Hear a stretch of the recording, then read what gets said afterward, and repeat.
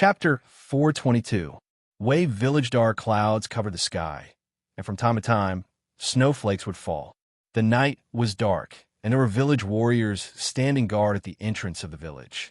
They paced back and forth on the walls, lighting torches that illuminated the surroundings.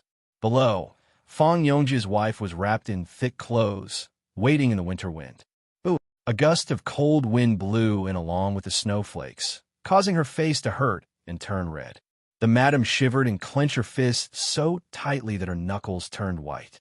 The housekeeper felt a chill and quickly advised, "Madam, go in and warm yourself.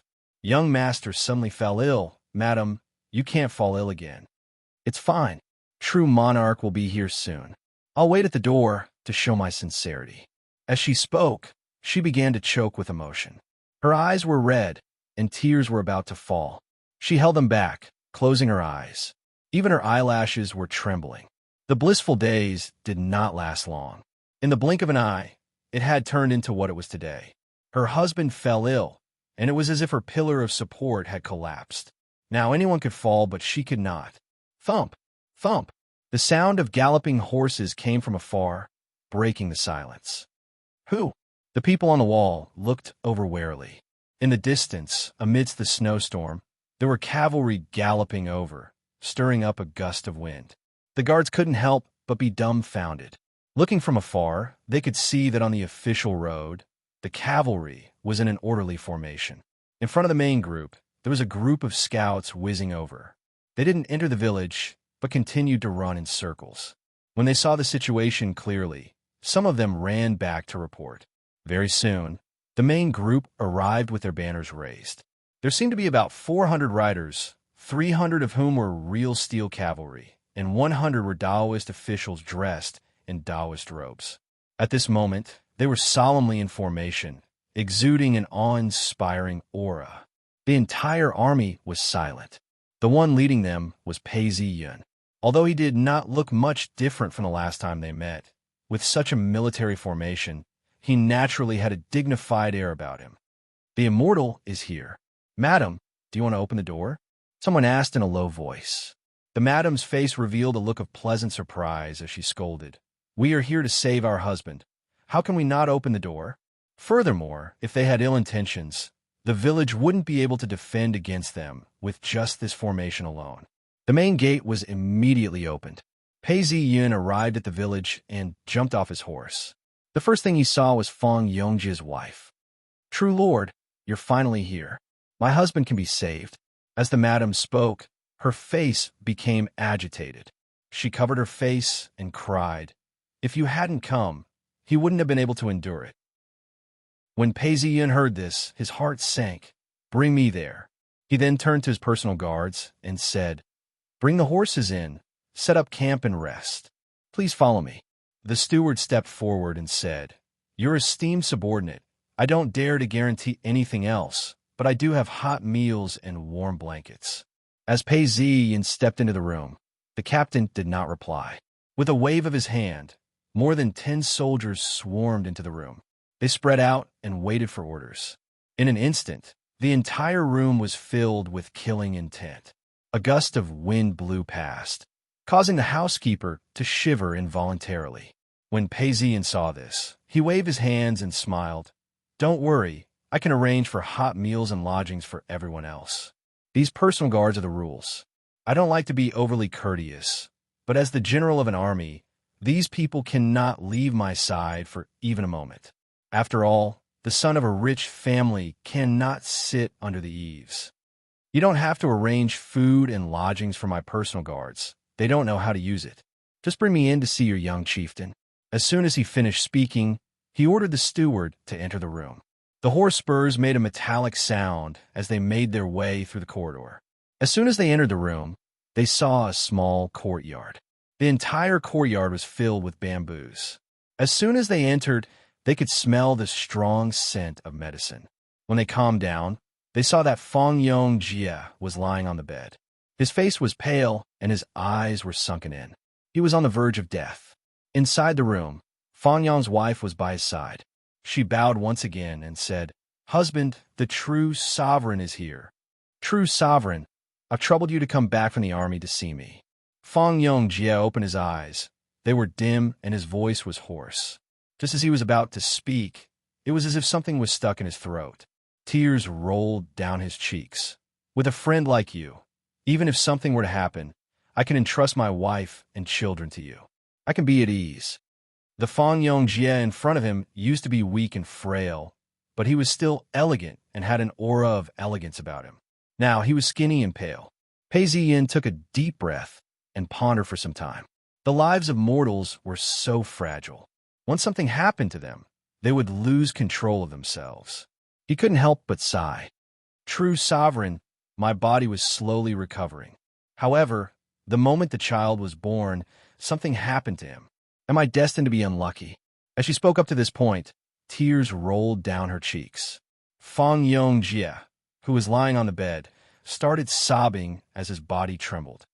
"You leave first. I have something to say in private." Pei Ziyin looked at his wife as he spoke. His wife paused. Her face was filled with doubt. "You leave first." Fang Yongjie looked at his wife. His face was filled with longing and worry. He then waved his hands as he spoke. "Husband." Fang Yongjie's wife was worried about her husband on the bed. She gritted her teeth and glanced at him before leaving the room. Seeing his wife leave, Fang Yongjie's face fell. "True sovereign, has my lifespan reached its end?" "Not at all," Pei Ziyin said as he stretched out his hand to feel his pulse. After a long time, he frowned. His body had been drained of energy. Ever since the dragon veins were opened, his body had been nourished. His body was getting better, and he had hopes of living longer. But now, the dragon veins had been severed, and were even being extracted. "Someone has stolen your life force and luck," Pei Ziyin said coldly. Fang Yongjie's bones had been stolen from him before. Who would have thought that something like this would happen again? "Why is everyone looking for me? I've already given up on my good fortune." Fang Yongjie closed his eyes and asked softly, "I just want to live a little longer with my wife and child."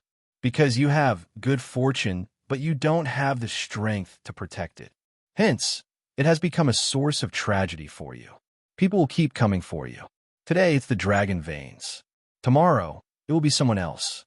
True sovereign, can you tell me, what is it?" Fang Yongjie's face was pale as he looked at Pei Ziyin. "Dragon veins. Dragon veins." Fang Yongjie's eyes lit up. He was the son of the king of guards, Fang Hao, and was very clear about this. If it was a true dragon veins, even if he died, his son would be able to inherit it. Pei Ziyin naturally knew what he was thinking and laughed. "It's a dragon veins. However, it's a Tao cultivator's dragon veins. You don't have a large portion of it, and you're not a Tao cultivator. Hence, it can only prolong your life. If it were a different Taoist, he might be able to become a master." This was the truth. With Fang Yongjie's current proportions, it would be difficult for him to become an earth immortal. As soon as Pei Ziyin finished speaking, Fang Yongjie paused in deep thought. After some time, he laughed bitterly. "So that's how it is. I wonder if this immortal veins can be passed down to future generations."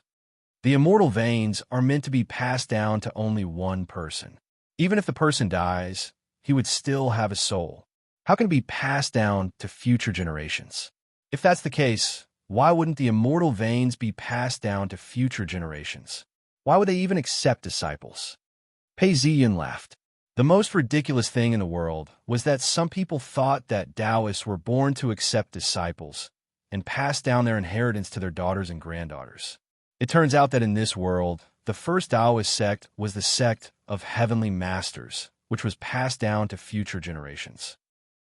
Even later on, more than half of the Taoist sects were passed down to future generations. In this world, if the immortal veins could be passed down to future generations, it would have long been passed down to future generations. Fang Yongjie paused when he heard this, and immediately understood. He laughed bitterly. "So that's how it is. That means that someone has been eyeing my immortal veins. First, they stole my bones, and now they want to steal my fortune. True sovereign, you're so resourceful. I'm sure you have a way." Pei Ziyin shook his head. "An ordinary man is innocent, but his wealth is his ruin. Your biggest problem is that you haven't cultivated the Tao. It's too late now. and you can't protect it. This kind of power is so weak that there's no way to break it. Truth be told, if Fang Yongjie was being paranoid, he would think that Pei Ziyun was just a thief trying to catch a thief. However, with his current level of power, this was meaningless. Pei Ziyun only had to wait for a few more days, or 10 days, before Fang Yongjie would die. When he dies, all he had to do was play some tricks, and he would be able to take the immortal veins from him. It would be much simpler and easier for him to do so. The reason why Pei Ziyun mentioned this earlier was because he wanted to show some goodwill to Fang Yongjie. It all depended on whether or not Fang Yongjie could think it through. Fang Yongjie was an intelligent man. When he heard this, his gaze shifted to the bronze candlestick. This was because of the birth of a child and was a symbol of celebration. After some time, he forced himself to stand up and kowtowed. True sovereign, my life has been tough. My father was killed, and my bones were stolen. My body is so weak that I can't bear a child. With true sovereign's help, my life has improved a little. I didn't expect someone to steal it from me again. This immortal doubt dragon veins, I really can't bear it. True sovereign, do you have a way to take it away? Yes, but you're the son of heaven. Even if you die, you're still alive. You have to be willing to take it away. Pei Ziyun said, actually, if it wasn't for the fact that he had the plum blossom, or that his opponent was a demon from another world, he wouldn't be able to take it away even if he was willing. If not, all he had to do was capture the Taoist and force him to give it away. What kind of son of heaven am I? Fang Yongjie laughed bitterly. He was filled with hatred and melancholy as he spoke weakly. All I want now is to live well and raise my child with my wife. I'm willing. True sovereign, you can have it. As he spoke, he hesitated for some time. True sovereign, can I recover? Pei Ziyun nodded his head. You can. Even if he couldn't, seeing that the Taoist had been transferred to him, he could. As he said this, he waved his hands. Taoist Records Department, where are you? Set up the array according to the map. Yes. Immediately, several Taoists rushed in and occupied the entire hall. Soon after, 300 personal guards who had just finished their meal walked in. They were all dressed in armor and wielded their bows. Convey my orders. Whoever dares to barge in, kill them. Pei Ziyun said coldly. He wasn't being unreasonable. No matter what, Fang Yongjie's remaining rights had to be in his hands. Yes, the captain was very young. When he heard the order, he raised his eyebrows, revealing a cold and murderous aura. He then gave out a series of orders. At every corner of the courtyard, crossbows gleamed with a cold light. He held onto the cold hilt of his blade as he inspected the defenses. If anyone were to barge in, he was under the command of regal propria and the emperor's sword, not to mention the commoners. Even if the magistrate or the magistrate were to barge in, they would be killed. Looking at this scene, Fang Yongjie first sighed, and then he laughed. Chapter 423. As the array was set up, an altar was set up in the hall. Fang Yongjie was extremely weak and could not move. He had no choice but to carry his bed over. After the array was set up, the emperor's sword and the emperor's sword were placed on the two corners of the altar. The soldiers then carried them up to the altar. When everything was done, Pei Ziyun stepped onto the platform. As soon as he did so, a bright light flashed. Fang Yongjie had been prepared for this. His face was solemn as he spoke. This humble one is foolish and cannot take on such a great responsibility. I am willing to shift all responsibility to you, true sovereign. As soon as these words were spoken, a loud boom could be heard as the plum blossom appeared. It started spinning in the air, and a bolt of lightning flashed across the sky. This was lightning in winter. A plum blossom appeared before his eyes as it grew bigger and bigger. It then turned into a translucent information interface that floated in front of him. You've received permission from the person in question. You've received 6% of the authority over the dragon veins. You've broken through to the earth immortal realm. The dragon veins have been activated. You've received 16% of the authority. You've received 78% of the authority over the dragon veins. You've been connected to an unknown territory. In the time it took to say this, Pei Ziyun had already received the authority and unlocked it, following which a strong force of attraction came over him. This was the power of demonic qi. It started absorbing spiritual qi. Of course, facing Pei Ziyun, this absorption was extremely difficult. Pei Ziyun ignored it and spoke to the Dao officials. Begin. Yes. Over 100 Dao officials immediately obeyed. Many of them could see the spiritual qi flowing into Fang Yongjia's body. Fang Yongjia could not see it himself and was shocked. Pei Ziyun walked over to the bed and whispered, "Your illness will get better. You're feeling better now, right?" "Yes, I don't feel dizzy anymore. My mind is much clearer now. Men, bring some ginseng porridge. Don't use dried ginseng, use the roots." Pei Ziyun's wife's eyes lit up as she brought a bowl over. Pei Ziyun watched as Fang Yongjia drank the porridge and swallowed some food. Fang Yongjia then took a sip of water and sighed. "It's been half a month since I've had such food. In the past, I would vomit whenever I drank it. True sovereign, how did the effects come so quickly? There are over 100 Dao officials here. Even though it isn't a lot, it's already not bad if they work together. Moreover, you are still young.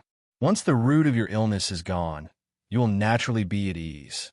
Pei Ziyun then ordered, "Carry young Master Fang out and let him sleep. When he wakes up, he'll be fine." The entire hall was bustling with activity. Soon, only the Daoist officials and soldiers were left in the hall. Pei Ziyun looked at his wife, who was overjoyed. He then turned around and said, "Protect me with your protective spells. I want to see who's behind all this." As he spoke, he sat in the center and his Een spirit sank down. In the blink of an eye, he disappeared from the underworld. King Lu's paradisia, pale yellow light shone down. This was the foundation of the living world. It caused the paradise to be as bright as day. However, the sounds of battle shook the heavens. Looking over, the imperial court troops were fighting with the demonic spirits. The demon soldiers were gray, and they rose up like smoke. There was no end to these demon soldiers. Once they were killed, they would be drawn back to the reincarnation platform by spiritual light. Ooh! On top of the stage, there was a strong gust of wind blowing. The primordial spirit of the blind Taoist sat upright, as though there was an endless stream of energy gushing into him. The glow around his body became even more intense. The grand array of 10,000 demons is finally complete. The blind Taoist opened his eyes. He didn't even bother to look at the battle. All of a sudden, he raised his head and looked into the darkness. He seemed to have sensed something and said, "I didn't expect them to come so quickly.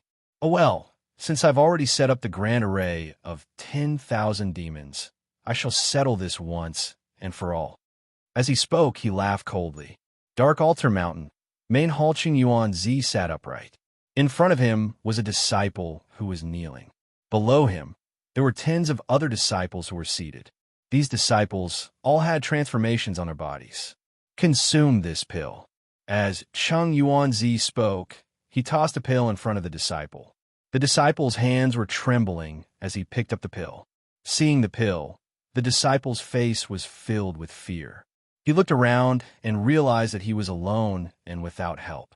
Even though there were fellow disciples around him, they were expressionless. Gritting his teeth, he picked up the pill and swallowed it. As soon as he swallowed it, the disciple revealed a pained expression. He wanted to scream, but his body didn't move. He didn't even have the strength to scream. His eyes were filled with violence. After some time, the disciple opened his eyes and a demonic shadow appeared. "We pay our respects to the true sovereign." A large group of disciples were all Een masters, and all of them had demonic shadows. They all shouted out in unison, "We pay our respects to the true sovereign. Long live the true sovereign." Ha! Chen Yuanzi laughed out loud. When he was done, he looked at the disciples and said, "Listen up. We're already part of the demon race. Our plan now is to accumulate merits within the demon race and seize the throne. Once I become the demon emperor, you can follow me to achieve the Tao.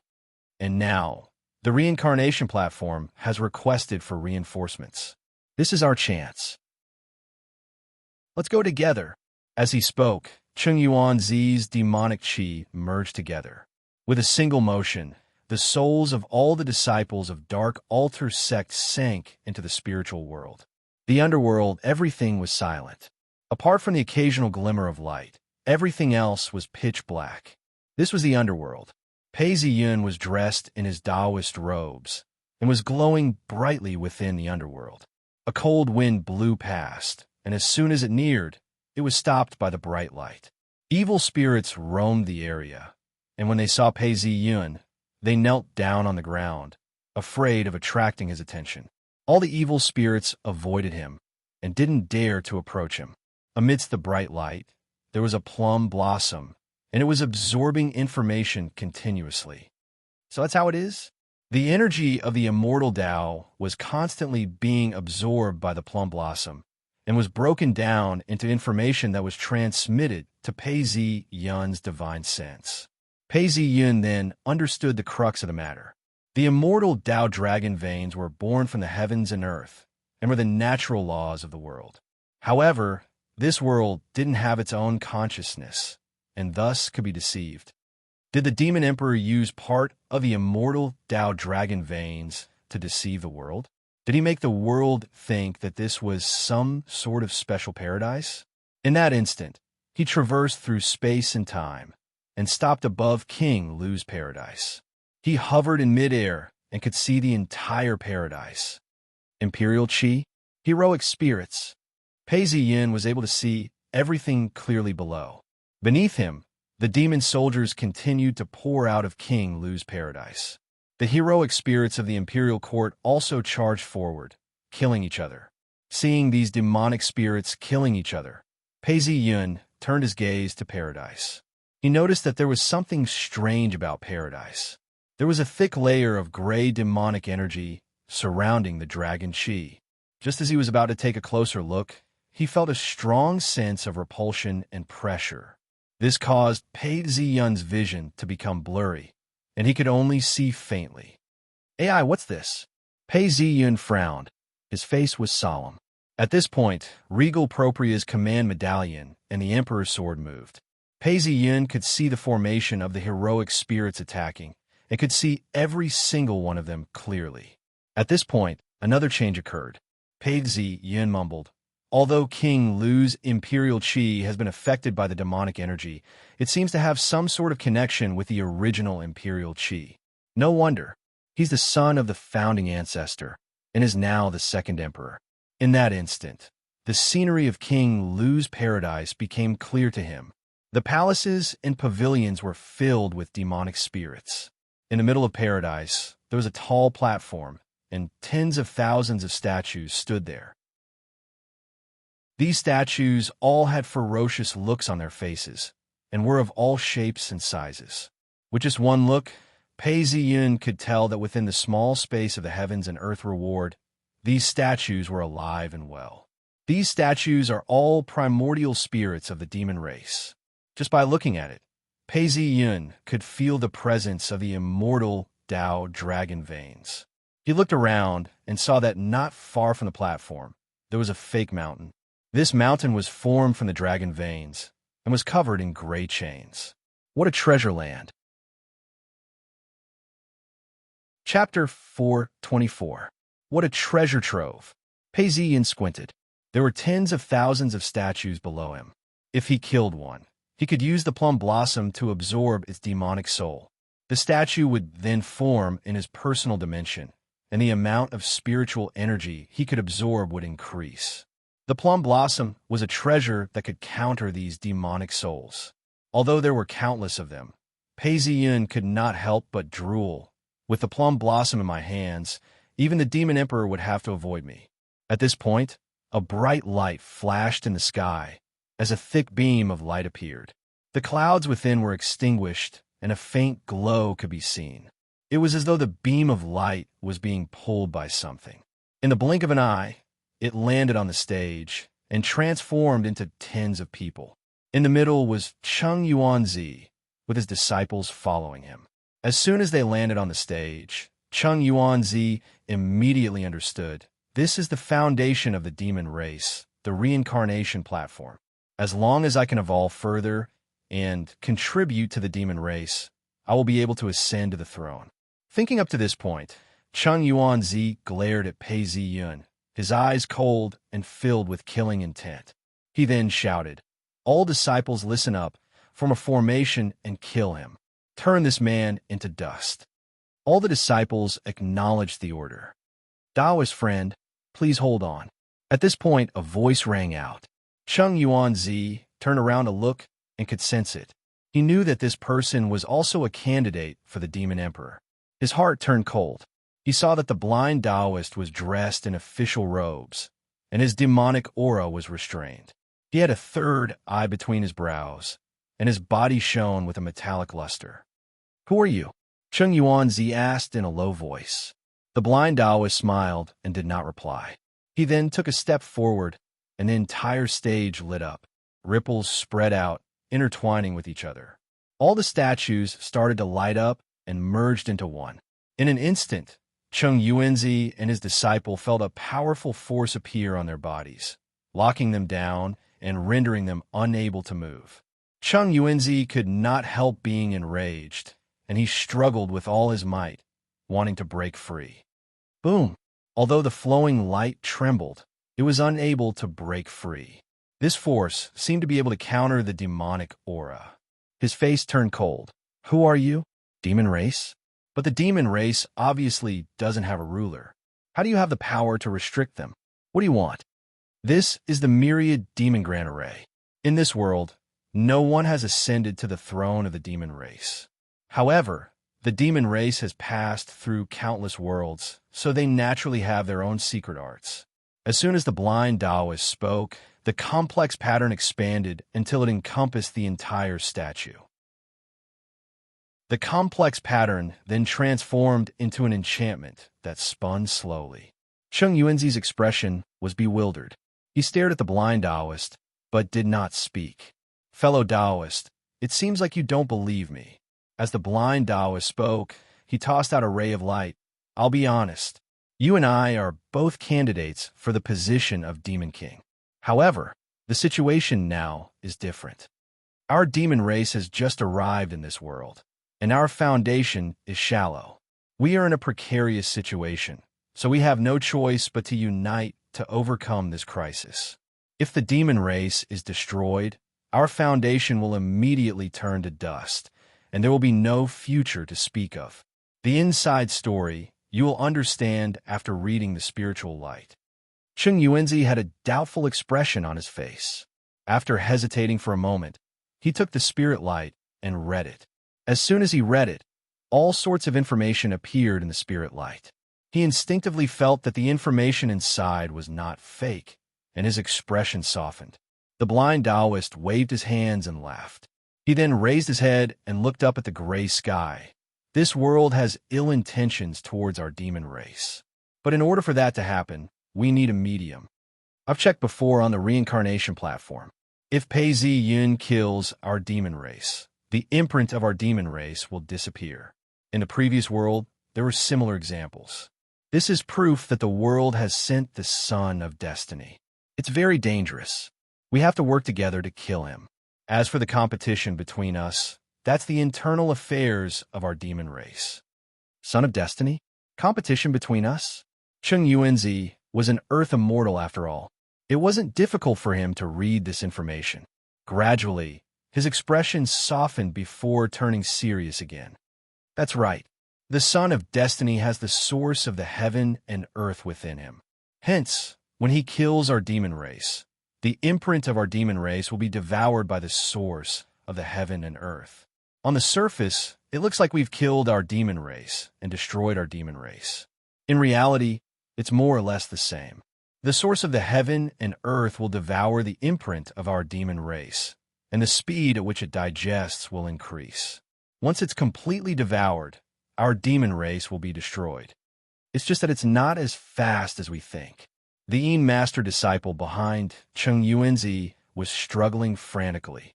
However, he was restrained by the array. No matter how much he struggled, he couldn't move at all. He couldn't change the situation at all. The blind Taoist didn't even look at him as he continued. In such a situation, We have to use the 1,000 demon array to isolate the outside world from the outside world. We have to imprison this person and his source. But the source is the essence of the heaven and earth. It's colorless and formless. The 1,000 demon array can't imprison it for too long. If the time is up and we can't find it, we'll be punished by the heavens. Our demon race would then be ostracized by the heavens and earth. Hence, in order to achieve victory in one go, we have to leave a mark on this source. Only then can it be easily found and obtained. The blind Taoist had a smile on his face. His tone was neither hurried nor slow as he explained everything to Cheng Yuanzi. As Cheng Yuanzi read through the contents of the spiritual light, his expression changed and turned dark. Hence, we have to send people to their deaths and let the source devour more demonic souls. Because the demonic souls are very strong, they can't be digested immediately. Hence, the colorless and formless source will be tainted with demonic qi, making it easier to detect and imprison it. The contents of the spiritual light caused Cheng Yuanzi to tremble in disbelief. That's right, the blind Taoist pointed. In an instant, an image appeared in the air around the enchantment. Tens of stars appeared and enlarged. They were all demonic souls of different shapes and sizes. These are the demonic souls that have been killed and taken away, but have not been digested. Although the source is strong, the mark of our demon race allows us to traverse through space. It's not that easy to digest. As long as it hasn't been completely destroyed, we will be able to sense it. However, just this number alone is not enough. We have to send more over until we can completely lock onto this source. Only then can we kill Pei Ziyun in one fell swoop and obtain the source. The blind Taoist spoke calmly. However, even someone as calm as Cheng Yuanzi felt a chill in his heart. These were demonic souls that were equivalent to Yin masters. Were they going to be sacrificed just like that? One had to know that as long as they were devoured by the source, the demon race would be completely destroyed. Is it worth it to pay such a huge price? Cheng Yuanzi wasn't afraid. His gaze was deep. He wanted to ascertain the laws of his race. It's worth it. The blind Taoist spoke resolutely. He then turned to Cheng Yuanzi. There are no free benefits in this world. Since you have become a member of the demon race, you will enjoy the lifespan and protection of the demon race. Of course, you will have responsibilities and sacrifices. Taoist friend, you may not understand the value of this source. As long as you obtain this, you will have the permission of the heavens and earth. Even if you don't have the authority, you can still wash your name clean and become a native of this world. Instead of being punished by the heavens and earth, you will always be killed. Taoist friend, you are an intelligent person. Naturally, you know the meaning of this step. As long as this step is successful, the demon race will have 1,000 years of glory. For this to happen, any sacrifice is necessary. Think about it. Throughout the ages, killing countless people. How terrifying is that?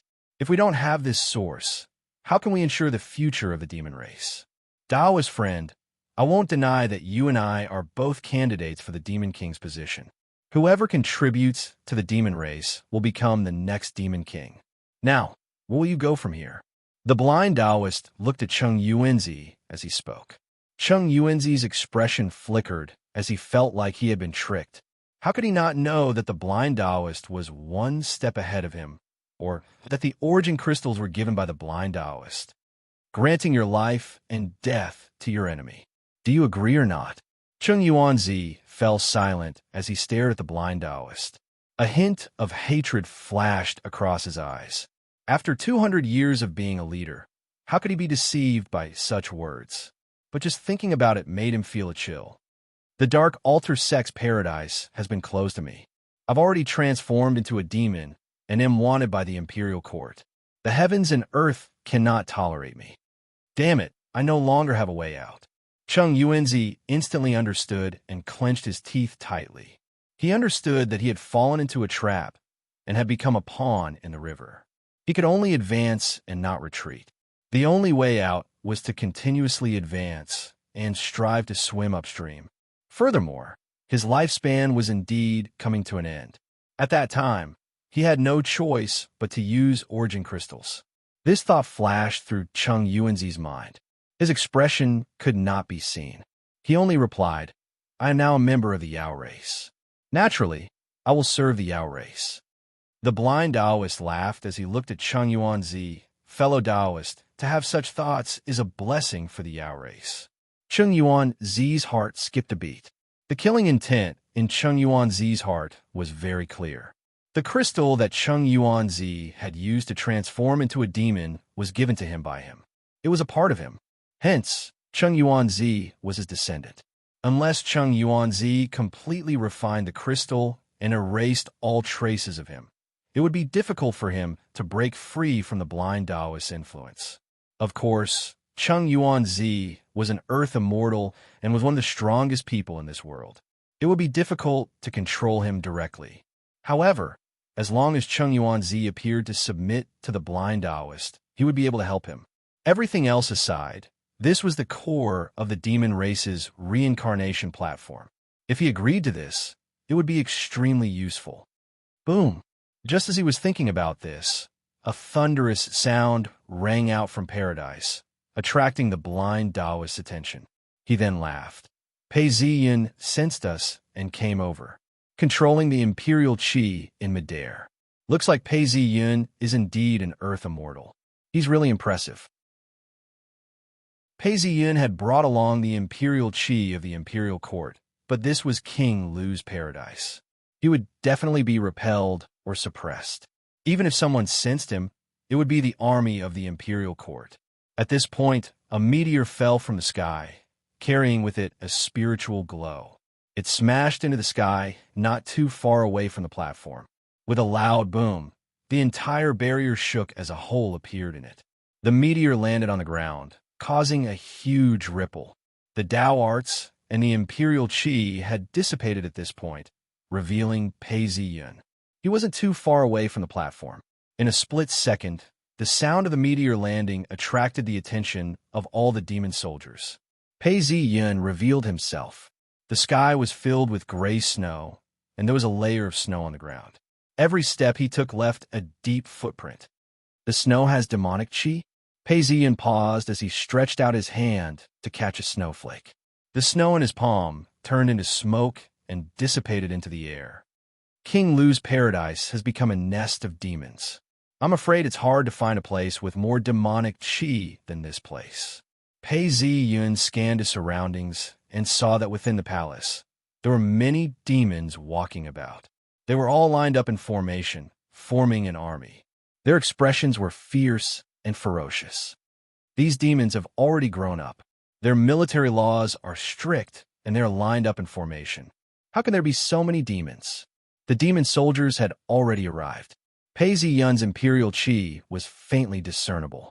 The eyes of the demon soldiers were filled with fervor and fear. These demon soldiers aren't fearless. As an earth immortal, I've already displayed my prowess in the underworld. Pei Ziyan took one look and understood. Chapter 425. The demon soldiers surrounded him, their expressions ferocious. Roar! One of the demon generals had a cautious look on his face. Perhaps it was because he didn't have a physical body, but compared to the humans on the ground, he looked more like a wild beast. He stretched out his neck, his veins popping out. He looked extremely ferocious as he glared at Pei Ziyan. In his hands, he wielded a huge mace. 1 step, 2 steps, 3 steps, he slowly inched closer. Seeing the demon's actions, Pei Ziyan let out a smile. System. Pei Ziyan reached out his hand, and a bright light flashed.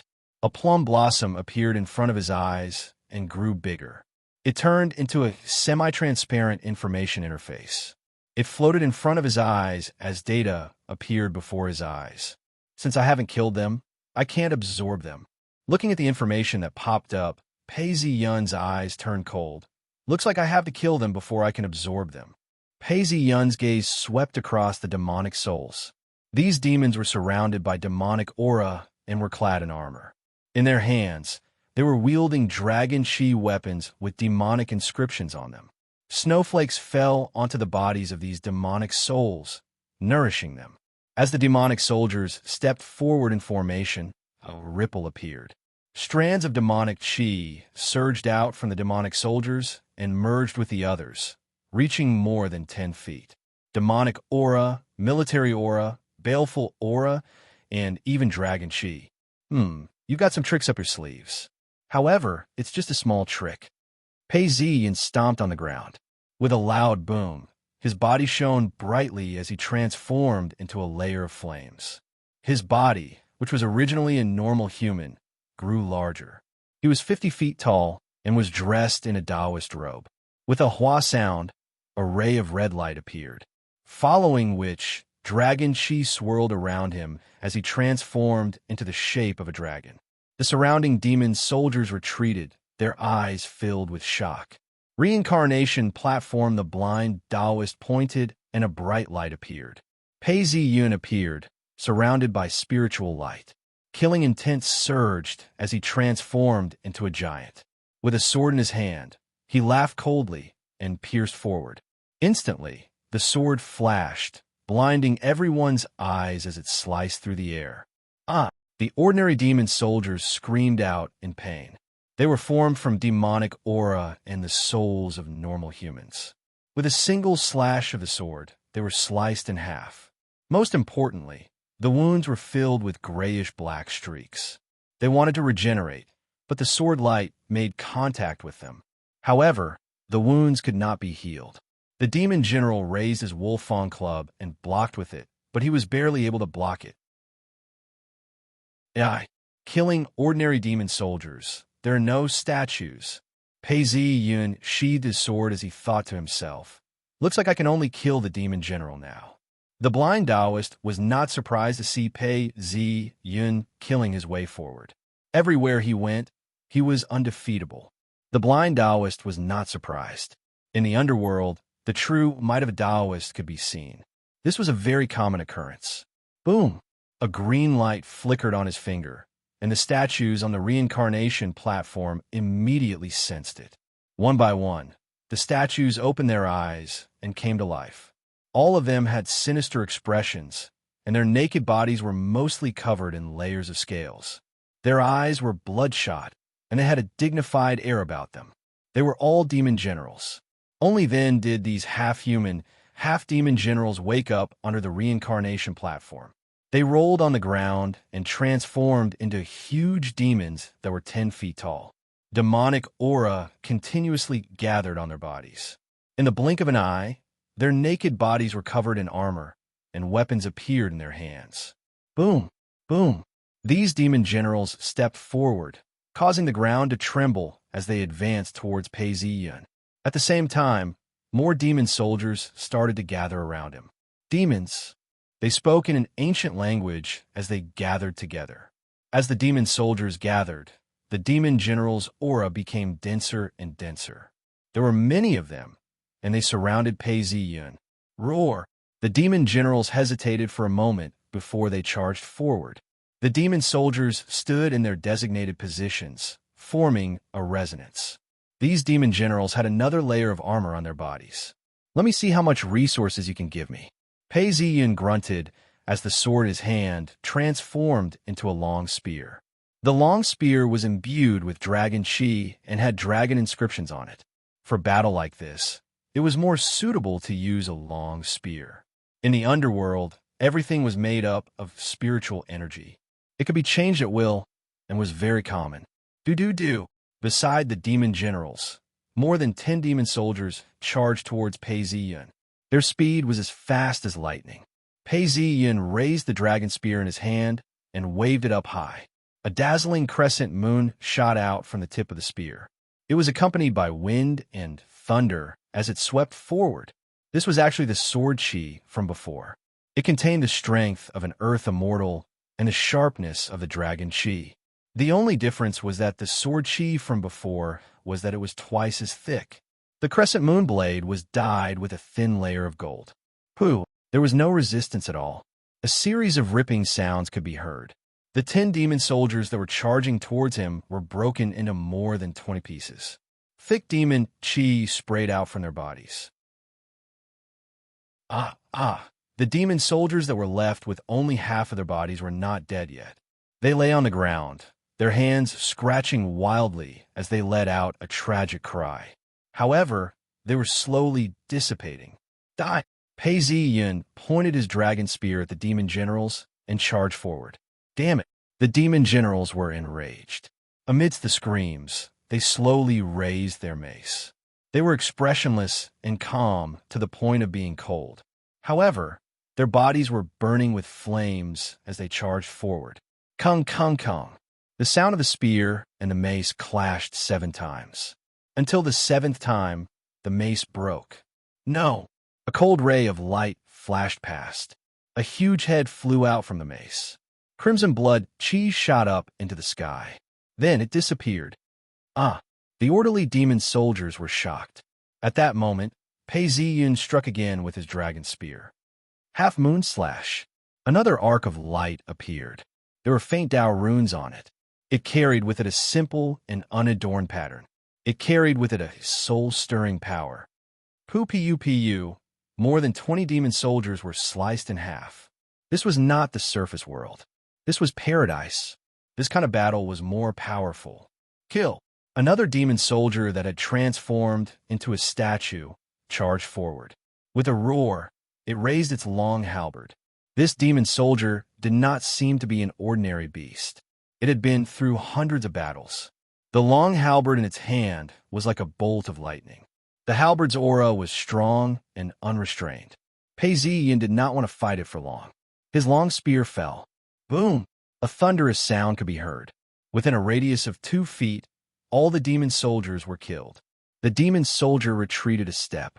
A mouthful of demon chi turned into a mist of blood. Pei Ziyun retreated. Die! Pooh! The sound of the demon soldier slashing through the air caused one's hair to stand on end. Following that, the dragon's spear trembled. The demon soldier seemed to be trying to recover his body. However, he fell to the ground. The demon soldiers regained their senses.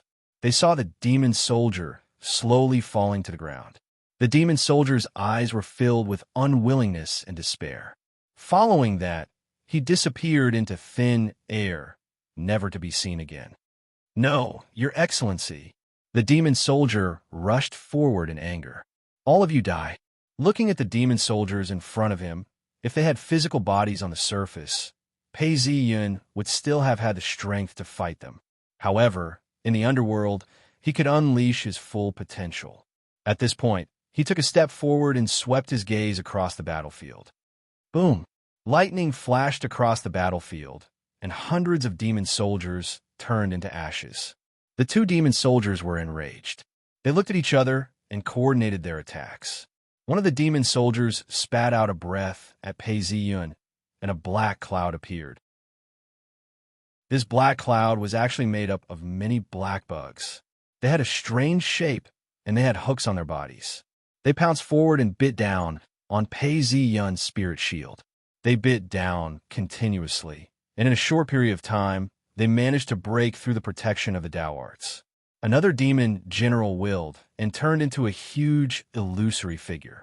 It was 15 feet tall and held a huge saber in its hand. With a roar, the illusory figure held the huge saber, and the surrounding demon soldiers' demonic energy surged towards it. Next, the saber slashed down. This slash seemed to contain the might of the heavens. Pei Ziyun looked at it and took a deep breath. His hands turned into a sword, and a pu sound could be heard as the sword chi shot up into the sky. The bugs on its body were instantly disintegrated by the sword chi. Following that, it flew towards the huge shadow in the sky. The blade and the sword clashed together. Boom! Within a few feet, the explosion did not stop. The sword chi shot up and sliced the demon soldier apart. The demon soldier who had cast the spell trembled and let out a groan. Die! Pei Ziyun's figure flashed, and a pu sound could be heard as the sword chi sliced through the air, splitting the demon soldier into 2 halves. At this point, below the reincarnation platform, the statues of the 3 demon soldiers shattered into pieces. A ray of light shone out from the statue, before disappearing in a flash. Chung Yuan-zi, who was standing on top of the platform, could not find any trace of it. It must have been absorbed by the source. Chung Yuan-zi exclaimed in shock as he stared at the changes. At this point, his eyes were filled with a burning passion. The source of the world, if he could steal it, then this is the source of the heavens and earth. If it wasn't for this, there wouldn't be such an effect. Once the demon soldiers are killed, they would be swallowed whole. Following that, the blind Taoist tapped his finger, causing several demon soldiers to appear. Tens of thousands of demon soldiers appeared in a formation. The blind Taoist laughed coldly. Even if you're putting on an act, you have to be realistic. You cannot see any flaws in it. As the blind Taoist spoke, Chung Yuan-zi looked at the blind Taoist calculations and felt his heart turn cold. How could he not know that he had fallen into a trap? Kill. Pei Ziyun killed a demon soldier. The spiritual light around his body dimmed as exhaustion washed over him. There are too many demon soldiers and generals. My powers can't keep up. Pei Ziyun glanced at the system. The system was 11/20. Another one had appeared. He then thought to himself, killing the demons here counts as part of the mission as well. Pei Ziyun watched as the demon soldiers returned. Initially, he had killed quite a number of them, but now there were countless of them. He couldn't help but feel worried. His heart turned cold. This isn't easy to deal with. Forget it. Let's end this quickly. If I were to die here, it would be such a waste. He then bowed, summoned the Imperial Sword and the Imperial Token. As soon as he spoke, a loud boom rang out. Although he was in King Lu's mansion, a greenish-yellow dragon could be seen. Far away, the Imperial Spirit Army felt something and shouted, "There's an order. We have to kill our way over and meet up with them." With a wave of his hand, a stream of steel shot out and merged with the Imperial Chi. The entire stream of steel seemed to be clad in a suit of golden armor. With a single charge, the demon soldiers scattered as they charged towards Pei Ziyun. Roar! The demon soldiers were orderly and unending. Their gazes shifted and stared at these heroic spirits. Destroy them. The demon general who was leading the demon soldiers stopped in his tracks and charged forward. Dragon cavalry shoot. Sensing that the demon soldiers were charging towards them, the demon general gave the order. The sound of arrows being shot could be heard as a rain of arrows rained down on them. Chapter 426. The arrows rained down. These arrows were different from the ones in the mortal world. They were surrounded by flames, and upon closer inspection, there were officials, soldiers, scholars, peddlers, servants, fishermen, farmers, and many other forms. These flames were the embodiment of the world and the morals of the human race. As the arrows were shot, they burned in the air. The demon general took a deep breath, opened his eyes, and let out a roar. The roar was forceful. The surrounding demon soldiers suddenly gathered their strength and gathered on the demon general's body, forming a shield. This shield was painted with layers of demonic shadows, blocking the arrows. In the blink of an eye, the arrows rained down from the sky like meteors hitting the shield. Boom! A deafening sound was heard, and a strong force exploded, creating waves that blew away the snow formed by the demonic aura. The demonic aura and dragon aura intertwined, clashing fiercely and burning in the air. Hundreds of demon soldiers were torn to pieces, and screams could be heard. At this time, Pei Ziyun was only 10 meters away. Half Moon Slash. The sword in Pei Ziyun's hand transformed into a dragon spear, and a golden crescent moon flew out. With a PU sound, more than 20 demon soldiers were sliced into two, and a thick mist of demonic blood sprayed out from their bodies. Electric Serpent Strike. Following that, the tip of the dragon's spear flashed with lightning, turning into an electric serpent that was 1 meter long. The electric serpent seemed to have a mind of its own. Following Pei Ziyun's movements, it swept across and rushed into the demon soldiers. In the underworld, this was not the so-called paralysis. With a boom, the electric serpent split into hundreds of smaller electric arcs, and wherever it hit, more than 10 demon soldiers were immediately vaporized. Ah, ah. A demon soldier that was vaporized let out a pitiful wail at the moment of destruction. This kind of destruction could not be reborn. Even the bloodthirsty demon soldiers who were used to death could not help but suck in a breath of cold air, their eyes revealing deep fear. Break! Pei Ziyin rushed in and slashed at the shield. The shield was originally shining with demonic light, but after being hit by the rain of arrows, it became translucent. At this time, when the sword slashed down, lightning flashed and the shield exploded. The demon generals below had formed a shield with their demon chi, but it was instantly broken. The demon chi was like a pillar of smoke, instantly gushing out.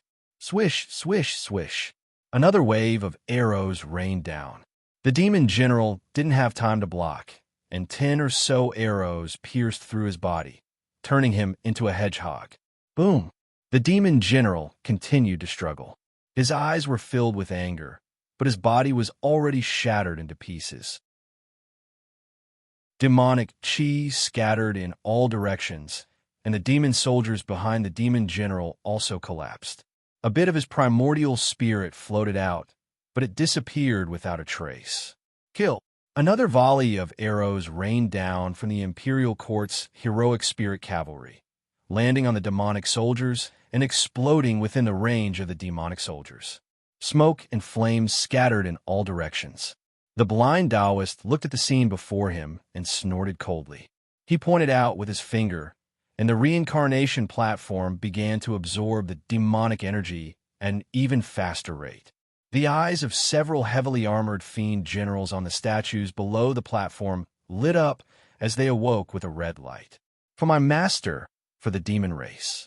As soon as the demon general woke up, he let out a loud roar. Following his roar, even more demon soldiers gathered, all of them wearing heavy armor. Kill! Pei Ziyin had already regrouped with the Imperial Court's cavalry. He leapt onto his spiritual horse and squeezed his legs together. The warhorse reared its head and neighed loudly, before turning around and leaping towards the platform. How dare you! A loud roar could be heard from the front. Heavy armored fiend generals appeared. Their bodies were huge, and they were wrapped in chains. In their hands, they held huge metal balls with demonic inscriptions on them. With these heavy armored fiend generals blocking the path in front of them, the surrounding demon soldiers had a buffer and surrounded them. In the middle of the group, a demon general rode his horse forward. This demon general was clad in gold armor and a black flame cloud-winged helmet. He slowly raised his long spear, which was several times thicker than before. His expression was cold, and his killing intent had locked onto Pei Ziyin. It seemed like he was a top expert in the demon army. This kind of demon general probably hasn't possessed a body yet. If we were on the ground, it would be very difficult to deal with him. Pei Ziyin's gaze swept across the platform.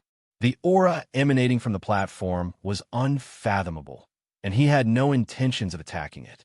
However, the fake mountain not far away was actually a part of the dragon veins. He had to obtain the authority over it, and he had to deal with it quickly. Kill! With this thought in mind, a bugle horn appeared in the sky. The order to charge was given to the entire Empire's elite army, and the fiend generals began their charge. Thousands of Empire's elite spirit cavalry transformed into a torrent, rushing towards the enemy's formation. They formed a cone-shaped formation, and the sound of their hooves thundering could be heard. Blood could be seen everywhere, and a loud roar could be heard. Long live the Empire! The elite spirit cavalry raised their long spears high and charged into the enemy's formation. They were unstoppable and did not fear death. In an instant, the entire area was filled with the screams of men and horses, as well as the clashing of weapons. Half moon slash. At the very front, a golden crescent moon flew out, killing 20 to 30 demon soldiers who tried to stop it. Following that, it clashed with the demon general. Clang, clang, clang, clang. The sounds of weapons clashing rang out incessantly. In the blink of an eye, they had already exchanged 4 blows. Even though the demon general's skills were worthy of being called a famous general, his strength was not to be underestimated. The demon general's black armor was covered in cracks, as demonic blood flowed out continuously. It was obvious that he was going to be defeated. His originally expressionless face was now filled with malevolence. Die! A pu sound could be heard as the long spear transformed into a sword and sliced through the air. A human head flew into the air. Seeing that Pei Ziyun was undefeatable, the Imperial Army general praised him. What a brave warrior. You're not alone. Enough. On the high platform, the blind Taoist's face was as dark as still water. He could sense that yet another demonic spirit had disappeared. However, with the sacrifice of this demon general, he was able to lock onto the location of the demonic spirit. With a single point of his finger, a loud boom could be heard as 10 dim stars appeared, as well as 13 bright stars. All of a sudden, they gathered together and formed a constellation. The blind Taoist gritted his teeth. Indeed, with the sacrifice of so many demon generals, although the demonic spirits have been absorbed, they have yet to be digested. I can now lock onto them and imprison them. Come on, 1,000 demon array. As he spoke, the blind Taoist spoke in the ancient language of the demon race, with a strange rhythm. The statues beneath the reincarnation platform were of different colors and postures. All of a sudden, they lit up and resonated with each other.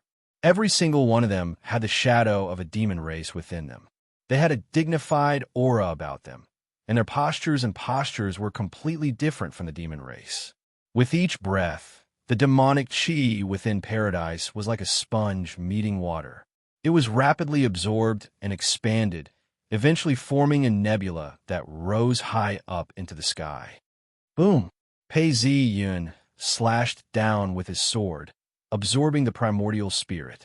All of a sudden, his heart thumped as he raised his head. He saw that within paradise, a nebula had appeared where it was originally snowing. Within the nebula, stars twinkled and twinkled, causing the entire paradise to be dyed in 5 different colors. It was almost like the night sky of the real world. Not good. Pei Ziyun's face fell. Before he could react, the nebula descended, enveloping Pei Ziyun and the thousands of soldiers of the imperial court within it. As the nebula swirled, they all disappeared without a trace. Cheng Yuanzi and his disciples' expressions changed. Just as they were about to panic, the blind Taoist turned around. Perhaps it was a psychological effect, but there was an indescribable eeriness in his eyes. Fellow Taoist, since you've joined our tribe, you should contribute to our tribe. Please help me. His words were polite, but Cheng Yuanzi's face fell. He was about to retort when the nebula's light shone down on Cheng Yuanzi and his disciple. Damn it! Cheng Yuanzi's face turned ashen. He only had time to curse before his body involuntarily fell down. The nebula spun, as though it was reflecting the stars in the sky. It shrank, and the nebula, which had originally covered over half of paradise, disappeared without a trace. And at this time, an hourglass appeared on the reincarnation platform. This hourglass was gold in color and was made of some unknown material. It flashed with a silver light. Within the hourglass, a nebula spun around, as though it was a world of its own. However, this world had stars that constantly fell, and the starlight that fell from the sky became dim. I didn't expect Pei Ziyun to be so daring. He actually dared to follow the immortal Tao Dragon veins and attack this place. He even saw the truth about us. Actually, all of this happened in just a few minutes. The battle was intense, and the scholar looked at the hourglass on the reincarnation platform. Only then did he find the time to speak. As for Cheng Yuanzi's fate, he had already predicted it. For such an ambitious person who had just joined the demon tribe, he was very suitable as cannon fodder. Yes, of course. He's an earth immortal and a true sovereign. He even has the imperial chi of the imperial court. He can go anywhere he wants. When the blind Taoist heard the scholar's words, he looked around. The demonic chi had dissipated, and the corpses had disappeared as well. Apart from the battle going on in the distance, everything had returned to normal. He then laughed to himself. I've read Pei Ziyun's report over and over again. This person is actually an outstanding talent. His martial arts, Tao arts, and strategies are all top-notch. If not for our 1,000 demons formation, we wouldn't have been able to subdue him. However, no matter how outstanding he is, he's different from us. We've been through many different worlds, and everything we've done has been accumulated over 1,000,000 years. Even if this person is the son of heaven, his lack of experience is his weakness. If it were us, under the same circumstances, we wouldn't dare to charge in. Your Majesty is wise. However, we've joined the army and used the demonic chi to conceal ourselves. This is still within the limits of the Imperial Chi. However, we're still not the owners of the Imperial Chi. The scholar seemed to be worried as he spoke out. Now that we've turned the tables on Pei Zi Yun and activated the Thousand Demons formation, more than half of the energy was extracted from King Lu's Imperial Chi. Although King Lu wasn't aware of it, he would still be enraged. The Imperial Chi would naturally cause a backlash. How would this end? I'm afraid it would be detrimental to our race. The blind Taoist didn't speak for some time. A gust of cold wind blew past him, and he felt a chill run down his spine. After some time, he turned to look at the scholar and sighed. This is something that cannot be avoided. Our chi is precious now and cannot be wasted here. The only way is to extract the Imperial Chi. Besides, as long as I kill this person and obtain some of his energy, we can then cleanse ourselves and become the legitimate race of this world. For this, what can I sacrifice? Even if we offend King Lu, it's still worth it. The blind Taoist spoke as he raised his head and looked at the hourglass. He paused for some time before speaking.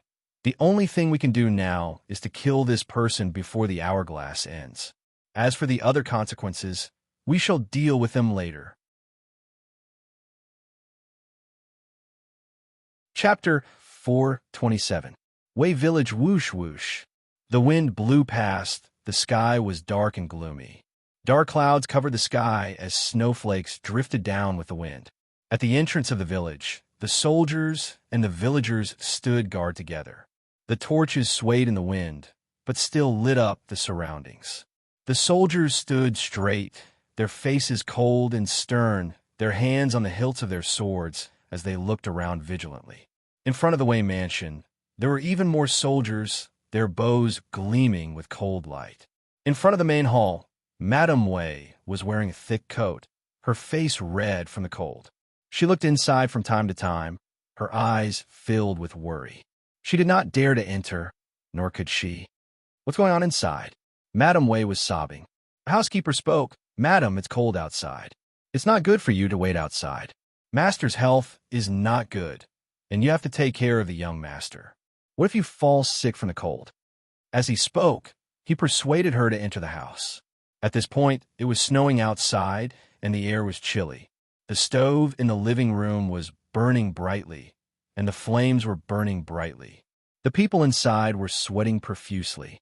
Continue to send out your spiritual energy. Quick, adjust your breathing. The Taoist in the middle urged anxiously.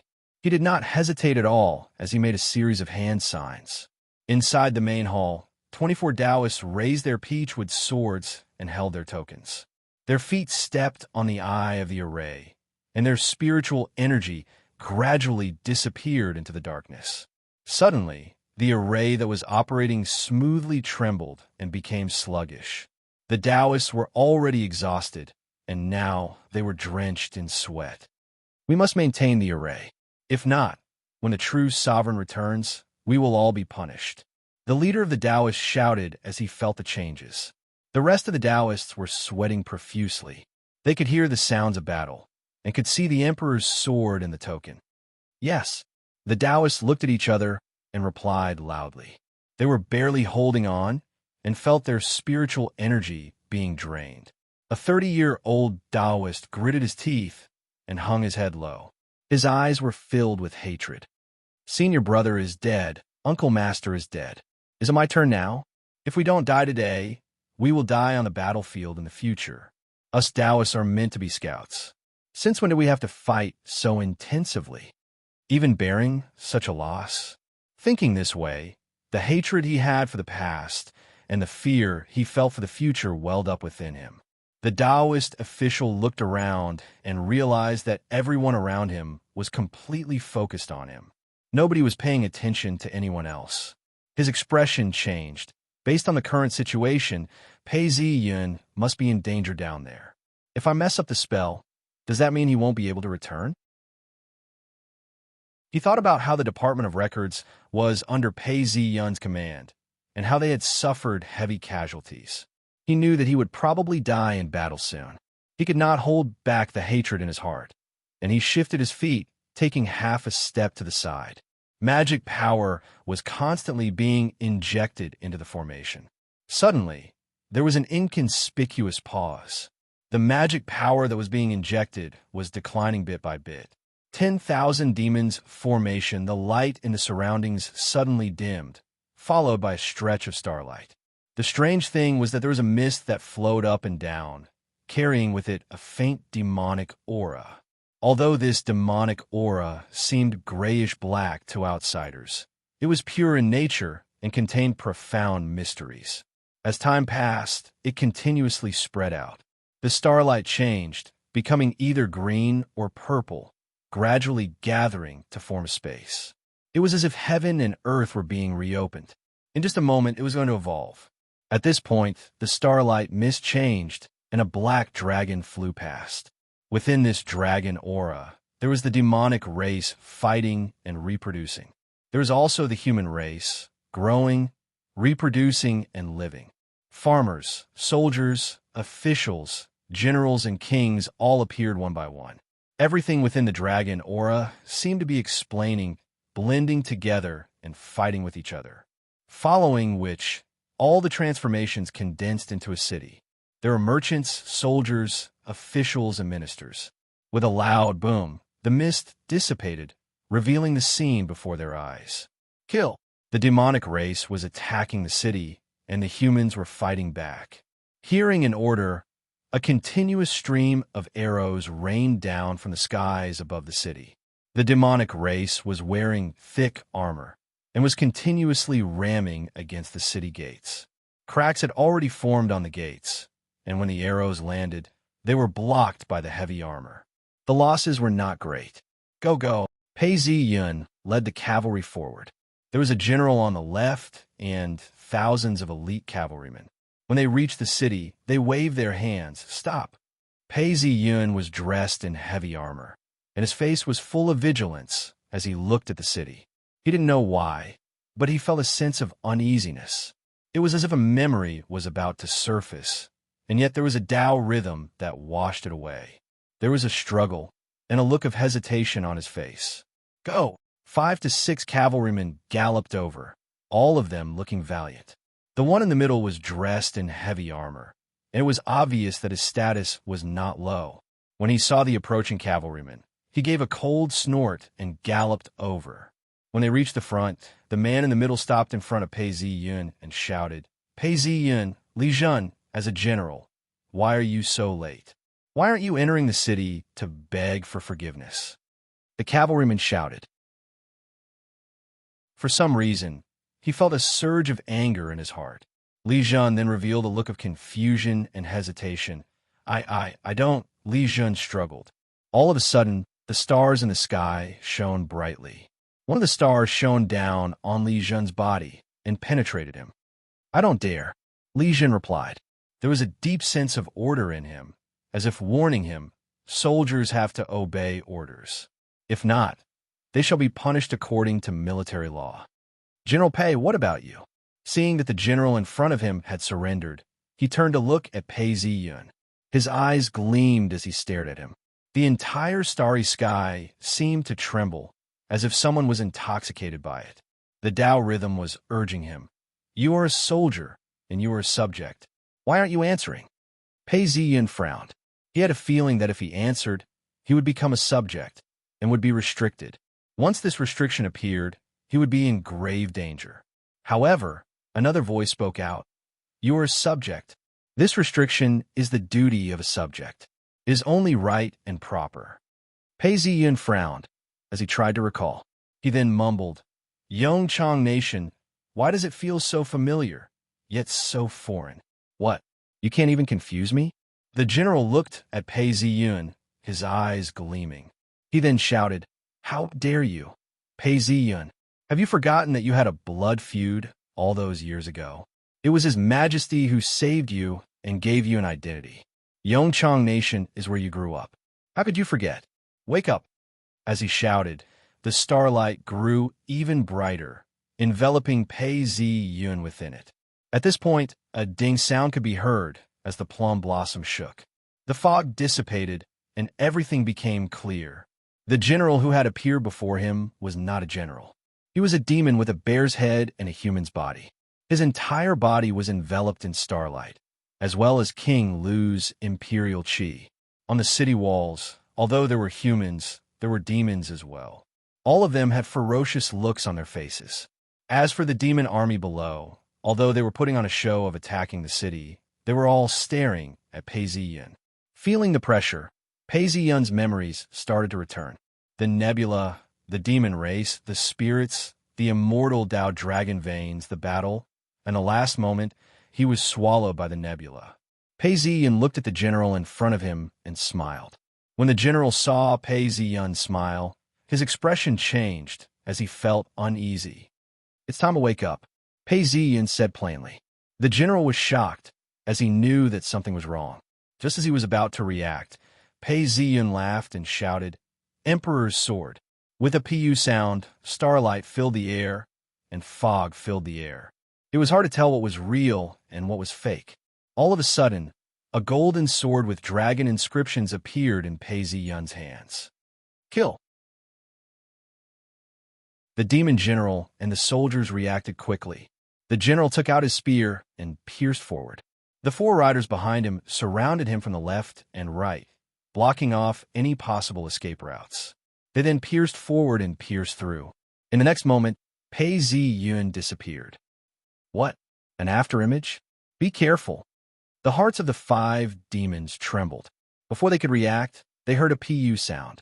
The sword flashed, and a dazzling crescent moon sliced through the air effortlessly. The 4 riders and 4 demons were split into 2 halves. Only the general in the middle dodged to the side and raised his spear. His eyes were bloodshot as he charged forward. At the same time, he shouted out to the rest of the demon army, "The enemy has not fallen for our trap. Hurry up and come."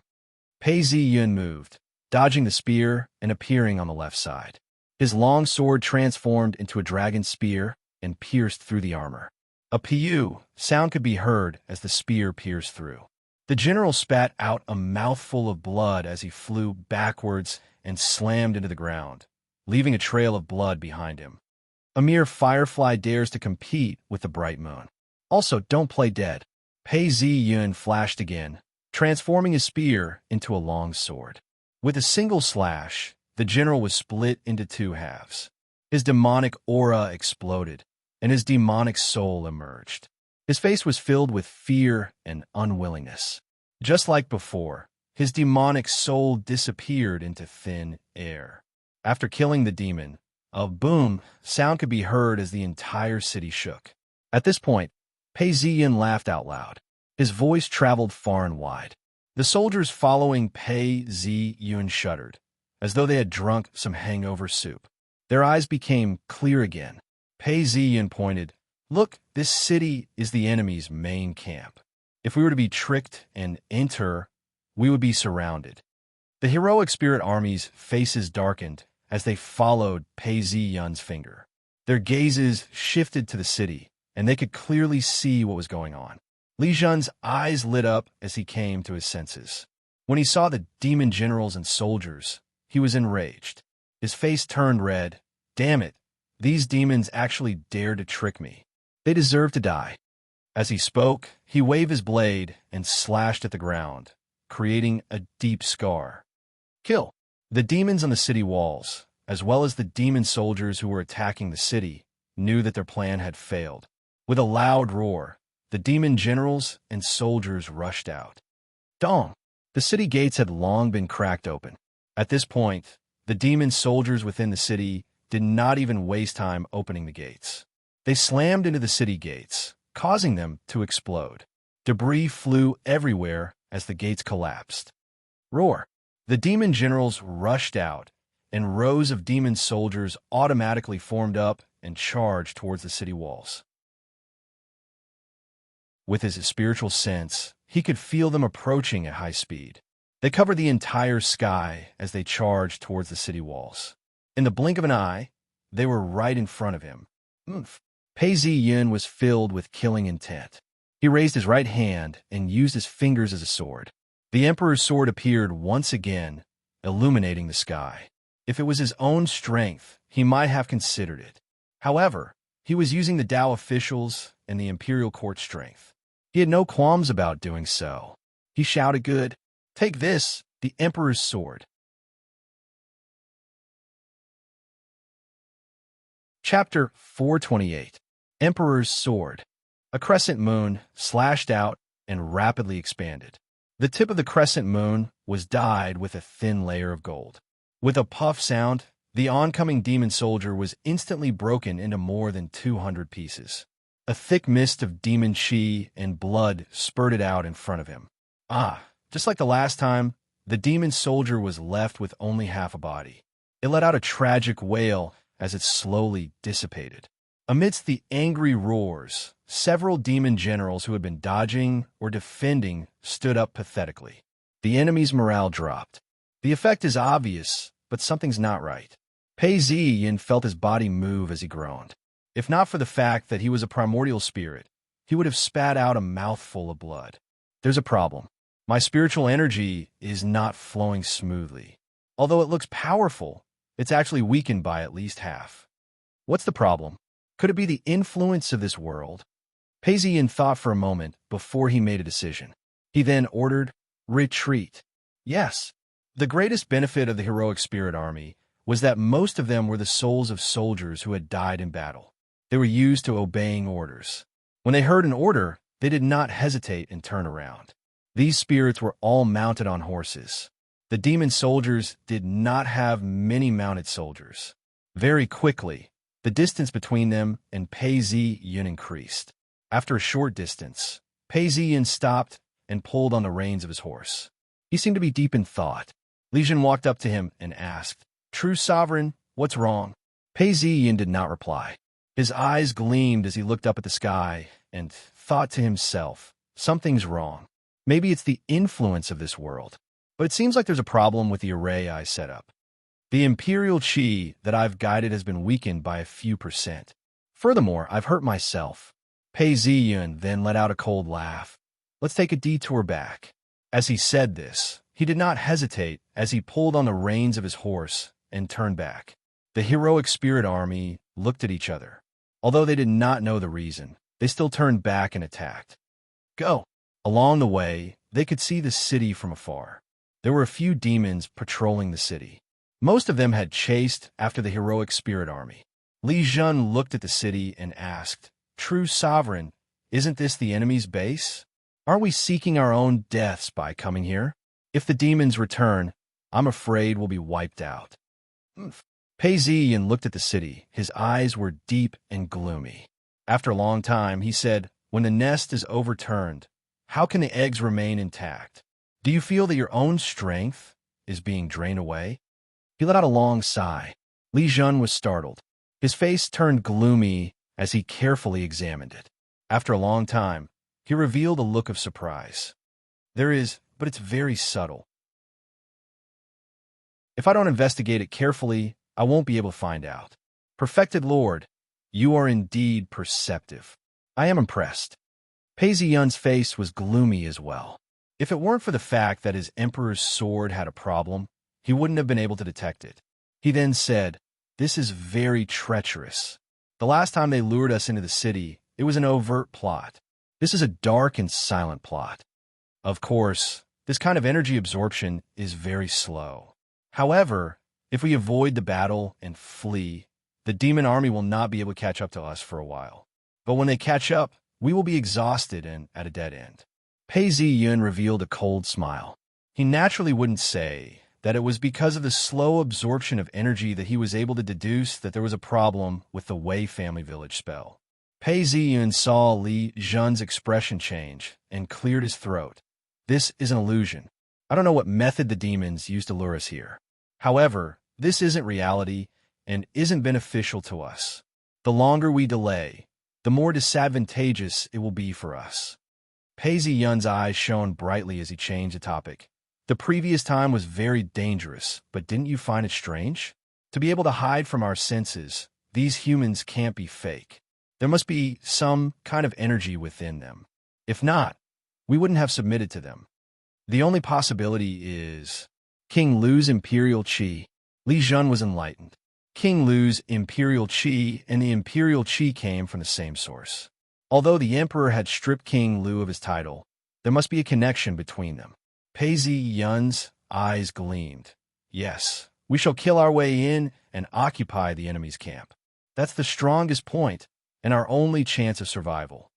Once we kill our way into the city, I shall use the emperor's token to awaken the energy of the humans. I understand. Kill. Li Jun and the rest were enlightened. If they were mortals, they would still need to unify their thoughts. However, this was the heroic spirit army. Their thoughts were immediately transmitted to the entire army, and they understood that this was the only way out.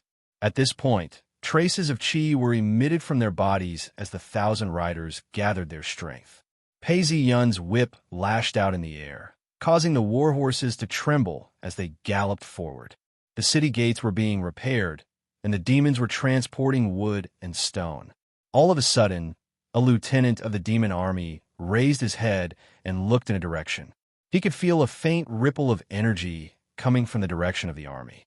The underworld wasn't like the world of the living, following which, on the horizon, a stream of metal could be seen rushing towards them. Close the gates, get into formation. The first thing the lieutenant did was to shout for the gates to be closed. He then realized that the gates had been destroyed by his own people. He then ordered for the soldiers to get into formation. The demon soldiers who had been through countless battles got into formation.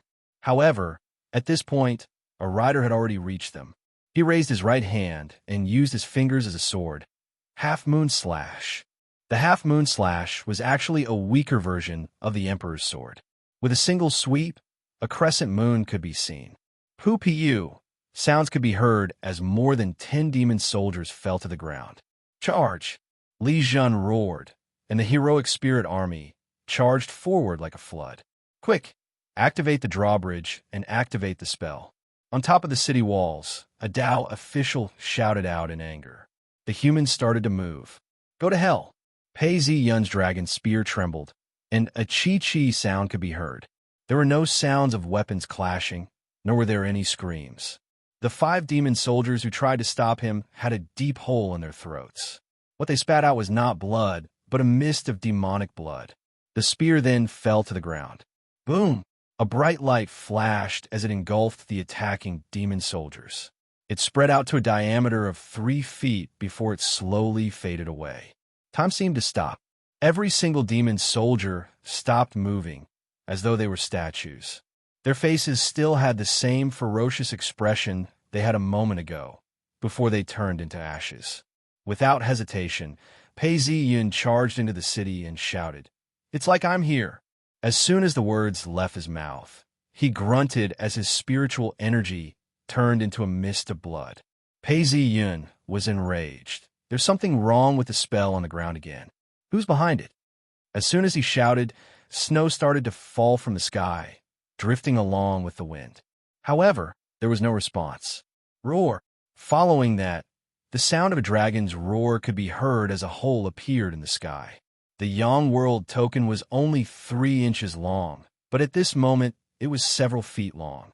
The moment the token appeared, the Dao official on top of the city walls felt a chill run down his spine. His face was filled with fear as he tried to escape. However, the eye of the dragon, Qi, had already locked onto him. Not good. The Dao official knew that something was wrong. Before he could say anything, a ray of golden light fell from the sky. The Dao official grunted as he died on the spot. His corpse exploded and turned into specks of light. As for the soldiers of the imperial court, their bodies were dyed gold as they shouted, "Long live the Emperor! Long live the Emperor!" Following these shouts, a large amount of golden light fell from the sky. The city walls started to shake. Some of the buildings started to accept the light, while others started to resist the black, demonic aura. Thousands of humans looked on with ferocious looks on their faces. When the golden light fell on them, they started to struggle. Not everyone came to their senses, but most of them retracted their demonic aura. They faced the token and bowed. Long live the Emperor! Long live the Emperor!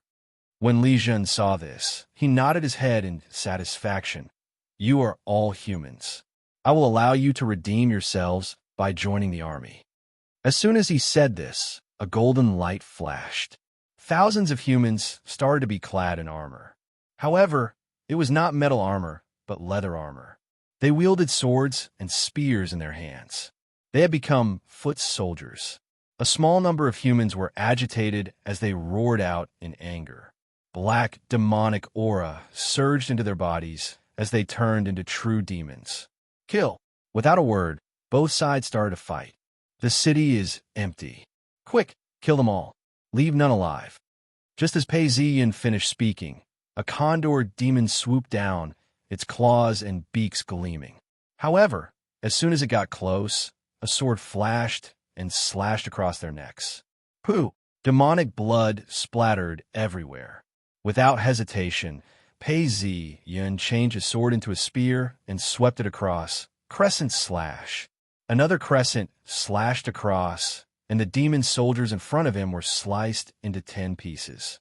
Their bodies disintegrated, and their demonic aura dissipated. Li Jun ordered shoot. Pu piu piu. The sound of arrows piercing through the air was heard, as though it was raining in summer. The arrows rained down, and hundreds of demon soldiers fell to the ground. Affected by this, the foot soldiers roared and charged forward, killing their way through. The demon soldiers were already few in number and were forced to retreat. Quick, retreat to the palace and wait for reinforcements. A demon general wearing a black helmet and wielding a long axe shouted out the order. The demon soldiers were well trained. Although they were retreating, they did not collapse. Instead, they retreated like a receding tide. Pei Ziyin raised his head. In the middle of the city, there was a tall palace. At this point, the plum blossom moved, and the majestic palace was revealed.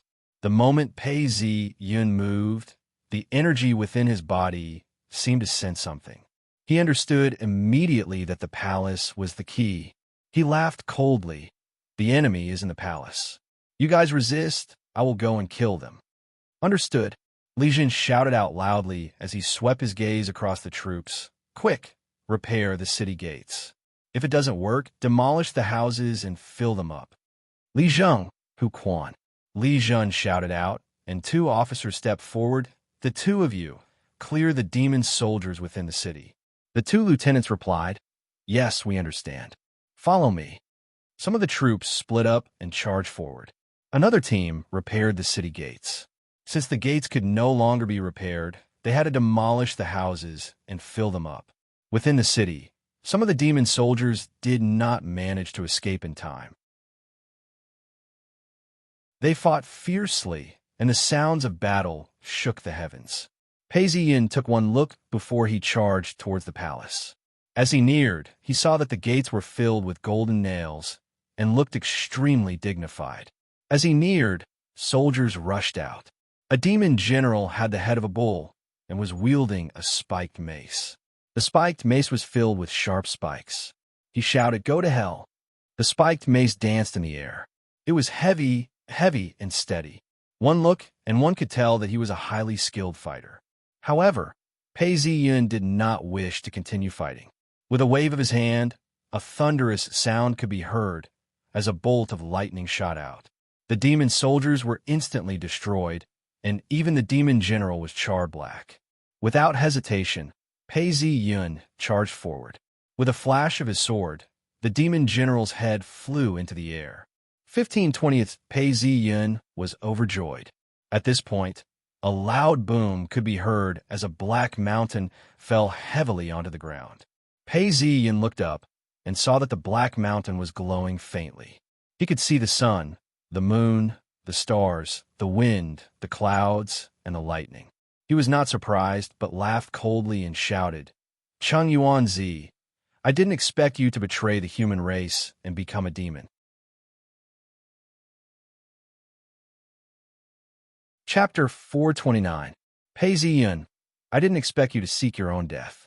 I also didn't expect us to meet under such circumstances. Chung Yuanzi's voice rang out from above. Pei Ziyun's eyes gleamed as he scanned his surroundings. He didn't even look at the Black Mountain.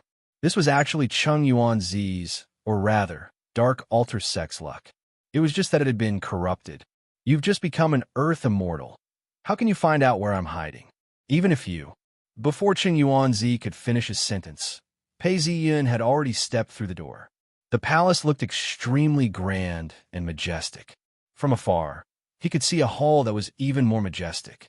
The surroundings were like a garden, with many pavilions and pavilions. The bricks on the ground gleamed with a golden light. Pei Ziyun shook his head and laughed. This is indeed the style of paradise. The saying that the riches of the gods are better than the nobles in the mortal world actually meant that the nobles in the mortal world could not compare to the riches of the gods. Even the imperial palace in the mortal world had many areas that could not be repaired. Hence, it was inevitable that the palace in front of him was dilapidated. In the mortal world, the so-called golden bricks were actually imperial bricks. They were a type of special bricks and not real gold bricks. However, there were people who believed that there were real gold bricks. Even the empress only earned 3,000 taels of silver a year. If it were real gold bricks, just one piece would be equivalent to the empress' annual salary. However, paradise was formed from imperial qi, and hence it was 100 times more luxurious than the mortal world. It was surrounded by a forest of flowers, rocks, clear springs, and jade palaces. Pei Ziyun did not even bother to look at it. All of a sudden, a shadow appeared in front of a hall. This hall had a sign that read, Bright Xin Hall. Boom! At that moment, a fireball shot out, and a loud explosion could be heard.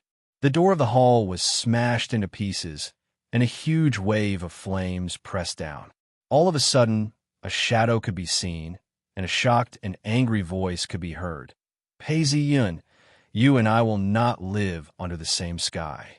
Chung Yuanzi was originally hiding within the hall. After being attacked, he lost his hiding place and had no choice but to come out. However, he seemed to have disappeared as well. Small tricks. Pei Ziyun watched as the hall exploded and his shadow disappeared. With a point of his finger, a bolt of lightning shot out, lighting up the entire area. Gee, Chung Yuanzi had no choice but to reveal himself. With a point of his finger, a bolt of lightning shot out and collided in midair, causing sparks to fly. Quick, get into formation. Voices could be heard all around him, and footsteps could be heard. These disciples continued to gather around him. Pei Ziyun turned around slowly. He could sense a formless ripple spreading out from his body, and the entire area was filled with killing intent. This was the spell of dark altar sect. If I didn't notice, you would have been able to set up the formation calmly, right? Pei Ziyun did not panic, nor did he relax. He was calm as he suddenly changed the topic. Chung Yuanzi, your incarnations have been killed multiple times, and your foundation has been damaged. Can you still split your primordial spirit? Pei Ziyun, don't underestimate me. I'm no longer a simple Taoist. The Taoist in front of him revealed a malicious and excited smile. I am now a candidate for the Demon King. So what if the clone's foundation is damaged? Demon arts are vast, but they naturally have their own ways of making up for it. I am about to break through. Do you think you can win? Chung Yunzi narrowed his eyes and signaled his disciples to speed up the deployment. He sneered. You have just entered the earth immortal realm. Even if you are proficient in Taoist techniques and are the son of destiny, what can you do? Power is the root of everything. Pei Ziyun's lips curled up. He did not seem to care about the completion of the formation. He waved his hand and said, I have already killed 25 demon generals. Remember, you're the 26th. It wasn't that Pei Ziyun had the intention of killing all demons, but rather that the demon race could no longer be judged by the standards of good and evil. This was a battle for the survival of the entire race. He slowly raised his sword and pointed it at Chung Yuanzi. Since you've fallen to the demon Tao, I shall kill you. Do you think I'm just a level 1 or 2 Earth Immortal? As soon as he said this, Chung Yuanzi's expression changed. Pei Ziyun laughed coldly. At most, you are at the 4th level. It's a pity that you have lost your incarnations time and time again, and your foundation has been damaged. Although we are in the same realm, my proficiency in Taoist techniques is far beyond yours.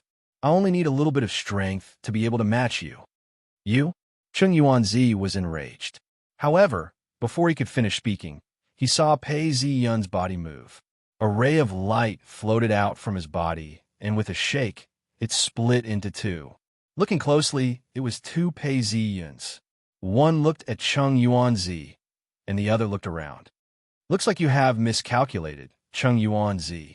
The two Pei Ziyuns laughed and said, the reason why I waited for your disciples to complete the formation was not because I wanted to be a hero. As Pei Ziyun said this, he laughed coldly.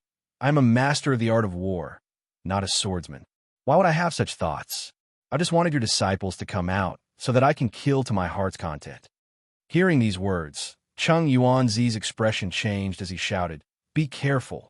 Before he could finish his words, his real body rushed forward. In a flash, he appeared outside the formation. One of the Taoists did not have time to think. He waved his dragon spear, and a sharp chi shot out from the tip of the spear. In an instant, it pierced through his heart, causing blood to spurt out from his back. This disciple did not even have time to react before his eyes widened in disbelief. He fell to the ground and spat out a mouthful of blood. 15, 25/20 inch. After killing this person, Pei Ziyun frowned. Killing this Master Taoist had caused a reaction from the system. One had to know that when he killed the soldiers, there was no reaction at all. Killing a Master Taoist disciple, did that count as a 4th? Pei Ziyun didn't have time to think about it. The 3 Taoists surrounded him, their bodies glowing brightly. They wanted to use the 3 talents formation to trap him. Naive, Pei Ziyun laughed coldly. At this point, a huge tremor could be heard from afar.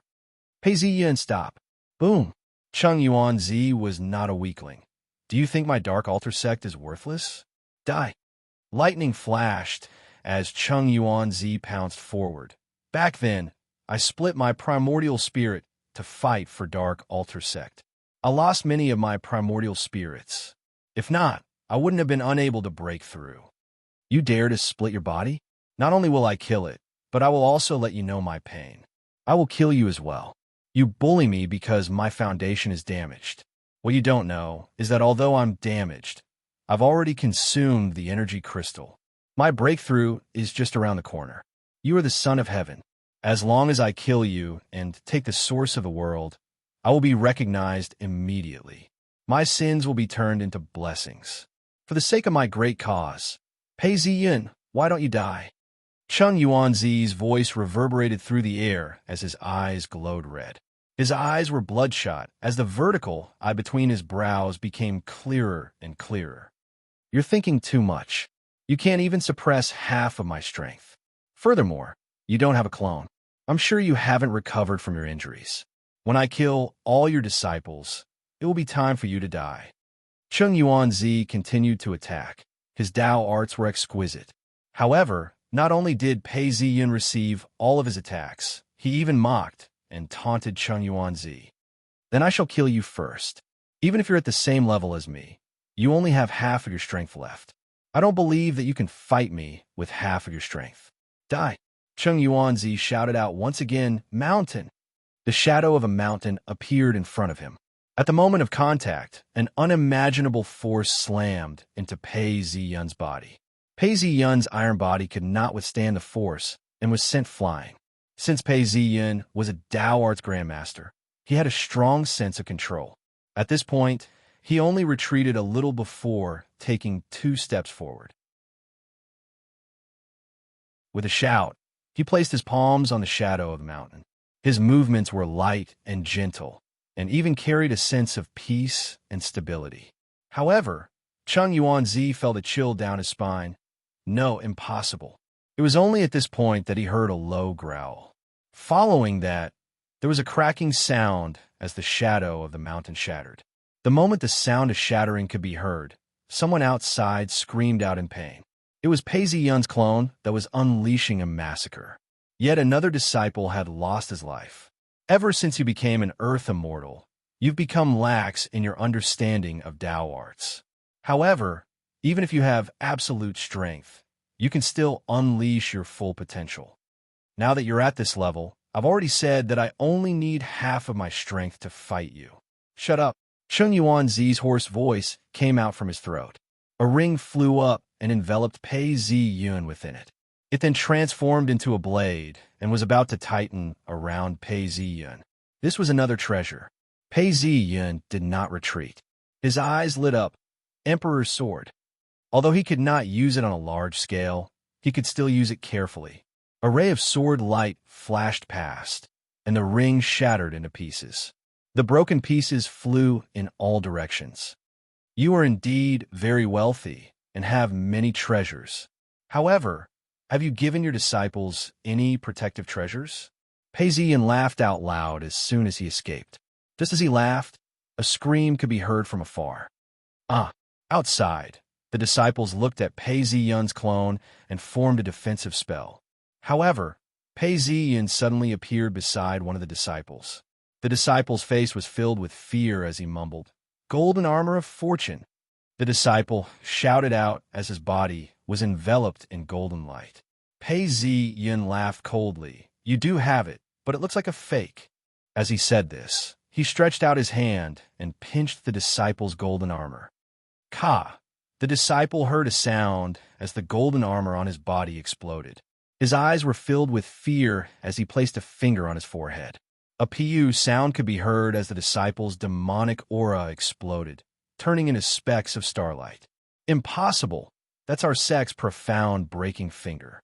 One of the surrounding disciples shouted out in fear, "How do you know our sect's Tao arts? And how do you use them so well?" Before he could finish speaking, Pei Ziyun laughed. "What about this?" As he said this, he waved his arm as he executed a simple slash, following which a black sword flew out and struck one of the Taoists. The Taoist started to glow as he tried his best to defend himself. However, he only managed to hold on for a moment before the light broke. The Taoist was split into two halves. The upper half of his body was still speaking. "No, that's our sect's mountain-splitting sword." Seeing that 4 Taoists had been killed, the remaining disciples were all Yin masters. There were only about 10 of them. They looked at each other and exclaimed, "Not good. This person is an earth immortal. Even though he only has half of his strength left, we are still no match for him. Retreat." The disciple immediately started to flee. Pei Ziyun did not show any mercy as he chased after him. "You want to kill me? It's a pity your skills aren't up to par." From afar, Pei Ziyun was defending against the Earth Immortal's attacks. He laughed and laughed. Hearing the screams coming from afar, Cheng Yuanzi was enraged and shocked. If all these disciples were to die, he would be left alone. How would he become the Demon Emperor then? He had already used all his trump cards, and yet he was still unable to deal with Pei Ziyun. Just as he was feeling helpless, another disciple screamed as he flew past. His Yin master had been struck by a sword as he screamed, "Sect leader, save me." Behind him, Pei Ziyun had already caught up. "You're already at the end of your rope, and you still think you can save him? Die." At that moment, a bolt of lightning flashed as it shot towards Cheng Yuanzi. Cheng Yuanzi felt as though he had just been humiliated. He then pointed at the bolt of lightning in midair. Following this, Cheng Yuanzi released his defenses and shouted, "Quick, come over here." The disciple was sweating profusely as he leaped towards Cheng Yuanzi. His face was filled with gratitude as he shouted, "Many thanks to sect leader for saving me." As soon as he finished speaking, his lips curled up in a cold smile.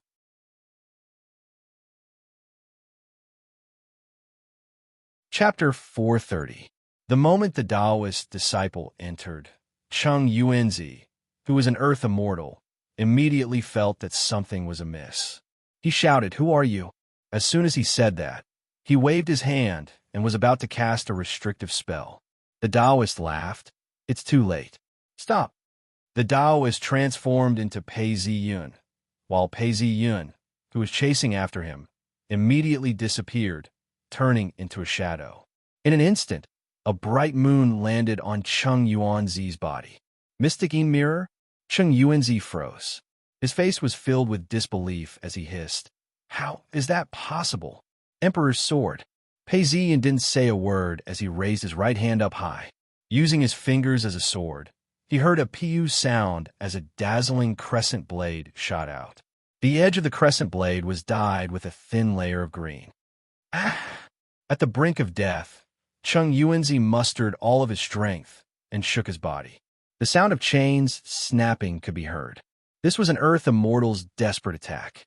Even a mystic mirror, which was known to have manifested its divinity in this world, couldn't restrain it. However, just as he shook his body, the sword ray had already descended upon him. With a puff, Cheng Yuanzi was cleaved in two and spat out a thick mist of blood. Almost all of the blood mist had turned black, and there was a bit of red in the black. It corroded as soon as it touched the ground. Even so, Cheng Yuanzi did not die. It was just that at this point, the protective barrier had been broken.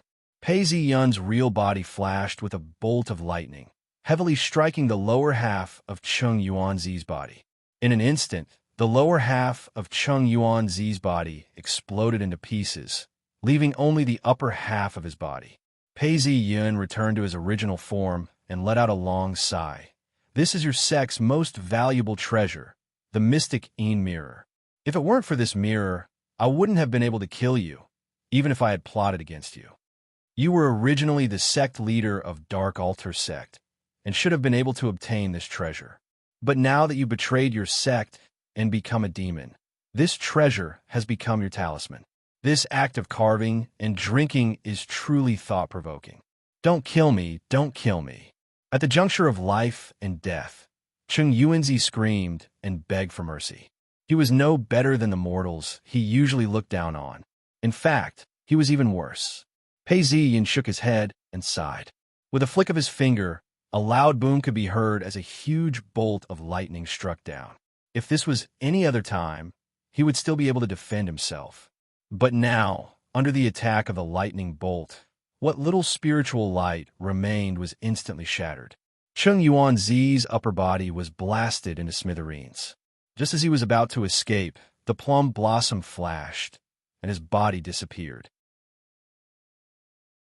Then a spiritual light flashed, and a plum blossom appeared in front of him.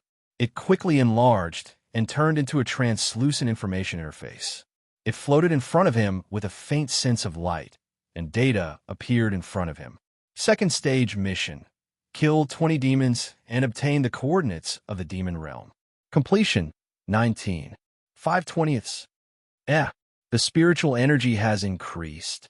Pei Ziyan was pleasantly surprised, but also a little doubtful. After killing Cheng Yuanzi and destroying this palace, he felt as though the world had loosened up. Many of the rules were weakening, but there were still forces acting against him. Just as he was hesitating, the cavalry arrived and shouted, "True sovereign, the demon army has turned back and is attacking us." Pei Ziyan paused, deep in thought. Reincarnation Platform A whirlpool was still absorbing energy. On the platform, the sand in the golden hourglass continued to drip down. The nebula within the hourglass seemed to be spinning, as though everything in the world was changing.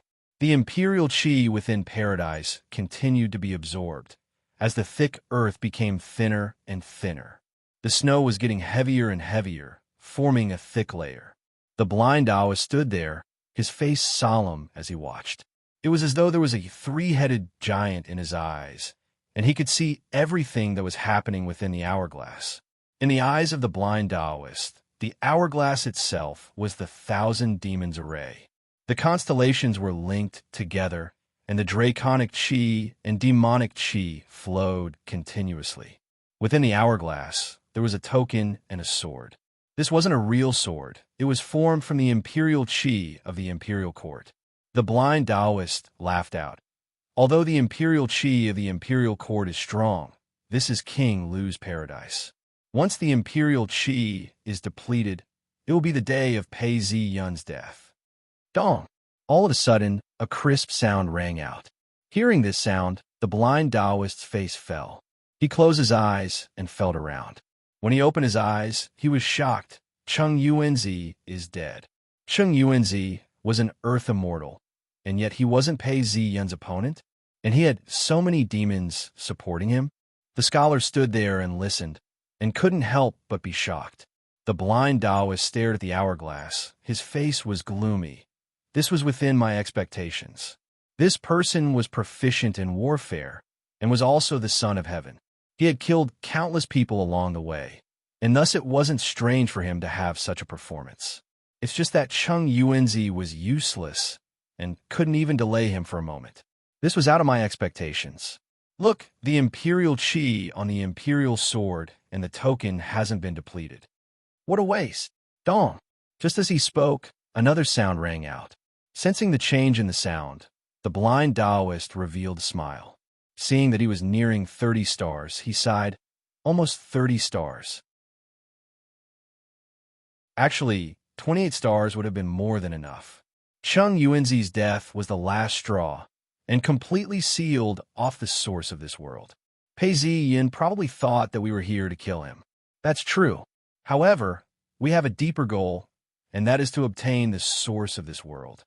The scholar stared at the hourglass and activated the spell. Rest assured, Your Majesty. Although there's still some Imperial Chi left, it hasn't been depleted. But I've increased the power of the 1,000 demons array, and have already incited the demons to retaliate. Based on the current situation, as long as Pei Ziyun kills a few more demons, the Imperial Chi will be depleted. If the Imperial Chi is depleted, Pei Ziyun can only give up and die. You're right. The blind Taoist nodded. Chung Yuanzi's sacrifice was worth something. The demon race is one. With your sacrifice, we can seal off the source of the world. If we kill Pei Ziyun, we can obtain the source of the world and cleanse the demon's name. This is all for the sake of the future of the demon race.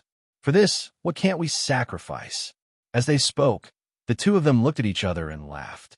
Halfway through their laughter, an angry dragon's roar could be heard. When the scholar heard it, his entire body trembled as he spat out a mouthful of blood. He fell to his knees. Demon Emperor, King Lu's Imperial Chi has been drained by us and has damaged his foundation. He's enraged and is about to retaliate. What do we do now? The blind Taoist's smile froze on his face.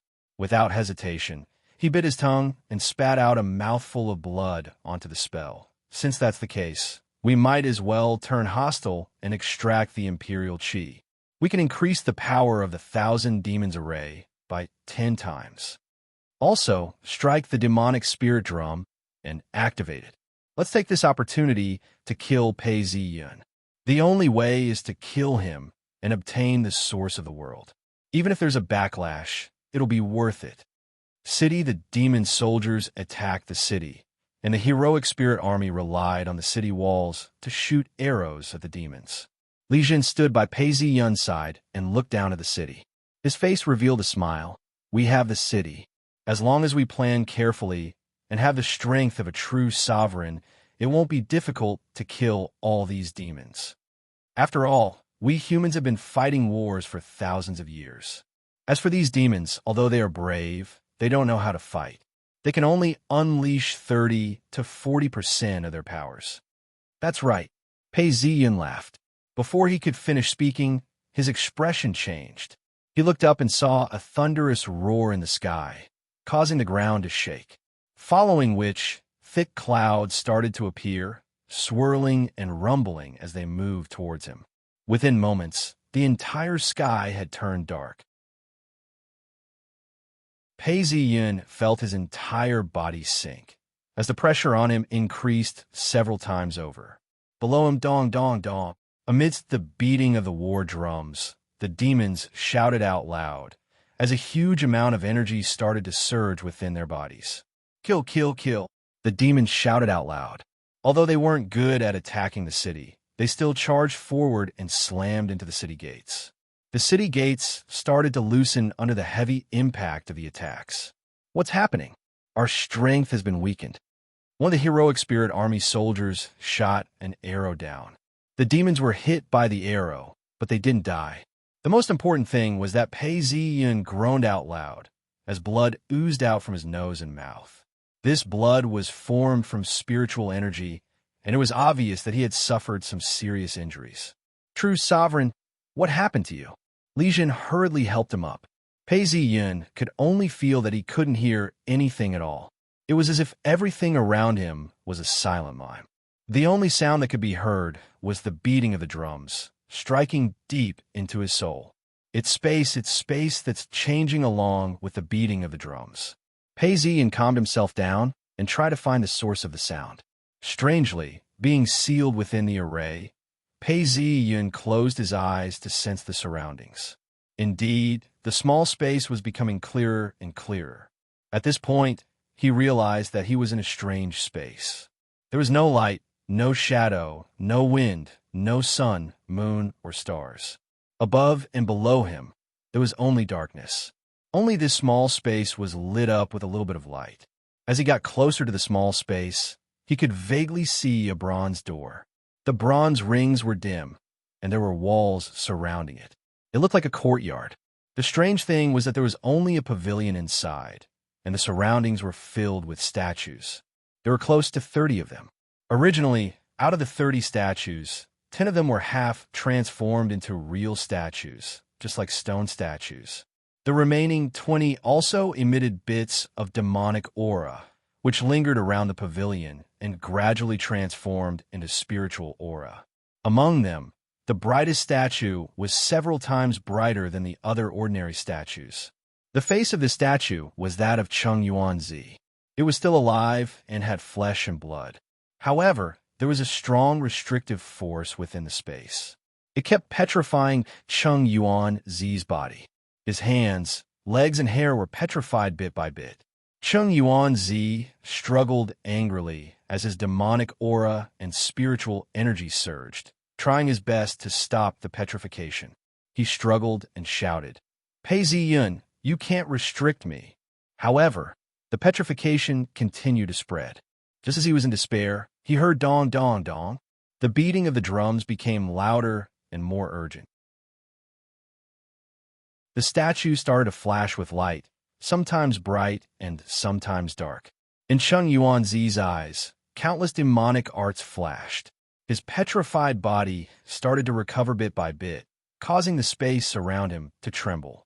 The other statues, following Cheng Yuanzi's struggle, seemed to be on the verge of death. Their petrified bodies started to tremble as they regained consciousness. Dong, dong, dong. The beating of the drums continued, resembling the beating of a heart. Cheng Yuanzi was an earth immortal and had obtained the demonic emperor's essence from the blind Taoist. He could feel the unwillingness of these demonic souls. He shouted, "For the sake of the demonic race, come and help me." Wang. The demonic souls trembled as the energy in their bodies started to flow towards Cheng Yuanzi. Cheng Yuanzi's petrified body started to recover. With a loud roar, the entire space shook. The door swayed, and rocks fell from the walls. Pei Ziyin looked on helplessly as all these changes took place. However, he was unable to transcend space. He could only feel the pressure getting heavier, as though a mountain was pressing down on him.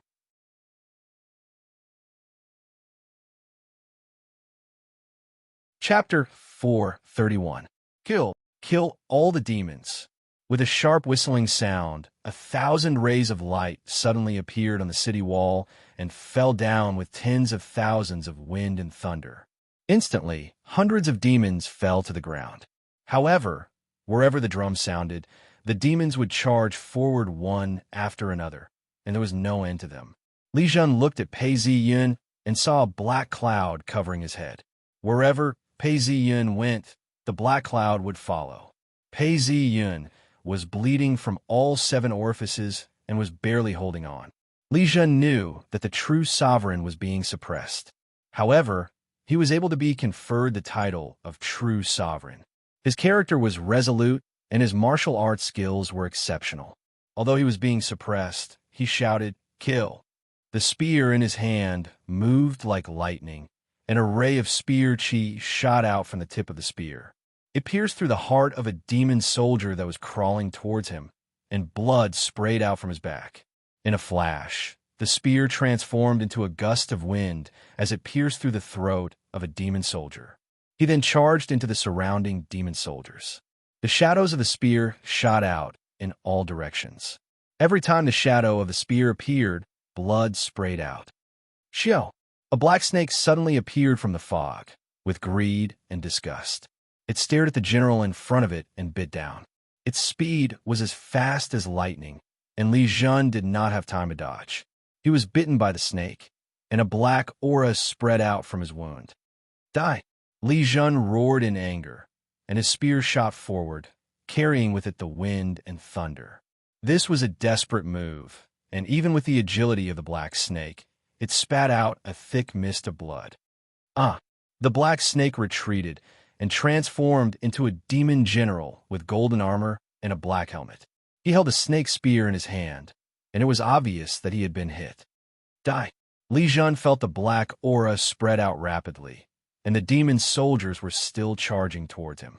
He gritted his teeth, and with a loud roar, he raised his spear and attacked. Kung, kung, kung. The demon general retreated again and again, clashing head-on 7 times. Every time he clashed head-on, the demon general spat out a mouthful of blood. But no matter what he did, he couldn't escape. After the 7th time, the snake's spear snapped. No! The demon general shouted. The spear pierced through, and his entire head exploded. He turned into a headless giant snake and fell down. After killing the general, Li Jun looked at his soldiers and seemed to want to say something. Suddenly, with a boom, the black gas exploded and he also fell down. General! All the soldiers shouted. At this moment, more demon soldiers rushed forward. Kill! For the imperial court. Loyal to the country. Seeing that they were out of luck, the remaining hundreds of heroic spirits shouted. Not only did they not retreat, but they also pounced forward, and the battlefield became even more desperate. On top of the city wall, Pei Ziyin was barely holding on. Suddenly, a plum blossom appeared in front of his eyes. It grew bigger and bigger until it became a translucent information interface. It floated in front of his eyes, bringing with it a faint sense of light. Second stage mission. Kill 20 demons and obtain the coordinates of the demon realm. Completion 20. May 20th, completed. Pei Ziyin heaved a sigh of relief. He then stretched out his hand and tapped on it. Mission complete. With this, everything changed dramatically. Small space around them trembled. Chung Yuanzi's petrified body was recovering rapidly. He let out a shrill cry. Soon, just give me a little more time, and I will be able to escape this space. This space is very special. Once I escape, I will study it. I can feel that once I obtain it, I will gain more power and opportunities. Thinking of this, Chung Yuanzi struggled with all his might. The entire wall was trembling, and it looked like it was about to collapse. At this point, there was a flash in the sky. A plum blossom bloomed, enveloping the entire space, following which a statue descended. Strangely enough, an additional statue meant an additional strength. However, as soon as it descended, Chung Yuanzi's hair stood on end. He could not help but cry out, "No!" Boom! Thunder exploded in the sky. Following the sound of thunder, Chung Yuanzi's face turned pale. He was now like a statue, and the light around his body was extinguished. A terrifying force descended from the plum blossom. What is this? The plum blossom spun, and all the statues froze in place. Chung Yuanzi had originally been able to struggle, but in that instant, the restraints on his body increased tenfold. Chung Yuanzi was trapped. Amidst the darkness, a thought flashed through his mind. What is this? No, that's not right. I understand now. This space is not the key. The plum blossom is the key. However, he could no longer shout out his thoughts. The plum blossom flashed, and Chung Yuanzi was petrified inch by inch. First, it was his limbs, then his chest, and finally his head. He was filled with hatred, and it was unclear whether he hated Pei Ziyin or the blind Taoist. He could only shout, "You will have your retribution." Before he could finish his sentence, his entire body had turned into a stone statue, following which a huge amount of demonic chi and spiritual chi was extracted. Not only that, the demonic chi from the other 30 statues was extracted continuously. Under the plum blossom's control, the demonic chi was converted into spiritual chi. The spiritual chi in the space seemed to have liquefied. Almost at the same time, the vibrations in the small space stopped. Pei Ziyun observed and immediately realized something. The demonic chi within the original 10 statues has been completely extracted, and they have become real stone statues. The remaining 20 statues are being rapidly extracted as well. Such a huge amount of demonic chi, and the main source is Chung Yuanzi. Actually, it's not just demonic chi. There's also a portion of pure earth, immortal spiritual chi. This makes the conversion process even faster. He looked down and saw Earth Immortal, level 3, 58, 6%, following which the numbers increased to 60, 70, 80, 90, 100%. This increase took only a few minutes. Earth Immortal, level 3, 111, 7%, level up. Although the internal friction had been eliminated, the black clouds still covered Pei Ziyun's body. Without hesitation, he reached out and pressed the button to level up. Boom! The plum blossom revolved, and spiritual chi flowed into Pei Ziyun's primordial spirit. Above the city, the black clouds could no longer cover it, and were blown away, revealing the dark sky and the nebula above. Earth Immortal, level 4, 12, 5%. Now that he had reached the 4th level, the speed at which the statues were petrifying increased. Pei Ziyun did not care about it for now. He took a look and said, "So that's how it is. The nebula is the key to breaking out of this place. If you don't understand this, no matter how much you struggle on the ground, it's useless." Pei Ziyun could feel the power of the 4th level of the Earth Immortal as he shouted, "Emperor's Sword, break!" Following his voice, although the Imperial Chi was weak, it still obeyed his command. At that moment, a ray of sword light shot out. The tip of the sword was golden in color and had a faint green tint to it. It pierced through the stars. Boom! The stars exploded, and a black hole appeared in the sky. Pei Ziyun did not hesitate as he shouted, "Rise!" Kacha! The sound of something tearing apart could be heard. On the stage, a golden hourglass could be seen. The nebula within was dripping down continuously. At this point, the sound of something tearing apart could be heard, following which the remaining hundreds of elite soldiers of the imperial court descended from the sky. Around them, thousands of demon soldiers descended as well. Roar, roar! These demon soldiers' eyes were bloodshot and were filled with rage. They were about to obey the order and attack Pei Ziyun.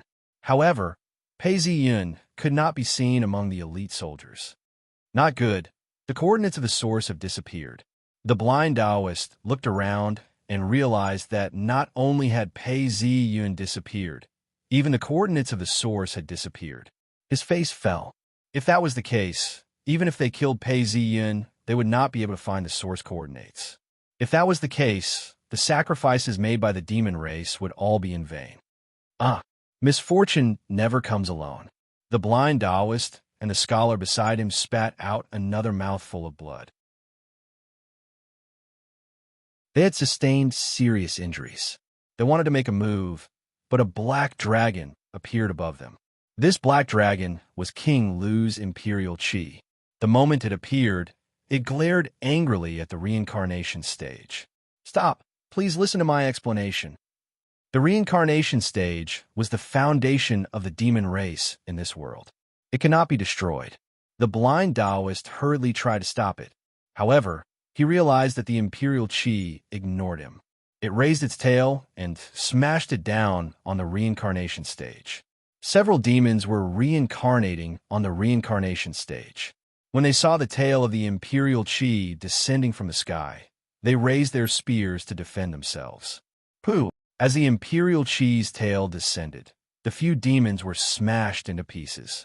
Just as their souls were about to be absorbed by the reincarnation stage, they were burnt to ashes.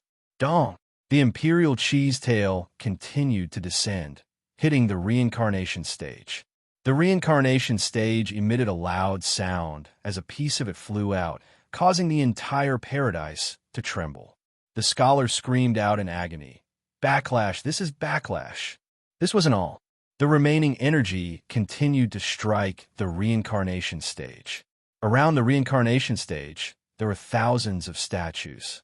These statues were the imprints of the demon race. As long as the reincarnation stage existed, the demon race would be able to use paradise to be reborn. However, with a single attack, hundreds of statues exploded into dust. No, this is the foundation of the demon race. It cannot be destroyed. The blind Taoist saw that the reincarnation stage was on the verge of breaking apart. He raised his hand and pointed. Demonic chi started to gather as the array of 10,000 demons was reactivated. The stars in the sky started to revolve as a huge amount of energy was released, forming a protective screen. The demons in paradise roared as they gathered around the screen, strengthening it. Hold on for me. The blind Taoist knelt down on one knee as the array of 10,000 demons withstood the attack. This attack seemed to have released a huge amount of its anger. The black flood dragon's body started to dim as it floated in midair, staring at the blind Taoist and the demons.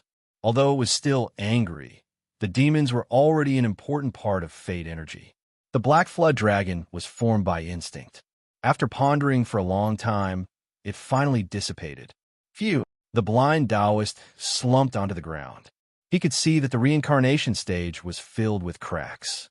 It was missing a corner, and hundreds of statues had been destroyed. Your Majesty, what do we do? The scholar struggled to get up and asked. At least the imperial chi has a spirit.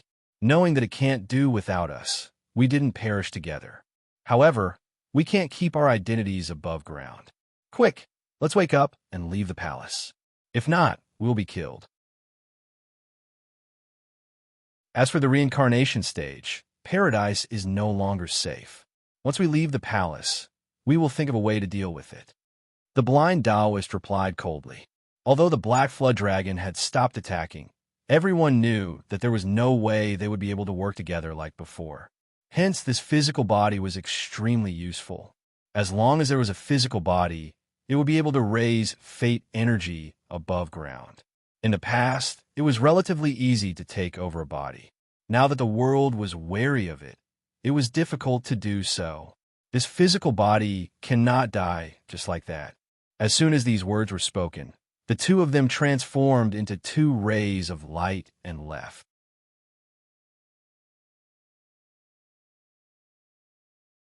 Chapter 432. Phew! The sky was overcast as gray clouds hung low in the sky, moving slowly towards the south. Occasionally, snow would fall from the sky, swirling in the wind. The ground was covered in a thick layer of snow, and the air was chilly. Within the main hall, the emperor's sword and the king's token started vibrating for no apparent reason. Everyone could see it clearly. The Taoist official in the middle was dressed in an 8th-ranked official robe. He was slightly taken aback as he spoke to the crowd. Quick, don't slack off. Maintain it with all your might.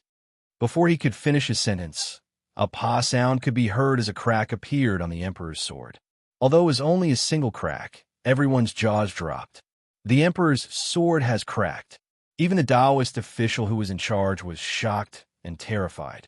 He felt a strange sense of satisfaction. The emperor's sword is made of steel that has been tempered 100 times. Furthermore, it has the protection of the imperial chi.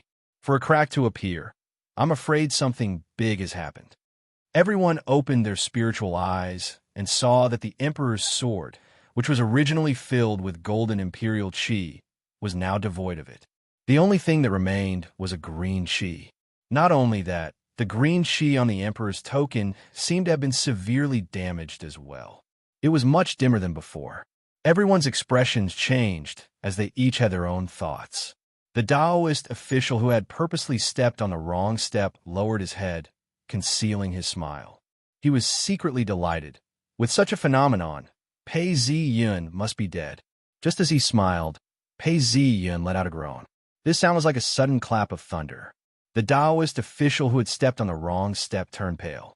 Pooh! Pei Zi-yun regained consciousness and felt a sharp pain in his chest as he spat out a mouthful of blood. When he opened his eyes, he realized that he was back in the main hall of Wei Village. The Taoist official in charge hurriedly bowed. True sovereign, the emperor's sword and the king's token have both dissipated. What happened? Is true sovereign all right? Pei Zi-yun heard the greeting and smiled. There was a small mistake, but it's not a big problem. I'm finally back. Although he said this, he had already swept his gaze across the entire hall. The leader of the Taoists looked at Pei Zi-yun's expression and realized that he wasn't angry. He then hurriedly bowed and smiled. True sovereign, you are very powerful. Even if there's an obstacle, I'm sure you'll be able to resolve it in one fell swoop. Pei Zi-yun didn't wait for him to finish speaking before his expression changed.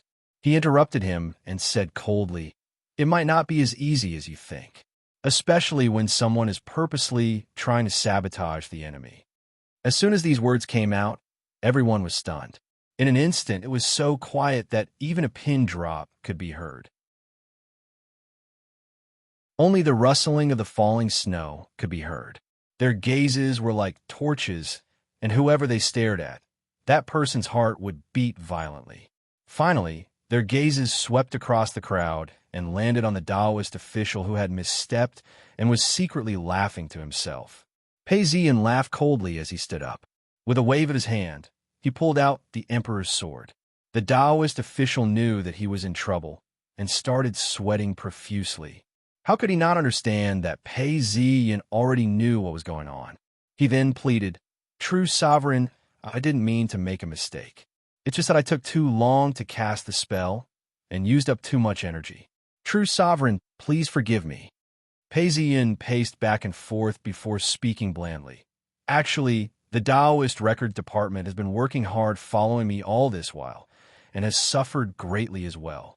This is the truth, and there's nothing to hide. However, have you ever considered the fact that you're not ordinary people, but members of the Taoist records department? According to the imperial court system, you're considered to be farmers. The Tao is passed down from generation to generation, and is passed down from generation to generation. Usually, you're free and carefree.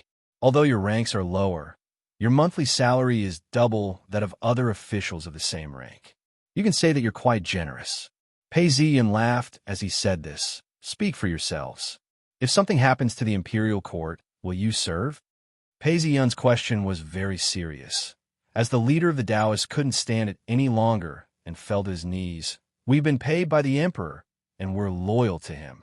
Furthermore, we've received such a favor from the emperor, and we're willing to sacrifice our lives for him." "That's true. Besides, think about it carefully. You're following me, and I'm doing something for you. Is that a private matter?" The leader of the Taoists kowtowed. "True sovereign has worked hard for the country, and we've all seen it in our hearts. Since that's the case, who would dare to betray the emperor at such a crucial time?" Pei Zi-yun laughed, as a cold glint flashed past his eyes. "Are they unhappy with me? No, they're unhappy with the imperial court and disloyal to the emperor." As he said this, he slashed out with his sword. The Taoist who had stepped on the wrong step opened his mouth, as if he wanted to say something else. Fresh blood spurted out from his mouth, and he fell to the ground, dead. The leader of the Taoists opened his mouth, as if he wanted to explain himself. However, when he saw the corpse, he didn't speak. He lowered his head and sighed. After killing this man, Pei Zi-yun looked at the rest of the Taoists and said, "They didn't obey my orders and dared to harm the imperial envoy. Not only will they be executed according to military law, their families will also be held accountable. This is to serve as a warning to others." As he said this, he waved his hands. "The ceremony has ended. You can all leave now. This time, all of you have done your best and will be rewarded. Go back and rest well." "Yes," the Taoists replied as they retreated like the receding tide. Seeing that there was no one around, Pei Zi-yun paced around for some time before he calmed himself down. He then shook his head. "I was lucky this time. What about the next time? Looks like the Taoist records department is no longer available. Pei Ziyin walked under the eaves and looked at the snowflakes falling from the sky. He mumbled to himself, "I've done so much for the country, and I'm afraid my death is near. Luckily, I've reached the 4th level, and I'm just about to face the lightning. That's why I'm relieved." After some time, he closed his eyes and felt the changes in his body and checked his condition. As soon as he sensed the changes, he was immediately attracted to the space above him. The space was still floating in the darkness of the void. It was just that the space had expanded by 1/3 of its original size. Even so, the entire space was filled with stone statues. The stone walls around him were damaged and had collapsed. Before this, Pei Ziyin was focused on killing the demons and did not pay much attention to them. At this point, he couldn't help but feel his heart ache. However, he was glad that the damage was already being repaired. Within the space, there was still a steady stream of spiritual qi being absorbed. He was already at the 4th level, and now he was at 55%. But why did the demon statues produce so much spiritual qi during this mission? Pei Ziyin was puzzled. If he could kill more demons, wouldn't his powers rise to the next level? Thinking about this, he felt a fire burning in his heart. He scanned the entire space with his consciousness, and his gaze landed on the statue of Cheng Yuanzi. Cheng Yuanzi's statue was several times larger than the average demon statue. The amount of demonic qi being extracted and converted into spiritual qi was much greater. So that's how it is. Pei Ziyin finally understood. Cheng Yuanzi had transformed into a demon and was originally an earth immortal. No wonder he was able to extract so much spiritual qi. More importantly, I've already taken away Fang Yongjia's authority. All that's left is the blind Taoist. As long as I kill the blind Taoist, I will be able to obtain the full authority of the central dragon veins and improve my cultivation. Pei Ziyin thought to himself and revealed a look of joy. Ding! A plum blossom appeared before his eyes and grew bigger rapidly. It turned into a translucent information interface and floated in front of his eyes. Mission completed. The origin of the demon race has been revealed, and the coordinates of the previous world have been found. Mission: kill the blind Taoist, Demon King, obtain the authority of the central dragon veins, and obtain more coordinates of the demon race's world. Looking at the page, Pei Ziyin paused. The coordinates of the previous world? Could it be the way home? Pei Ziyin paused for a moment and reached out to touch it. A wave of information was transmitted to him, and he received it carefully. He paused for a moment and then laughed bitterly. I'm delusional. AI. It's hard to cross the void. The so-called way home is to extract more coordinates of the other worlds and head home. I wonder how many worlds I'll have to pass through. Pei Ziyin opened his eyes and paced a few steps, revealing a look of melancholy. He sighed and looked at Fang Yongjia. I'll solve Fang Yongjia's problem first. Now that I've obtained the authority of the central dragon veins and have broken through to the 4th level of the Earth Immortal stage, I have the ability to solve this problem. Thinking this way, he walked towards Fang Yongjia. Fang Yongjia looked haggard, and his eyes were closed. His head was swaying back and forth, as if he was having a nightmare. Pei Ziyin stretched out his finger and pointed. Pooh! A bright light shone and enveloped his entire body. Imperial Palace. This used to be a palace of the previous dynasty and was of a very high standard. After some renovations, it became a palace. The entire courtyard was filled with dark green pine trees. They were tall enough to reach the heavens and thick enough to be hugged. Within the study room, King Lu was reading through some documents. It was about internal affairs. Now that he had established the empire, he had to pay attention to the people's feelings. There were many reports of snow disasters from various counties, and he had to read through them one by one. All of a sudden, a wave of fatigue washed over him. King Lu couldn't help but lift his hand to his forehead. His heart was flustered. Why do I feel so weak? King Lu wondered if it was because he was tired. He placed his brush back on the shelf and ordered, "Servants, bring me some ginseng soup." As soon as he spoke, a eunuch came to answer the order. King Lu felt a wave of anger rise up within him as his face turned red. However, he was still rational. He grabbed onto the armrest of his chair and forced himself to shut his eyes. After some time, he exhaled and spoke softly. How did this happen? I've always maintained my composure. Even if a mountain collapsed in front of me, my face wouldn't change. At the same time, I wouldn't be angry over a mere snow disaster. Your Majesty, the ginseng soup is here. A young eunuch served the ginseng soup. King Lu's face turned gloomy as he received the soup and drank a mouthful. His mouth was slightly hot. In actual fact, this temperature was suitable for winter. However, King Lu was enraged and spat out. He then smashed the soup onto the floor, causing it to shatter into pieces. Dog slave, you don't even know how to serve. How can the soup be hot? The young eunuch was shocked as he hurriedly fell to his knees. Your Majesty, spare my life. Your Majesty, spare my life. King Lu's eyes were bloodshot as he stared at the young eunuch. He then laughed. Guards dragged him out and beat him to death. The eunuchs in palace, maids who were serving him, trembled when they heard this. The young eunuch's nose was covered with tears and mucus as he begged for mercy. The guards didn't show any mercy as they dragged him out. In a blink of an eye, the sound of a rod hitting the eunuch could be heard. The young eunuch screamed out in pain as he begged for mercy.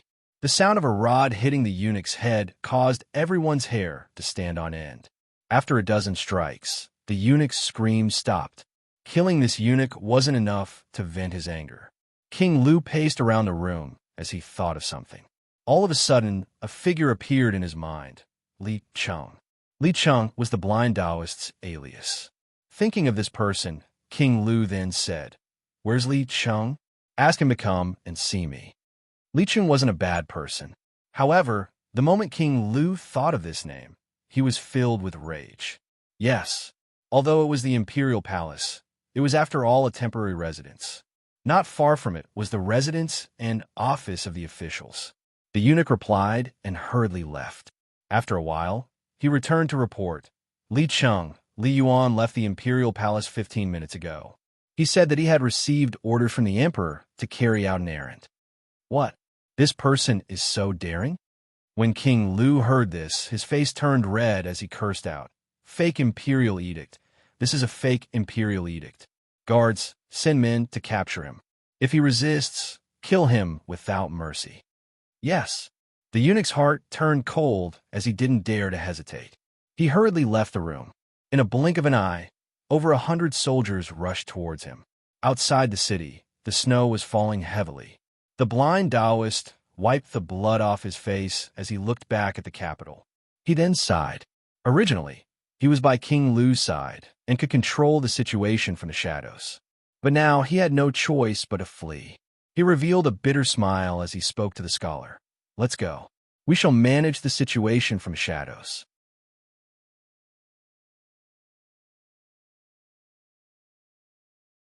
Chapter 433.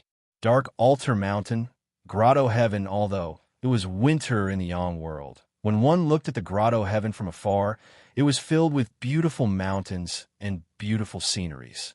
There was a waterfall hanging above, and the water flowed like waves. There were even peach blossoms growing on one side of the slope, red and white intersecting. Only the sky seemed to have dimmed a little. In a pavilion, two people sat facing each other, playing chess. There were dishes and wine on the side of the chess table. They held a chess piece in their hands and drank from time to time. One of them was Xie Qingdong.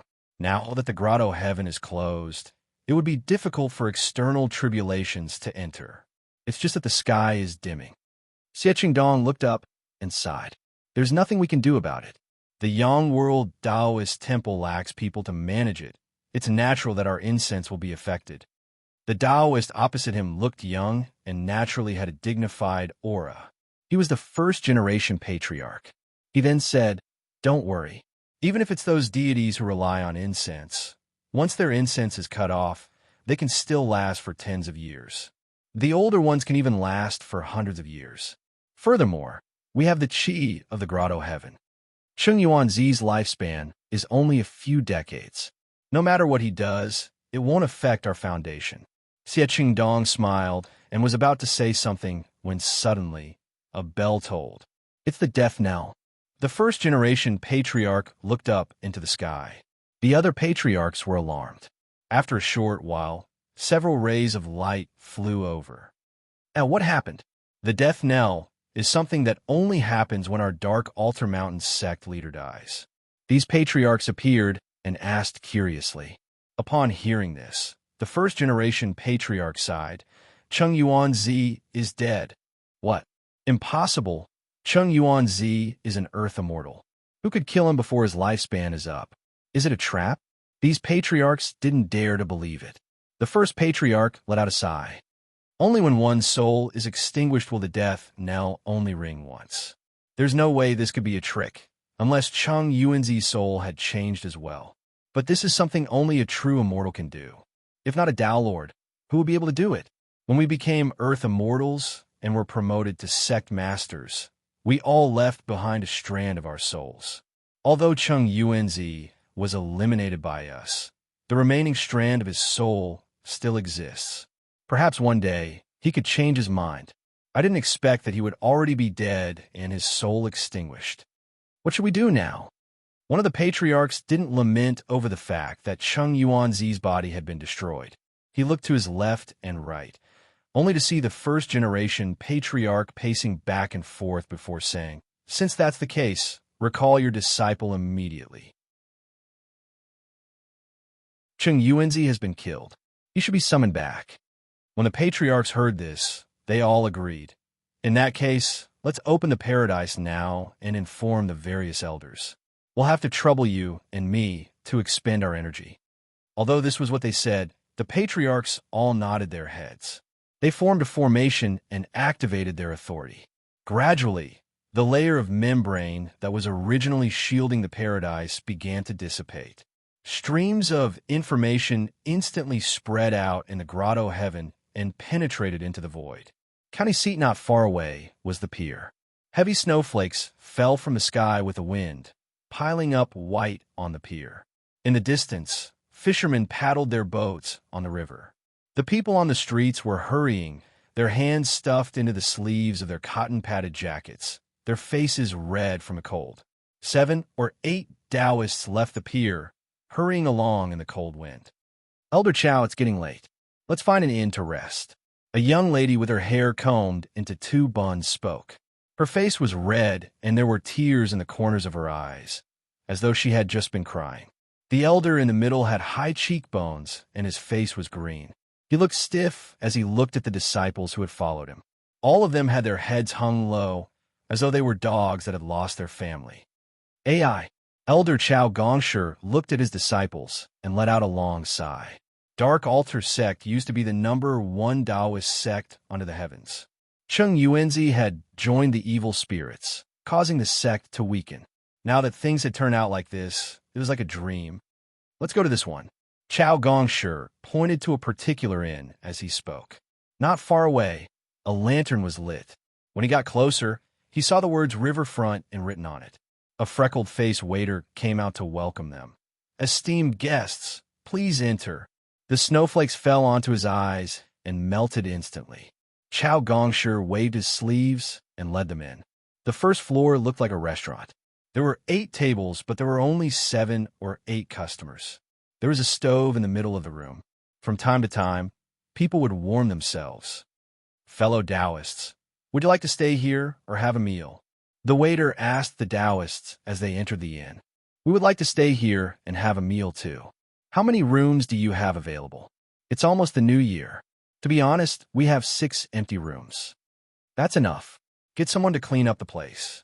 I'll take care of everything. Bring up more of your specialties and wine," Chao Gongshi said as he took out a piece of silver and threw it over. The waiter caught it and looked at it. It was official silver. It was 5 taels worth of silver ingots. The waiter smiled and bowed. "Yes, Taoist master, please wait a moment." It was almost the new year, and most of the commoners had returned home. Hence, the dishes were served very quickly. The waiter brought over a platter of roasted chicken, a huge plate of beef, and even half a roasted pig. There was also some mushroom stir-fried diced meat, and a plate of peanuts. Please help yourself. The dishes were sumptuous, but the few disciples didn't utter a single word. The female disciples were dejected. This was normal.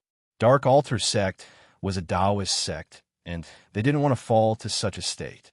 Elder, can we still return to Dark Altar sect? A female disciple looked at Chao Gongshi with bloodshot eyes. Chao Gongshi wanted to say something, but when the words came out of his mouth, they turned into helplessness. Just as he was feeling helpless, there was a pa sound as a talisman lit up in his robes. What? Chao Gongshi took the talisman and his expression changed. He stared at it for a long time, as though he couldn't believe what he was seeing. The disciples were all shocked. The young girl who asked the question earlier swallowed her saliva and was trembling in fear. Elder, what's the matter now? She was like a frightened bird. Chao Gongshi mumbled. Sect leader. No, Chung Yuan Zi is dead. What? The red-eyed young girl who was eating with her chopsticks covered her mouth and exclaimed in shock. Amidst the exclamation, Chao Gongshi suddenly came to his senses and stood up. Patriarch has ordered that Chung Yuanzi is dead. The sect orders us to return quickly. As he spoke up to this point, Chao Gongshi's face turned red. He knew that whoever returned first would be blessed by the Patriarch. He then ordered, we're not eating anymore. Let's return immediately. Yes, the disciples were all excited. Even the young girl was in high spirits as they packed up and left. Although Ji Bei Ho and King Lu had caused trouble at the southern pier, there was still a lot of foreign trade going on. Not far from the pier, there were rows upon rows of shops, and it was extremely lively. In front of the boat, a group of Taoists were about to board the boat to head to the overseas base. A young man dressed in a white robe with a red sash around his waist was about to board the boat when he stopped in his tracks. Looking around, a junior brother approached him and asked softly, Senior brother, what's wrong? The senior brother's eyes lit up.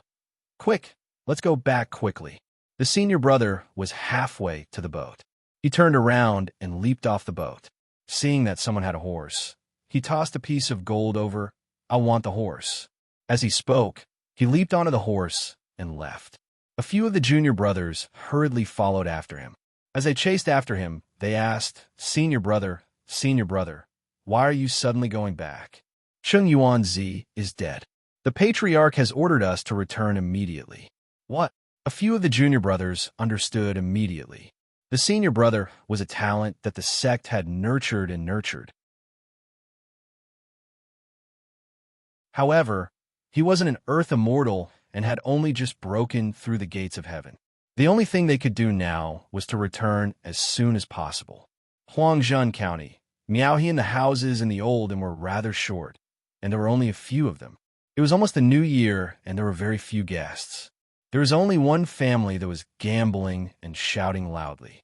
In one of the houses, the waiter was around 20 years old. He had delicate features and was extremely intelligent. He served food and wine and a small stove. He then poured away the water that had been used.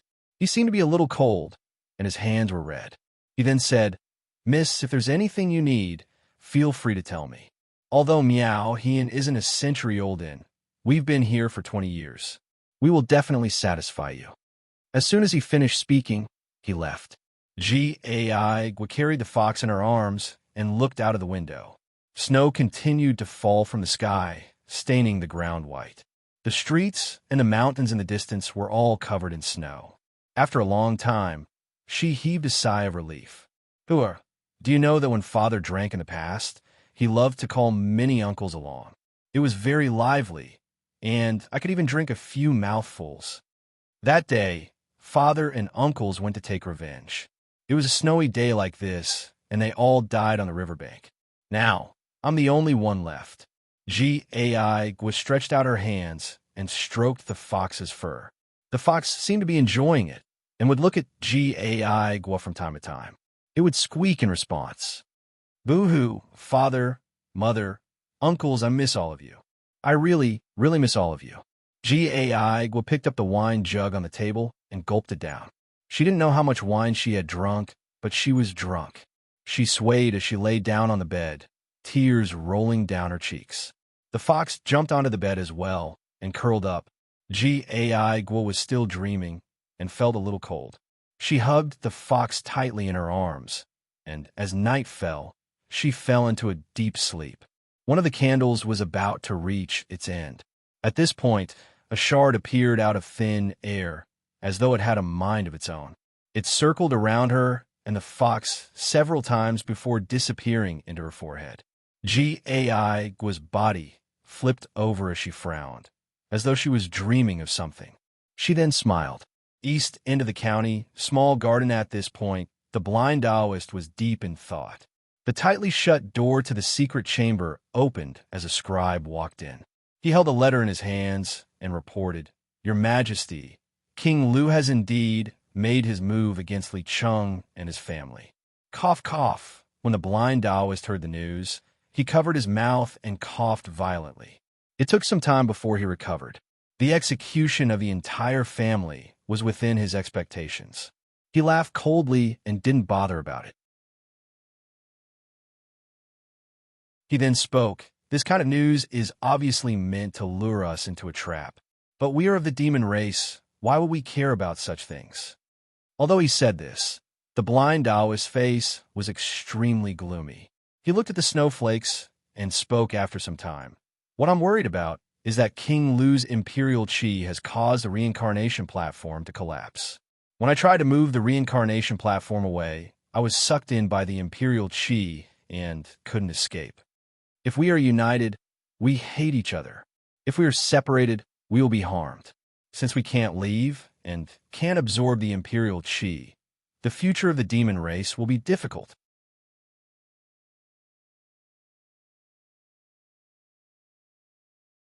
Chapter 434. Wei Village. Few days, the snow continued to fall, forming a thick layer on the ground. It had been snowing heavily for the past few days, and the next year would be another bumper harvest.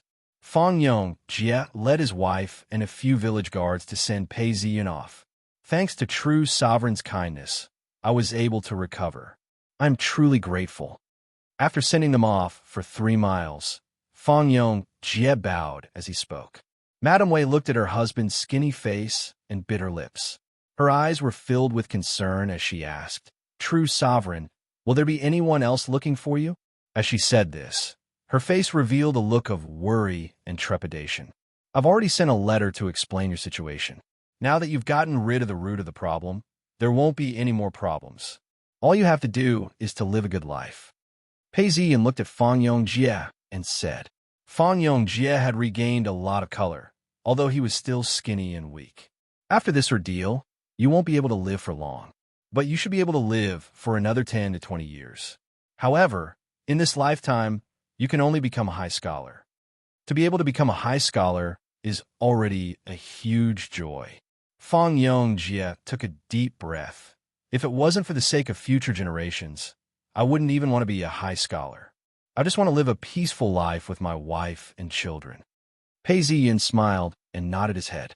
He knew that if his father was a high scholar, it would be much more convenient for his children to take the imperial examinations. He looked at Fang Yong Jie carefully and noticed that his father had transferred his authority to the imperial examinations. Although Fang Yong Jie had lost his fortune and was no longer wealthy, he still looked like he would live a long life. Pei Ziyan smiled. "You've just recovered from your illness and should not be exposed to the wind. Go back." The few of them chatted for a while more before bidding their farewells. "Go." Pei Ziyan led the way, as the Dao officials followed behind him.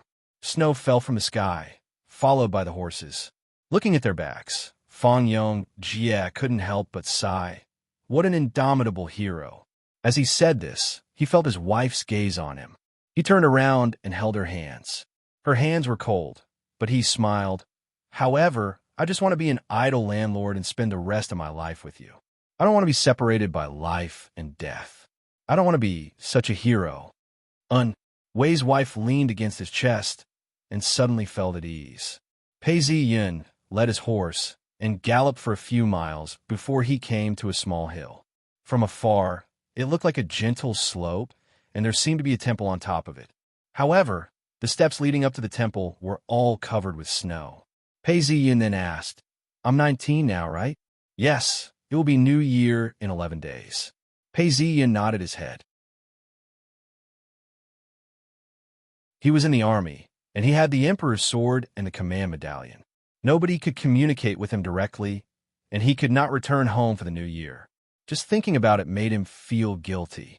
At this point, Pei Ziyin didn't say anything. He then waved his hand and signaled for the troops to stop. He then turned to his personal guard. "Come on, let's go up a little." "Yes." The bodyguard did not ask for the reason, and the dozen of them walked towards the top of the hill. After walking for about 3 miles, Pei Ziyin looked around and started walking up the stairs. Both sides of the path were lined with pine trees. Pei Ziyin looked at the temple, but did not enter. He stopped in the middle of the temple, took out a talisman, and lit it up. After some time, the call was answered. It was Yi Su-er, and her mother was there as well. Yi Su-er was even more dignified and beautiful. When the call was answered, she was filled with joy and looked at Pei Ziyin. The two of them looked at each other for some time before Yi Su said, "I missed you."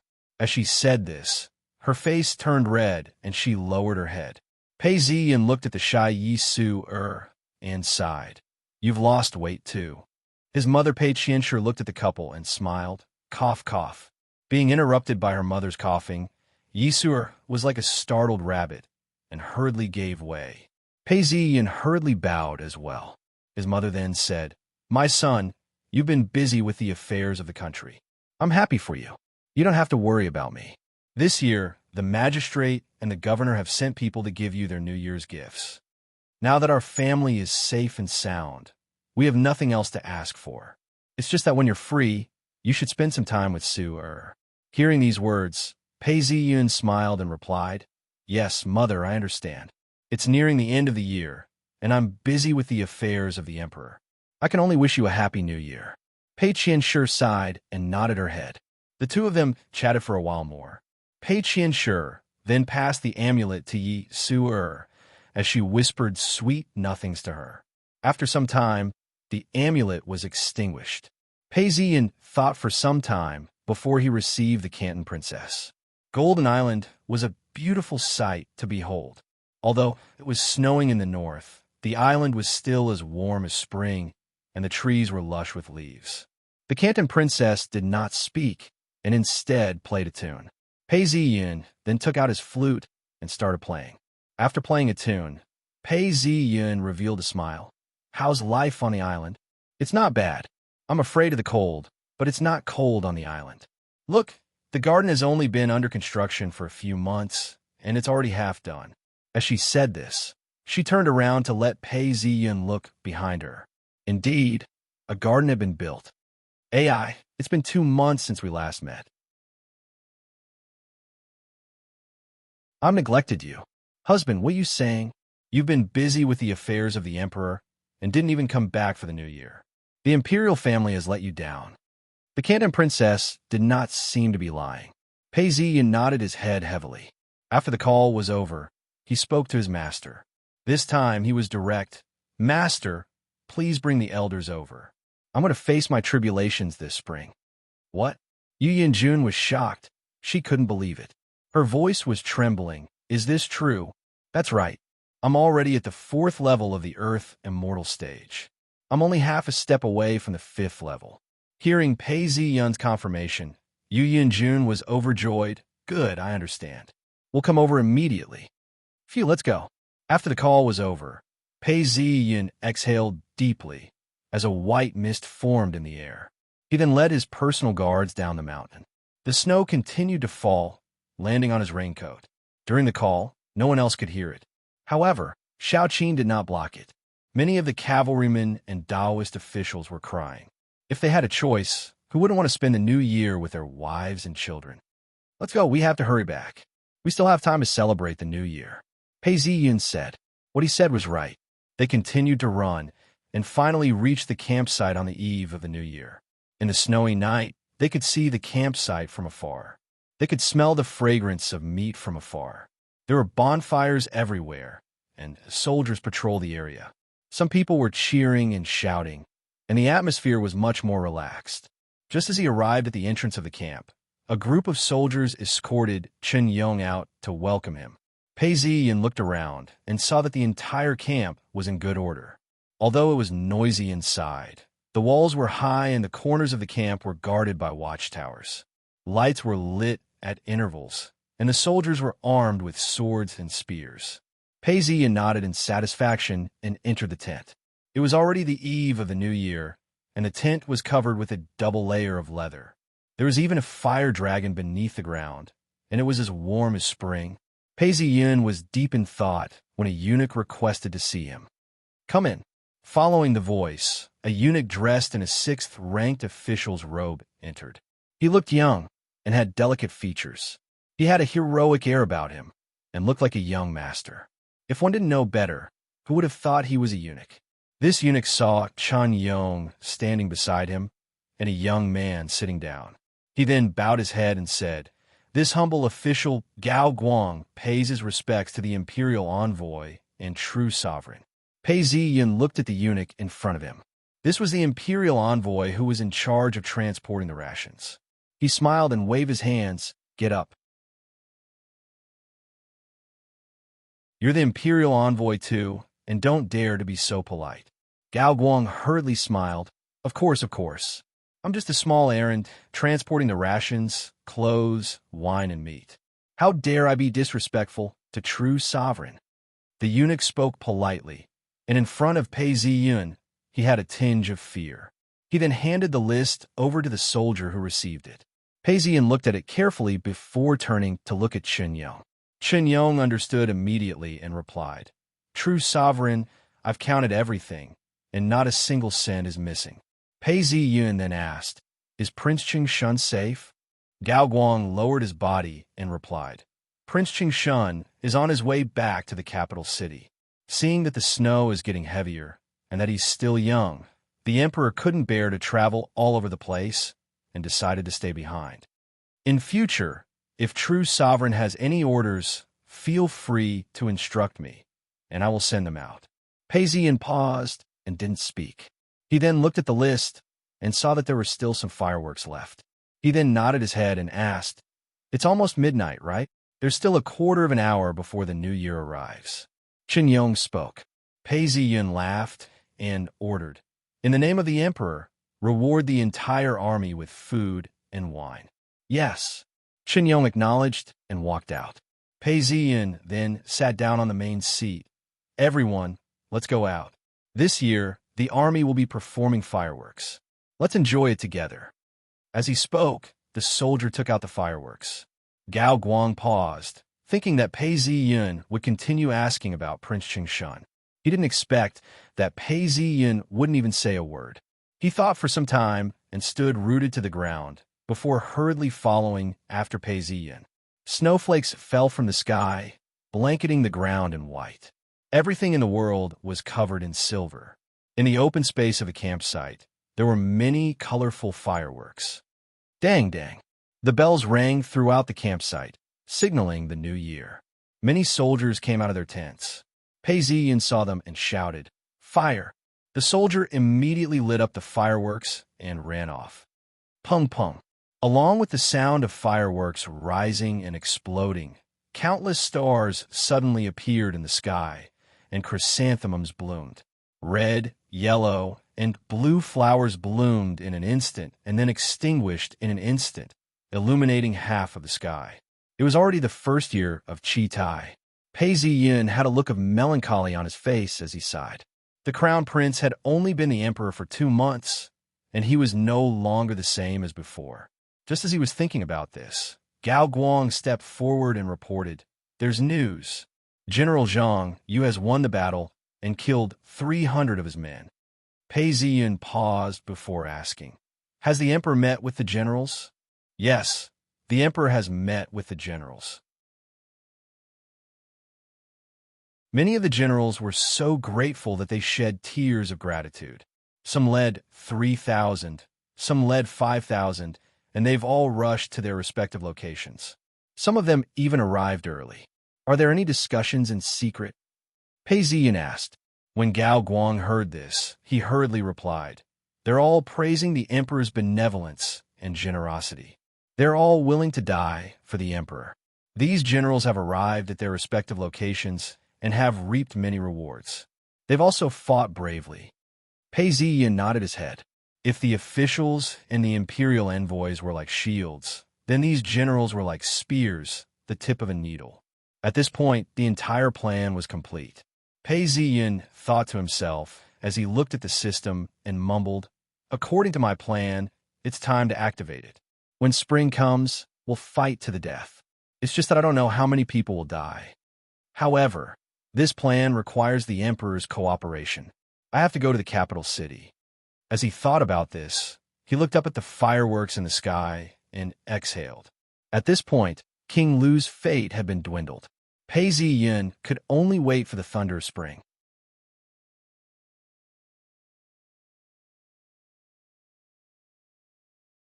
Chapter 435.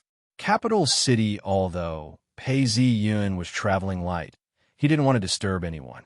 He left the camp on the third day of the first month. First, he would travel by land, after which he would change to a boat and travel by water. Pei Ziyin was a true sovereign and was in control of hundreds of thousands of soldiers. Along the way, he did not speak a word. As he neared the pier of the capital, the sea was wide and the sky was wide. Although the wind was cold, Pei Ziyin wasn't afraid. He could already see the city walls from afar. When he neared the pier, he saw that although it was winter and the trees were covered in frost, it looked like it was snowing.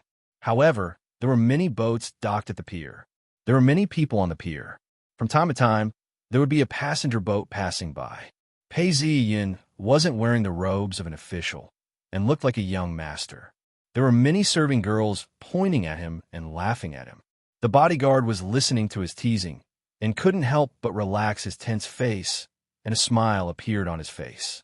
As soon as he neared the ship, he pointed to a direction and said, "True sovereign, someone has come to greet you."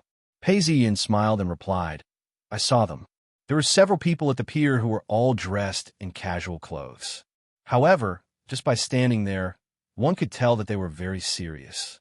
Before long, the boat was anchored and the bridge was connected. The leader of the group was a man around 30 years of age. He wasn't very handsome, but his eyes shone brightly and his expression was resolute. He had the aura of a military man. The moment he saw Pei Ziyin, he walked up and said softly, "This general, Captain Ku Du of the Wuxing Guards, pays his respects to the true sovereign."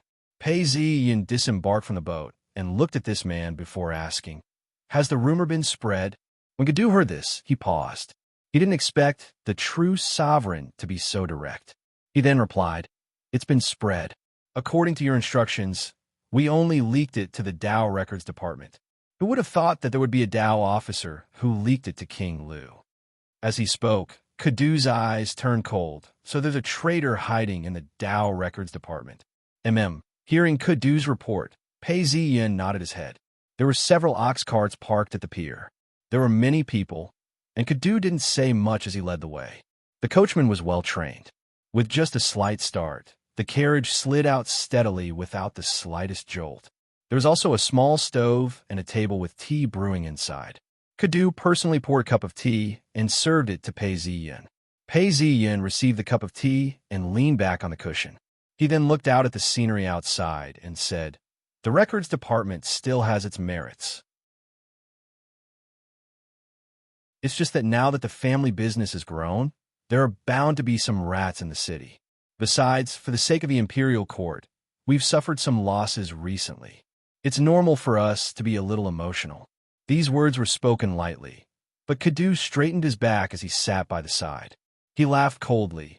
"The Dao Records Division is paid by the imperial court, and thus has to work for the imperial court. It's normal for there to be sacrifices. Those who harbor grievances are traitors and should be executed. Besides, even if you have some emotions, it's not a reason to surrender to the traitors." Kudu paused. Sacrifice? Who hasn't sacrificed?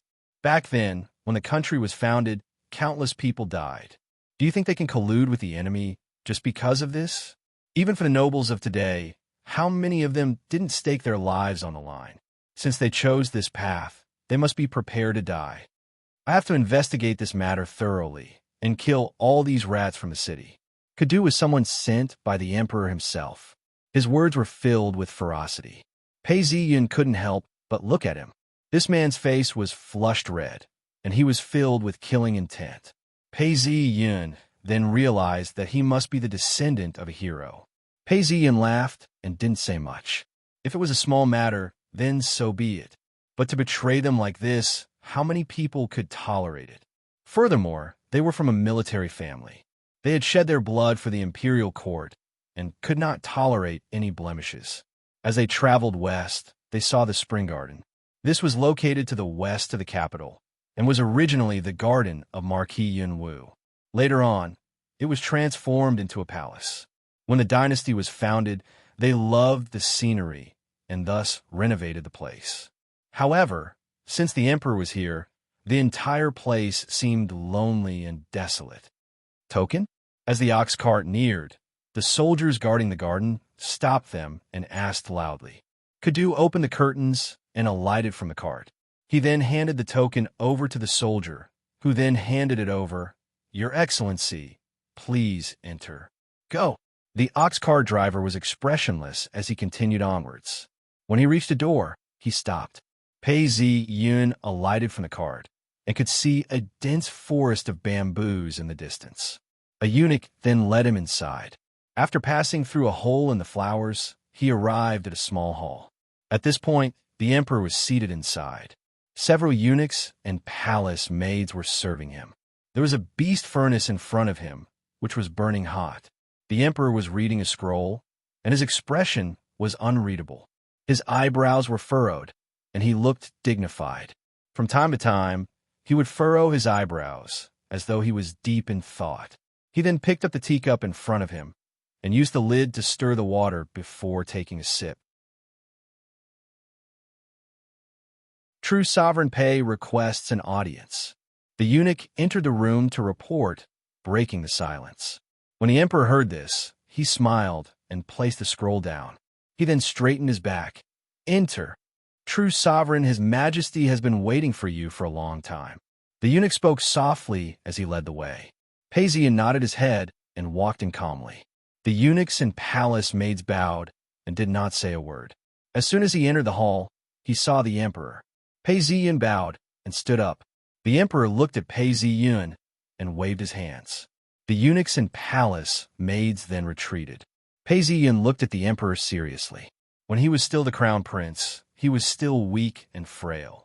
But now he had a dignified air about him. The emperor then said, True Sovereign has come from afar. It must have been hard on you. Servants, come, have a seat and serve tea. The eunuch stepped forward and brought a stool over. Pei Ziyun sat down and received the tea. The tea had a fragrant aroma, and just smelling it made one feel relaxed.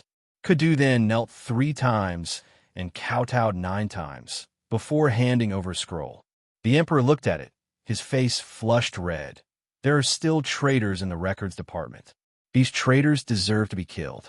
He then turned to Pei Ziyun and asked, Your Highness's scroll, I've read it carefully.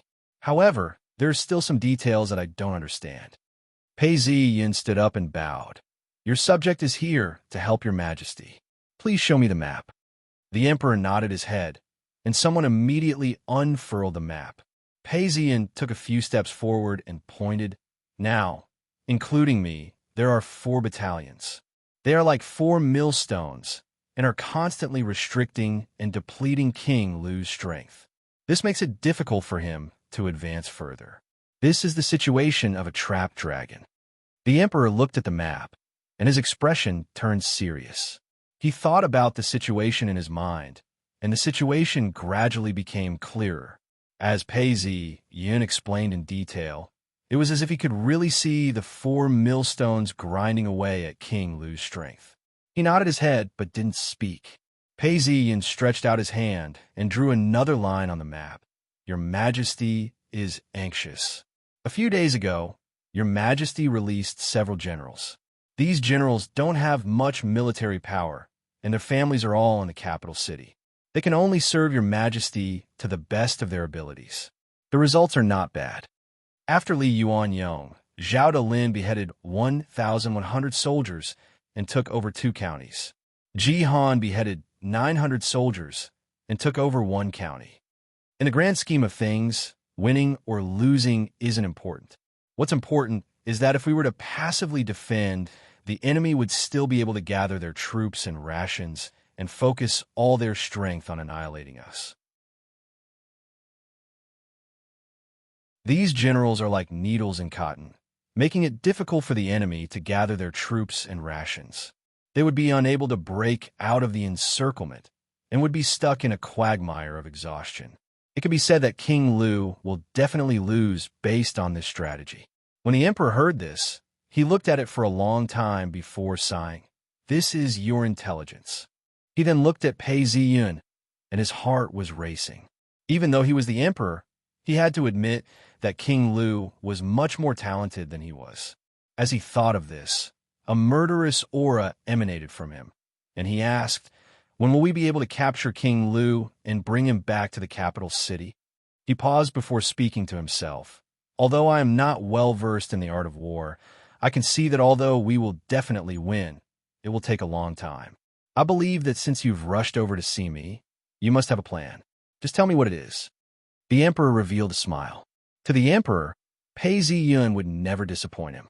As he thought about this, his thoughts started to wander as he thought about his father's plans. Just as he was thinking about this, Pei Ziyun's voice broke the emperor's train of thought as he replied, "Yes, if we continue to wear him down, we will definitely win. However, it will take us 3 or even 4 years, and we will have to expend a lot of rations and troops. However, your Majesty has just ascended to the throne and wants to create peace. Hence, we have to spread our might within the empire and not delay any longer. Hence, I wish to find an opportunity to annihilate King Lu's main forces." "You're right. Actually, I wish to annihilate King Lu's main forces in one fell swoop and capture King Lu and bring him back to the capital. I want to ask him in front of the Imperial Ancestral Temple if he dares to face the first ancestor. However, with the incident with Count Zhongqin, I have no choice but to be cautious. If we were to lose again, the entire imperial court would be shaken.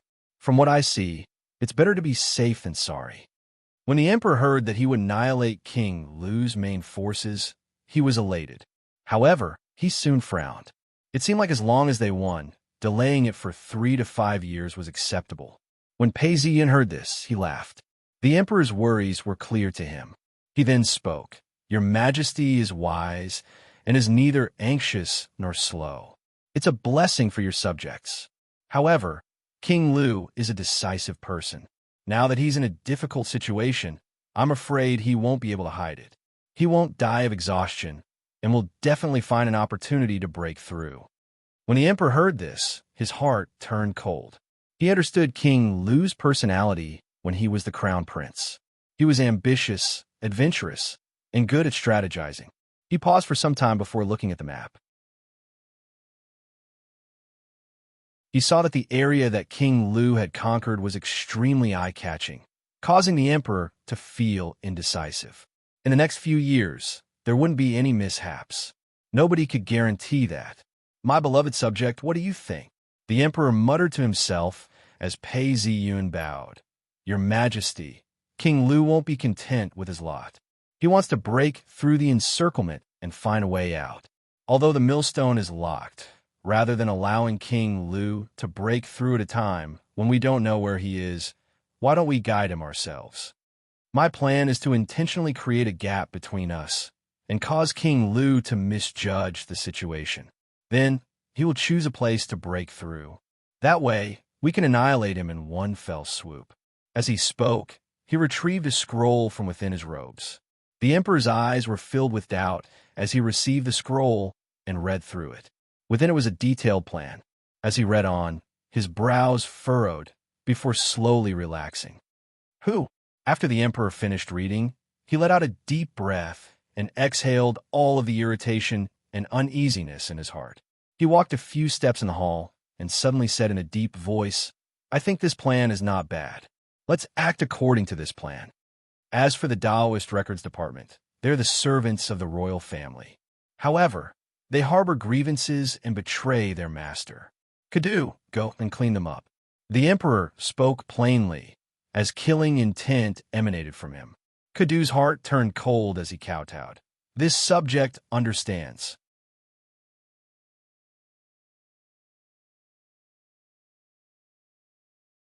Chapter 436. Taoist Records Department. South of the city, about half a mile north of the street, there used to be a temple. However, it had not been maintained for a long time. Later on, it was renovated by the Taoist Records Department and became a Taoist temple. Taoist, Yisu could be said to be very talented. When he was young, he had been studying and studying. At the age of 23, he had become the Taoist temple's abbot. At this point, Yisu frowned. Seeing that there were still people burning incense, he said, "Today, I shall hold a prayer ceremony. Come back tomorrow." The crowd of believers dispersed. Yisu then instructed the Taoists, "Go back to work. Those who have nothing to do can return to their rooms and meditate." At this point, all the Taoists had dispersed, and the hall seemed empty. The sun shone down on the hall, bringing with it some warmth. However, Yisu couldn't feel it all. He paced back and forth, feeling uneasy. He stretched out his hands and rubbed his face. His expression was dark and gloomy. From time to time, he would raise his head. "Why do I feel so uneasy? Could it be because of that matter? It's not my fault." Yisu gritted his teeth as he spoke in a cold voice. His eyes were bloodshot. Initially, he was hesitant, but his voice became firm. The ruler treats his subjects like his own brothers and sisters. The ruler treats his subjects like dirt, and the subjects treat their subjects like enemies. Since the dynasty doesn't care about us Taoists and treats us like pigs and dogs, why should I work for them? Yisu mumbled to himself. All of a sudden, the door was kicked open. He looked up and saw the armored soldiers rushing in. Although he had a feeling that something bad was about to happen, he was still terrified. "Yisu, you've been exposed." The leader of the soldiers laughed coldly. Yisu's body trembled as he turned around to escape. Another Taoist official shouted, "You still want to run? Stop." Yisu's body trembled, and he was unable to move. The leader looked at him and ordered, "Bring him away." Immediately, two armored soldiers rushed forward and dragged Yisu away. The Taoist official shook his head and said, "Yisu, why are you doing this? Our magical powers are given to us by the imperial Qi. Do you think you can get away with this? With a single order, you've been stripped of your powers." Although he said this, the Taoist official couldn't help but feel sad. He sighed. This time, he wasn't the only person to be captured. King Lu's palace. King Lu held onto the booklet in his hands as he frowned. These few days, he had been feeling uneasy and uneasy. Furthermore, the information he received from the booklets was rather negative. The imperial court's army refused to engage in open warfare and instead chose to launch sneak attacks. King Lu's army was slowly being depleted, but there was no sign of improvement. Thinking about this, King Lu's face turned gloomy. "AI, once Xie Chengdong leaves, it's going to be difficult for me to move forward." Thinking about this, King Lu's eyes narrowed. The image of Li Cheng, blind Taoist, flashed across King Lu's mind, and he started to get suspicious. He then looked at the booklet. "Why do I want to kill this man? Why did he escape? What happened? Your Majesty, good news, good news." Just as he was thinking about this, eunuch Liao sprinted into the hall, his face filled with joy. When King Lu heard this, he swept his eyes across the hall and waved his hands, signaling for the eunuchs and palace maids to retreat. Eunuch Liao walked in and knelt down before King Lu. King Lu then picked up a cup of tea and smelled its fragrance. He then took a sip and pondered for some time before speaking. "What's the big fuss about? Where's the propriety of this?" Eunuch Liao bowed. "Yes, this servant has been rude. However, we've received news from the Taoist Records Bureau that the Crown Prince is suspicious of Pei Ziyun. He secretly summoned Pei Ziyun back to the capital city." As he spoke, Eunuch Liao revealed a cold smile. King Lu was initially feeling a headache coming on, but when he heard the report, he stood up excitedly. What? The crown prince is suspicious of Pei Ziyun and has summoned Pei Ziyun back to the capital city? Yes, your majesty. This is great news. I didn't expect the imperial court to be so short-sighted. It's been said that the previous emperor had written a posthumous edict expressing his suspicions of Pei Ziyun. When the crown prince ascended to the throne and usurped the throne, he relied on Pei Ziyun. However, now that he surrounded us, he doesn't think he needs Pei Ziyun anymore. As Eunuch Liao spoke, he revealed a look of joy on his face. King Lu was indeed the chosen one. He was already in a dangerous situation, and yet the imperial court was suddenly thrown into chaos. Seeing that King Lu was still suspicious, Eunuch Liao laughed. There's another factor, and that is Prefecture Prince Chengshun. As he spoke about King Lu's youngest brother, Eunuch Liao lowered his voice and whispered, Prefecture Prince Chengshun is already old and has a valiant personality. Although it's just for show, he's already gained a lot of prestige when he was still the Northern Marquis. If he succeeds this time, I'm afraid there will be rumors going around that Prefecture Prince Chengshun has the same demeanor as Your Majesty. Before he could finish speaking, King Lu waved a hand to stop him from speaking further. He then laughed out loud and exhaled deeply. His eyebrows relaxed as he sat down. I'm afraid that my youngest brother has become the second emperor. The crown prince is so narrow-minded. How can he succeed? King Lu laughed out coldly before regaining his composure.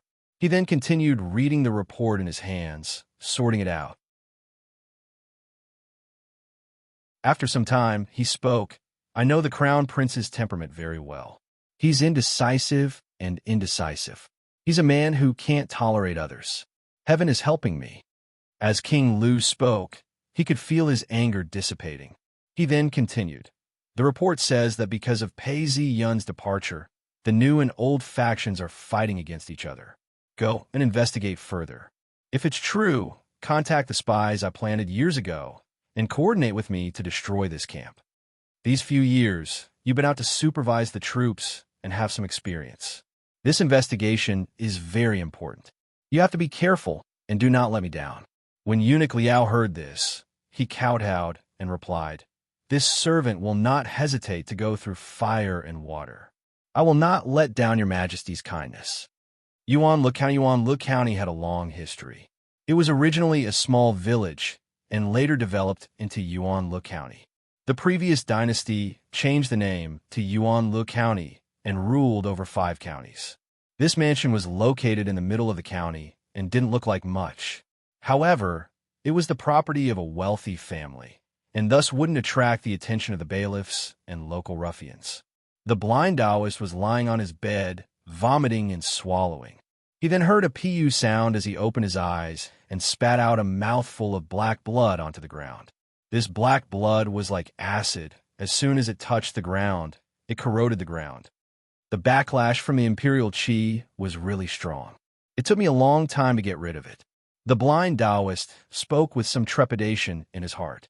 The last time he had suffered from the backlash, his physical body had been damaged by the imperial qi.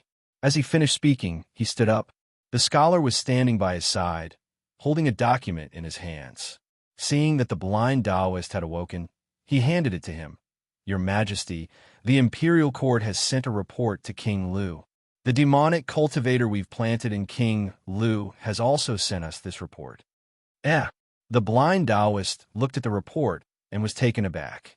He then calmed himself down and muttered, This report says that the emperor is suspicious of Pei Ziyun and has summoned Pei Ziyun to the capital city. Even Prefecture Prince Chengshun is involved? Yes, Your Majesty. Prefecture Prince Chengshun is involved as well. It's been said that after Pei Ziyun left, the camp has been divided, and there are many hidden dangers. King Lu seems to be tempted and wants to take down the entire camp in one fell swoop. The scholar bowed as he spoke. The blind Taoist wrapped his fingers on the table as he pondered. After some time, he spoke. There's something wrong with this report. I feel uneasy just by reading it. The scholar knew the demon emperor's intuition. He then stepped forward and asked softly, Your Majesty, Do you think the report isn't true? It's hard to say. But even if it's not true, it might not be a bad thing for us. Perhaps we can beat him at his own game? The blind Taoist stood up and took 2 steps forward before revealing a cold smile. Ever since we left, King Lu has become suspicious of the demonic cultivators. Although it's impossible for him to know who the demonic cultivators are, the imperial Qi has a spirit of its own. Hence, many of our generals are being ostracized. Since that's the case, it doesn't matter if King Lu succeeds or not. Since that's the case, why don't we make use of him? The blind Taoist spoke as his eyes turned cold. He had wanted to make use of the imperial Qi to achieve his goal. He didn't expect that when Pei Ziyun arrived at paradise, he would have to absorb the imperial Qi and activate the array of 10,000 demonic beasts. However, he didn't achieve his goal and allowed Pei Ziyun to escape. If one were to talk about remorse, the blind Taoist would definitely feel it. However, he didn't show it on his face. He then spoke coldly. Now that King Lu's imperial Qi has backfired, the amount of imperial Qi we can obtain is very little. I've made up my mind. The reincarnation platform shall leave paradise and move. When the scholar heard this, he was shocked. Your Majesty, if the reincarnation platform remains in paradise, we'll still be in the same boat. If we leave, the imperial Qi won't be merciful and will strike like lightning. HM, I know. That's why we have to prepare for a rainy day. The blind Taoist opened his mouth, revealing his long, thin, and sharp teeth. Anyone who saw them would feel a chill down their spine, and their hair would stand on end. King Lu's victory was largely due to the strength of our tribe. Tell me, if we suddenly retract our strength, what will happen to him? Of course, he'll revert back to his original form. The scholar mumbled. Yes, let Pei Ziyun and King Lu fight to the death. At the critical moment, we retract our strength. King Lu will definitely be defeated, and the imperial Qi will crumble. The reincarnation platform will then be able to leave. If we still have time, we can lure Pei Ziyun into the city and gather our strength to strike him like lightning. If that's the case, our demon race will be able to survive for generations to come. That won't do. The reincarnation platform has already been constructed. I still have a few tricks up my sleeves. Even if I break off my tail and hide, I should be able to protect my foundation. It's just that I don't have the face to fight for the throne anymore. The blind Taoist spoke. His voice was filled with determination and sadness. Your Majesty. The scholar heard the words of the blind Taoist and mumbled to himself. Tears rolled down the corners of his eyes. 100 miles away from the main camp, it was early spring, and the snow was still very heavy. The mountain range that stretched for hundreds of miles was covered in snow. Up ahead, a flying mount could be seen galloping over. The horse was covered in mud and snow, and had just steadied itself when a soldier dismounted and saluted Pei Ziyun. He then reported, True Sovereign, we've patrolled the area, and there are no enemies within 100 miles. Snow fell onto the ground as 6,000 cavalrymen hid within a makeshift tent and awaited further orders. Pei Ziyun watched on. This was the last of the cavalrymen that the imperial court had. The Central Plains didn't have many cavalrymen and had lost a lot of them in the previous battles. Furthermore, the cavalrymen were special troops, and it was difficult to replenish them. At this point, Pei Ziyun was calculating the workings of the heavens. Between his eyebrows, a plum blossom appeared, indicating good or bad fortune. Ding!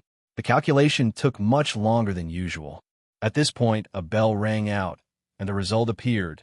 Great fortune, great misfortune. Seeing the result, Pei Ziyun laughed bitterly. The workings of the heavens are messed up, and the earth immortal's senses are blurry as well. Pei Ziyun looked up at the sky, where snow was falling like a goose feather. He could feel that the heavens were messed up, and sighed. King Lu's side indeed has some highly skilled cultivators. Their imperial Qi has covered up the Qi of the army and messed up the destiny of the heavens. Nobody can predict what will happen.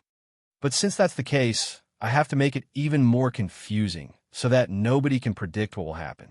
Thinking up to this point, Pei Ziyin pointed out, and a plum blossom appeared. The entire heavens seemed to have turned into a snowflake, and everything turned chaotic.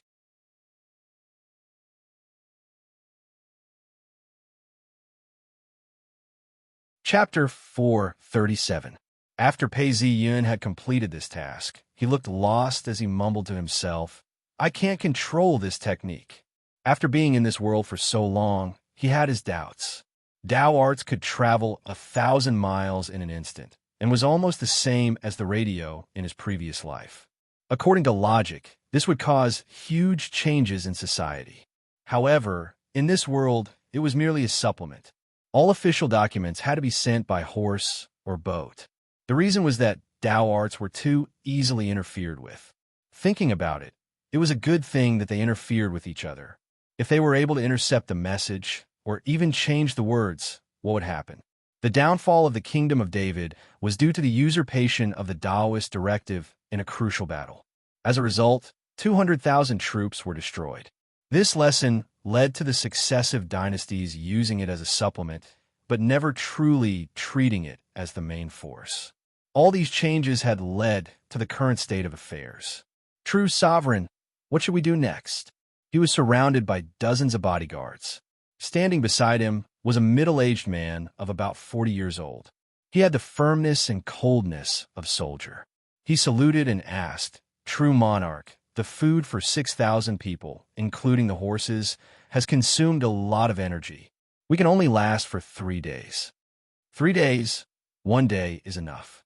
Pei Ziyun replied confidently, Don't worry, this opportunity will disappear very quickly. King Lu's traitor will definitely make his move quickly, so that we don't miss this opportunity. The middle-aged man thought for some time before he bowed and smiled. This is true sovereign's plan. King Lu has fallen for it. True sovereign schemes are unfathomable. This is something everyone knows. With these words, I can rest assured. Even before he finished speaking, he heard a jia. The sound of horses galloping could be heard from afar. They were about 5 miles away. The moment the horses came to a halt, a squad leader got down from his saddle and reported, We've detected King Lu's army. Furthermore, we've received intelligence reports that someone's making a move. HM. When a middle-aged man heard the report, his eyebrows furrowed. Killing intent emanated from him. Who would have thought that there would be people plotting a rebellion at this critical juncture? Hearing the middle-aged man's words, Pei Ziyun waved his hands. General Sha sure. These people don't know what's good for them. Let's just watch their performance. Without these people, how can we lure the snake out of its hole and lure King Lu out? Now a good show is about to begin. We can't afford to be careless. Tell your men to feed yourselves and the horses and prepare for battle. Hearing Pei Ziyun's words, Sha Shi froze for a moment before he straightened his back and said, I understand. As he spoke, he turned around and passed down the order. Although they couldn't start a fire on a large scale, they could still use a small stove. After heating up the meat patties, the soldiers said that they would wolf them down with hot water. Main camp the night was quiet and the snow continued to fall. Outside the tent, one could faintly hear the sound of snowflakes hitting the ground. Inside the tent, Yuan Long was drinking wine. His eyes were bloodshot, and a stove was burning brightly. On the table was a white-cut chicken. The chicken was greasy and fragrant. Yuan Long drank a mouthful of wine and let out a long sigh, as if he wanted to spit out all the grievances in his heart. Quang, quang. From time to time, the sounds of armored soldiers patrolling could be heard from outside the tent. Colonel Li, the general has been waiting for you inside for a long time. A soldier's voice could be heard from outside. Soon after, the curtains of the tent were pulled open, and a gust of cold wind blew in. Yuan Long, who was drinking wine, couldn't help but shiver. He pulled his robes tighter around himself. This subordinate pays his respects to the general, the colonel said as he looked to his left and right. Seeing that no one was around, he then whispered, Uncle, I've already arranged for some men to guard the gates. However, Chen Yang's men are keeping a tight watch over the gates. I can't make a move. Yuan Long picked up the wine jug and filled his cup to the brim. He then drank it in one gulp and handed a cup to the colonel. He then asked, "Chun Yong is Pei Ziyun's main chess piece in the army. How's the arrangement going? Can we get rid of him?" The colonel tore off a chicken leg and took a huge bite. His face was gloomy. "Chun Yong is very alert, and his soldiers are always by his side. Now that he's patrolling the cavalry, I can't find a chance to get rid of him." The colonel wiped his mouth as he spoke. He then drank another cup of wine. It was too cold outside. After drinking some wine, his blood started to boil. There was a stove within the tent, and it was warm and comfortable. When Yuan Long heard this, his eyes gleamed, as a sinister look flashed across his eyes. There was a blade on the table, and the scabbard was engraved with tiger stripes. It felt cold and rough to the touch. Ooh! After exhaling deeply, Yuan Long seemed to have made up his mind. He then slammed the blade on the table and said, "Then open the gates. As long as King Lu, no, the Emperor's army charges in, we shall be victorious." The colonel was just about to pour himself some wine when he heard his uncle say this. He was taken aback and placed the wine jug down. He then leaned closer to his uncle and whispered, "Uncle, are we really going to do this?" The huge tent was lit up by a fire, which lit up the entire tent. The flames flickered and flickered, giving off an eerie vibe. When Yuan Long heard this, he fell silent. He could feel a sense of oppression creeping up on him. His eyes flickered as he hesitated. "Uncle, I still feel uneasy, as though something bad is about to happen." The colonel poured himself a cup of wine and pressed down on the hilt of his blade. He then smacked his lips and unconsciously touched his chest. He then exhaled a long breath as his heartbeat quickened. "AI." Hearing the colonel's words, Yuan Long's face turned red, as though he was ashamed. He then lowered his head and revealed a pained expression. "We lost last year. If only I'd listened to you earlier and retreated. I didn't think that because I hesitated, I would have been surrounded. I had to write a letter of allegiance before I was able to escape. AI, I'm the one who dragged you down. But now, we have no choice but to respond. If not, once King Lu announces the letter of allegiance, our entire family would be finished. This crime will cost at least 3 clans. Both you and I won't be able to escape." Yuan Long's face was filled with regret as his face turned red. "Uncle, you and I are relatives. Why are you still saying such things?" "AI, it's true that we don't have any other choice. We can only hope that this time we will be successful. Even if we don't get promoted, we will at least have a way out." The colonel spoke as he looked at the sad expression on his uncle's face. He then spoke his heart out. Unknowingly, he thought back to the day when Pei Ziyun caught the spy and killed him.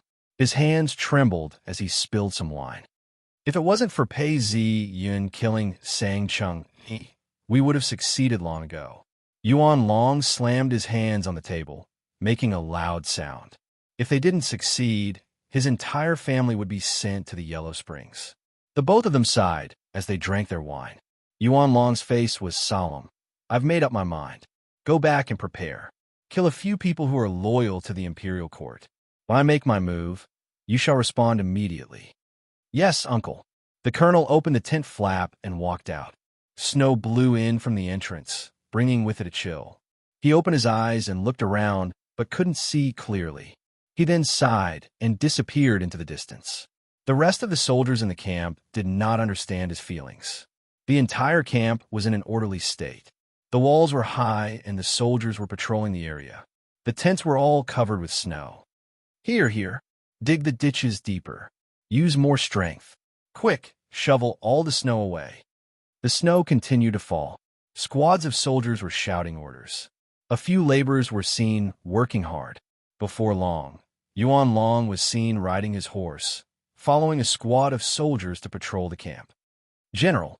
Along the way, there were many soldiers who bowed to him. Yuan Long nodded his head. His expression was normal. However, if one looked closely, one could see that his eyes were filled with nervousness. From time to time, he would glance at his surroundings, and his palms would break out in cold sweat. "General Yuan, General Chun has decreed that without his command and orders, nobody is allowed to leave the camp. Yuan Long was a general. Patrolling the camp was a matter within his authority. Nobody would interfere or stop him. However, when he arrived at the main gate, he was stopped. "Bastard, you dare stop me?" Yuan Long looked at the officer in front of him and was enraged. "Why aren't you opening the gate?" Yuan Long glared at the soldier in front of him, his killing intent surging. The lieutenant didn't seem afraid at all. He waved his hand, and the soldier raised his spear and pointed it at Yuan Long, blocking the door. "General Yuan, I have orders, and I cannot disobey them. Please forgive me." Good, good. Yuan Long laughed. At this point, he pulled his horse around and ordered, "Let's go back." The soldier then sheathed his spear. Yuan Long raised his hand and made a gesture. The soldier in front of him saw this and didn't know how to react. Just as he was in a daze, Yuan Long's personal guards responded and drew their swords. With a flash of light, a pew-pew sound could be heard as the swords pierced into the soldier's body. Although the captain was a little alert, he was still a step too slow. He was the main target, and with a kill sound, 3 blades pierced through his leather armor and pierced deep into his body. The captain's body fell to the ground and was already dead, but his eyes were wide open. He died with a remaining grievance. Yuan Long shouted, "Kill! Open the gate and welcome the emperor." "Kill!"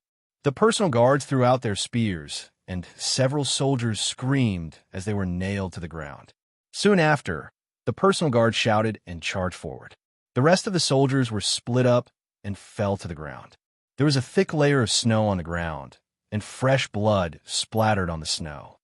"Hold on, we cannot allow these rebels to open the gate."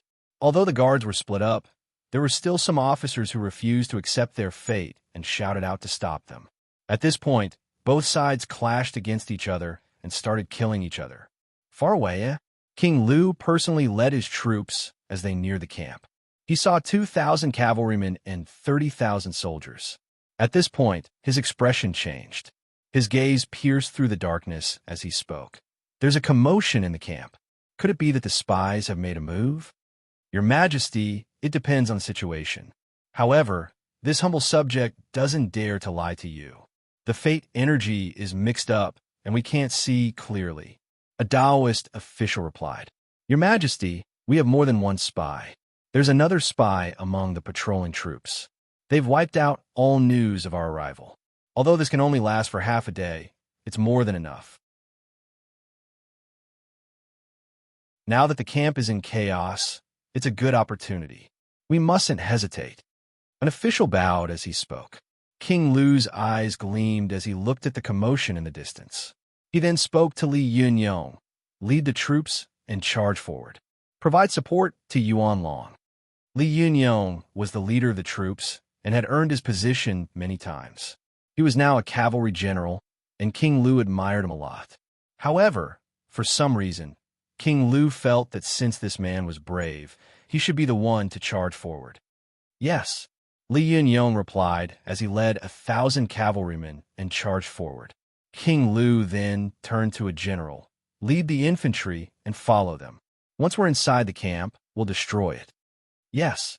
The general received the order as several rows of infantry started moving. Each row had 5,000 soldiers as they advanced towards the camp.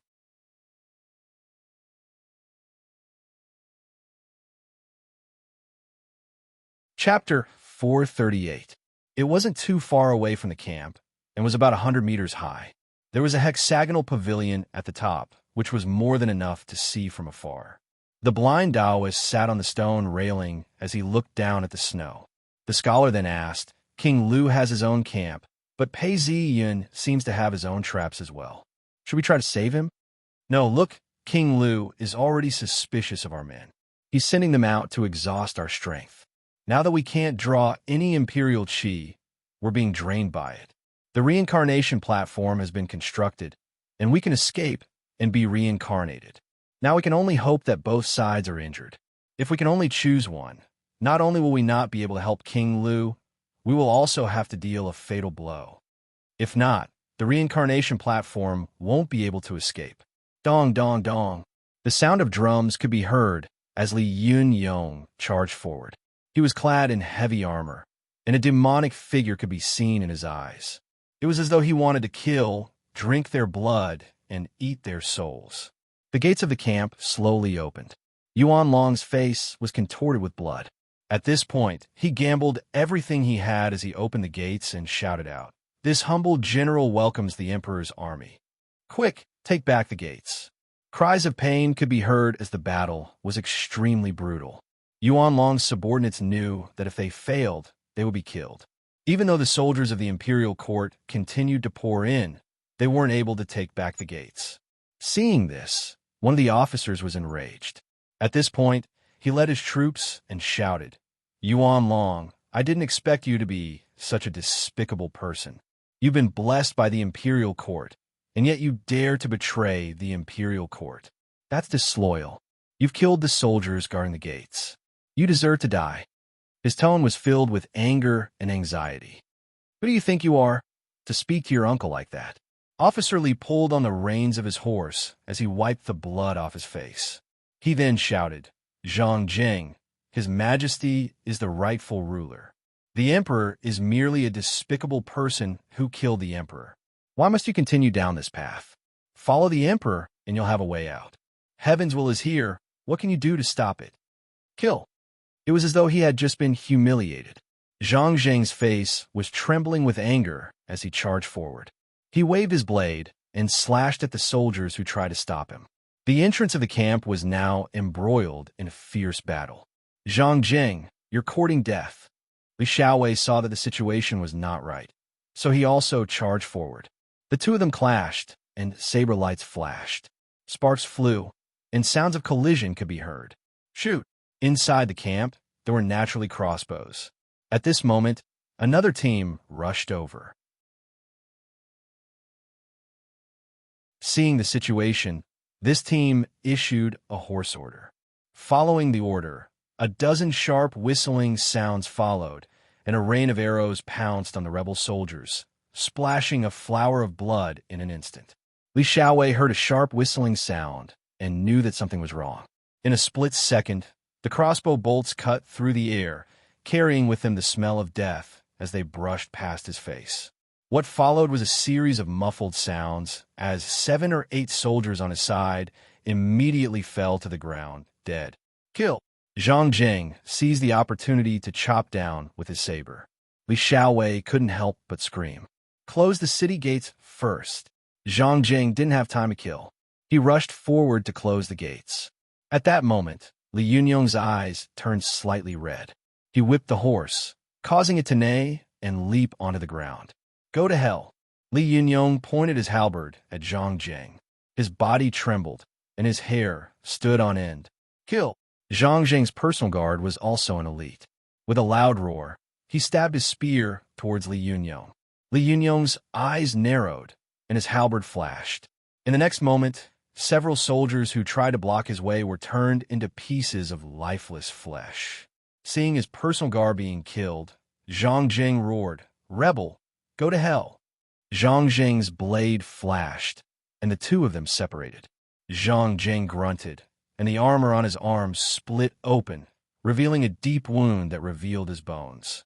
Blood gushed out like a fountain. "Huh!" Yuan Long took advantage of the opportunity to attack. Several soldiers pushed the gates open. At this point, Li Yunyong was surprised. "To be able to take one of my moves, you are a brave warrior. But now die."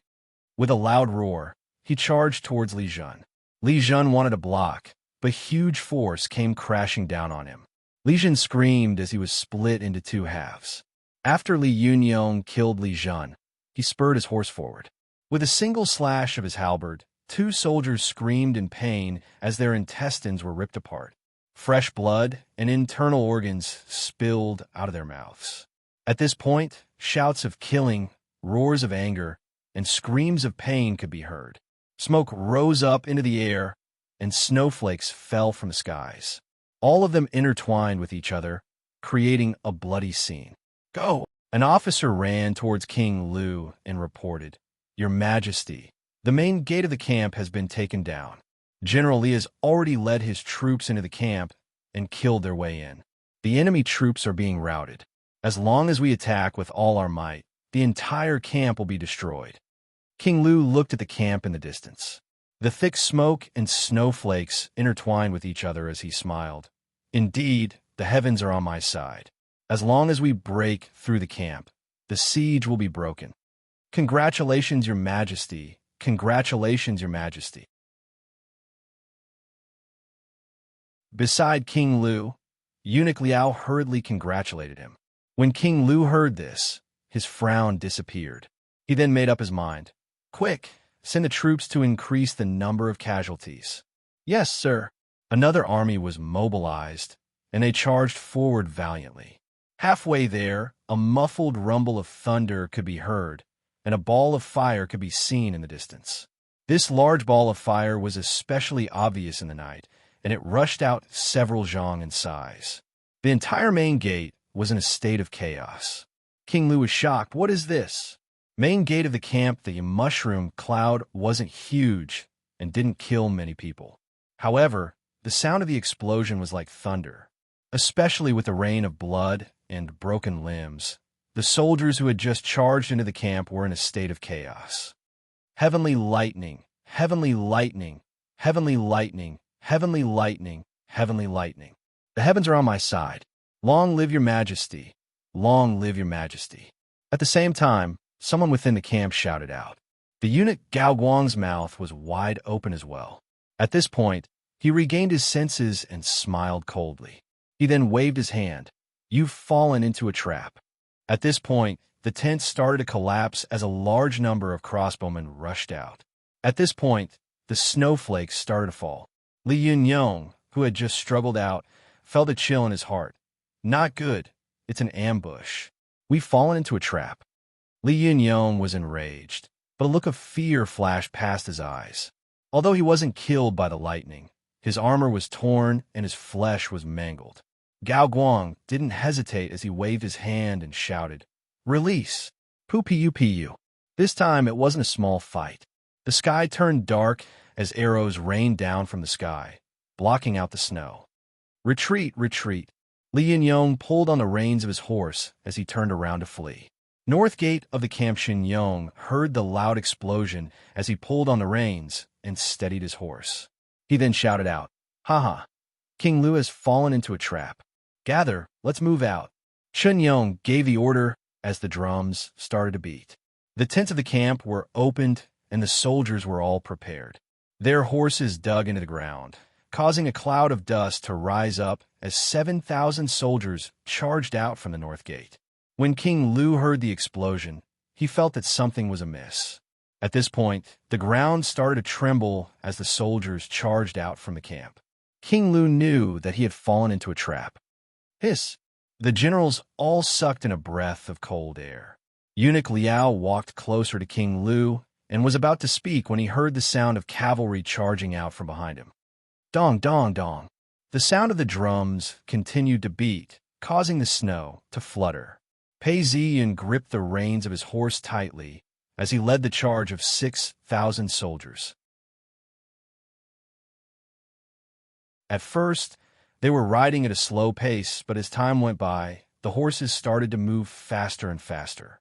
The hooves of the horses caused the snow to fly everywhere as the ground trembled under their hooves. In the blink of an eye, they were nearing. Shoot! King Lu's troops let out a shout as arrows rained down from the sky. All he could hear was the sound of pu as the hundreds of soldiers in front of him fell to the ground. Pei Ziyan could clearly see that the person in front of him had his brains splattered all over the place. Although there were people falling to the ground, there were even more who were covered in blood as they charged towards King Lu's troops. King Lu was shocked, but he didn't panic. He raised his army flag and shouted, Our army is invincible. Invincible. Invincible. Long live King Lu. Long live King Lu. The soldiers who were initially in a panic started to calm down as they heard the shout of the general. In the next moment, the cavalry had already charged in. As soon as they met face to face, their weapons started to slice and slash. No matter which side they were on, they were all turned into a pile of minced meat. Pei Ziyan's face was extremely cold. Even after all this, he's still able to defend? No wonder he was the one who conquered the world in my previous life. Pei Ziyun was good at strategizing, but he wasn't afraid of a bloody battle. At this point, he took a deep breath. Wind cloud body. Pei Ziyun's heart was thumping furiously as he raised his halberd. To him, this was a weapon of mass destruction. At this point, a cold light flashed as he waved his halberd. Two soldiers who were charging towards him were sliced in half. Following that, without any hesitation, he waved his halberd once more. In that moment, blood splattered everywhere. At this point, a rain of arrows rained down. A dense rain of arrows rained down on Pei Ziyun, regardless of friend or foe. Screams of agony could be heard. Pei Ziyun waved his halberd and deflected all the arrows before he managed to extricate himself. A sharp gust of wind pierced through the air. It was a general wielding a gigantic axe. Even Pei Ziyun felt his entire body tremble.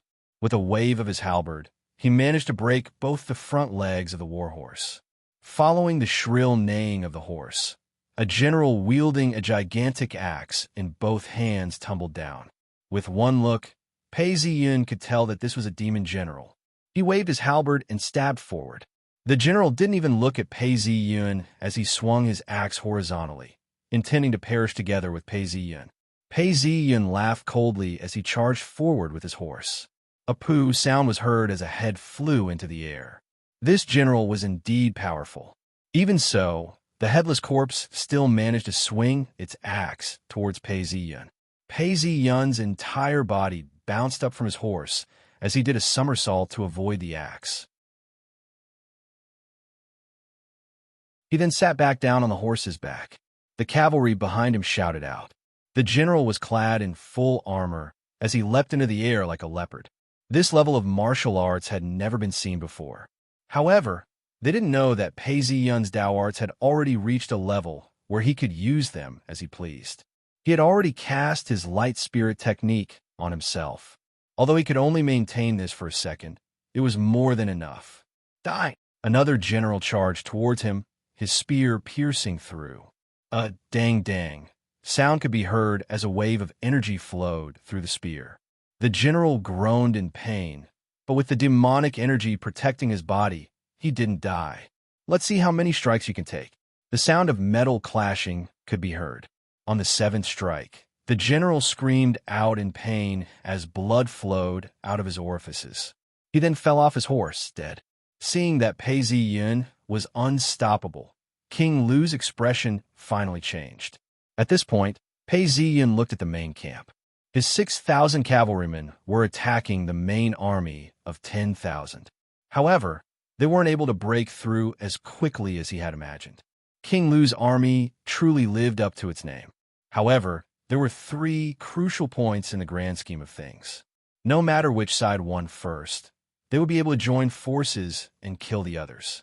Now all that was left was to see how the main camp would evolve.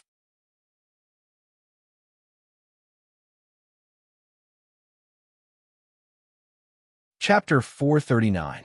Camp. The entire battlefield was covered in a thick layer of red. Li Yunyong shouted out and was about to rush out. Gao Guang saw this and laughed out loud. True sovereign has predicted this. Men, let's see if you can defend against these stones. As he spoke, he waved his hands and several tents were opened up. There were over 100 catapults aimed at the entrance of the camp. Let's show these traitors how powerful we are. An officer cursed. He then heard an order, release. Boom. Nobody expected that these catapults could be used in such a manner. Although these catapults were small in size, each of them weighed at least a few kilograms. When they came crashing down, they were even more powerful than crossbows. Although Li Yunyong was confident in his own martial arts, against these catapults, he knew that he would definitely die. He turned around and fled. Boom! Huge stones fell from the sky. A rider was running away when he was hit by one of the stones. Before he could even make a sound, both he and his horse were flattened into meat paste. Ah! He screamed out in pain as hundreds of stones fell from the sky. Even if it was just a small piece, as long as it grazed him, he would lose half of his body. Li Yunyong exerted all his martial arts and dodged continuously. After dodging a few stones, he heard another order, and the stones that covered the sky came crashing down towards him. Li Yunyong could no longer dodge, and with a shout, he chopped down with his saber. Immediately, the saber and his arm were smashed into pieces. The remaining force continued to fall, and Li Yunyong was sent flying backwards. Along with the bloody light, a demonic spirit appeared and was about to head towards the reincarnation platform. There was a buzzing sound as a yellow aura flashed past. It was Imperial Qi. At the small pavilion on the hillside, the blind Taoist was initially expressionless. At this point, his expression changed as he shouted out, "King Lu, how dare you do this?" The scholar looked at the blind Taoist's expression and asked, "Your Majesty, what's wrong? Did something happen?" The blind Taoist looked much older than before. He was dark and skinny, and had a dark expression on his face. His tone was sinister. What a good Imperial Qi. King Lu's Imperial Qi doesn't have its own consciousness, but it has its own instincts. Us demon soldiers and generals borrow King Lu's Imperial Qi. We are his subjects. I'm afraid that King Lu's soul has been affected by the heavens. He is using his status as a demon general to fight with me for the demonic spirit. He might even be using this to devour the reincarnation platform. What? The scholar was shocked, as if he couldn't believe it. The blind Taoist's face was dark as well. He raised his head and looked up. Snow was falling from the sky, and the sky was dark. A crack appeared in the clouds, and the moonlight shone through. It looked like an eye. As expected of someone who originally ruled over the world. Heaven's will, this world still wants to retaliate at this time. Not only did we fail to steal a chicken, but we also suffered losses. Your Majesty, what should we do? The scholar then realized that he had been infected by King Lu and wanted to use this as a cover to cross the sea. When the world realized what was going on, it realized that it wanted to make use of King Lu's Imperial Qi to devour the demons. At this point, the scholar panicked as he looked towards King Lu's army. The blind Taoist's face flushed red as his eyes gleamed. King Lu, I originally wanted you and Pei Ziyun to be heavily injured. But now that you've been defeated, you can't blame me for this. Who asked you to receive orders from the heavens to deal with me and the demon race? Since that's the case, I shall send you to the heavens. As he spoke, he saw that the first batch of soldiers had been completely annihilated. The foot soldiers were now engaged in a fierce battle with the rest of the army. The two groups of cavalry were attacking King Lu's main army, while the main army resisted. Overall, King Lu's army was at a disadvantage. At this point, even if I have the Imperial Qi, I still have to fight. How much energy do I have left to spare? Ha! The blind Taoist laughed out. He knew that the Imperial Qi had no time to spare. Without hesitation, he closed his eyes. Boom! His primordial spirit leaped out, as it transformed into a giant with 3 faces. It reached out in the air, as if it was trying to grab something. At this point, a voice rang out. In my name as the acting king of demons, possess your demonic Qi and demonic souls. Get rid of the influence of the Imperial Qi and return to the reincarnation platform. Boom! As soon as this command was given, the sky was filled with the sound of thunder. The scholar's eyes gleamed with a strange light as he looked up. He saw that on the battlefield, the soldiers of the Lu army were fighting with their lives on the line. When they heard this command, the demonic Qi around them started to vibrate, as if a strong suction force was trying to suck the demonic Qi away from them. The demonic souls that were possessed by the generals tried to escape when they heard this command. However, with a single roar, the Imperial Qi around the soldiers and generals started to suppress them, not allowing them to leave. Joining is easy, but leaving is difficult. The scholar understood this logic. This was a common practice in any organization. However, this was still a form of power. Traces of black Qi were still being sucked out of the Imperial Qi. Roar! Another dragon's roar could be heard. In the eyes of the scholar, above the Lu army, a black flood dragon could be seen. The flood dragon's scales were torn, and fresh blood was dripping from its body. This time, it wasn't a big deal. The soldiers below, who were initially ferocious and valiant, suddenly felt a wave of dizziness wash over them. A demon general was leading a group of soldiers. His eyes were bloodshot and filled with killing intent. At this point, he felt a wave of dizziness wash over him. Dang! The two blades clashed, and the demon general's blade flew out of his grasp. He spat out a mouthful of fresh blood. This demon general was originally a low-ranking officer and was in charge of 5 to 10 soldiers. That was why the demonic chi had seeped into his body. It was only because of his innate talent that he was able to stand out from the rest. No! The general screamed as he fell from his horse. He had a look of disbelief on his face. The next moment, the horse's hooves landed on him, and he was turned into a pile of meat. Die! At this point, Pei Ziyin was struck by the blade as well. The armor on his left shoulder had been sliced open, but it wasn't deep. His body leaned back slightly, and the tip of the spear barely missed his forehead by an inch. He felt a sharp pain in his eyes, but his hands weren't satisfied. He twisted his halberd, and the crescent-shaped spear slashed across his opponent's face. The enemy general screamed out in pain. His helmet was broken, and blood flowed from his face. He was even missing an ear. However, the general didn't seem to care and continued to charge forward like a mad tiger. Pei Ziyin didn't dare to be careless. Originally, killing this general wouldn't have been difficult. However, he had already killed 11 generals within the formation. Even an Earth immortal would feel his energy draining away. At this point, he waved his halberd, intending to deflect the enemy's spear. However, something unexpected happened.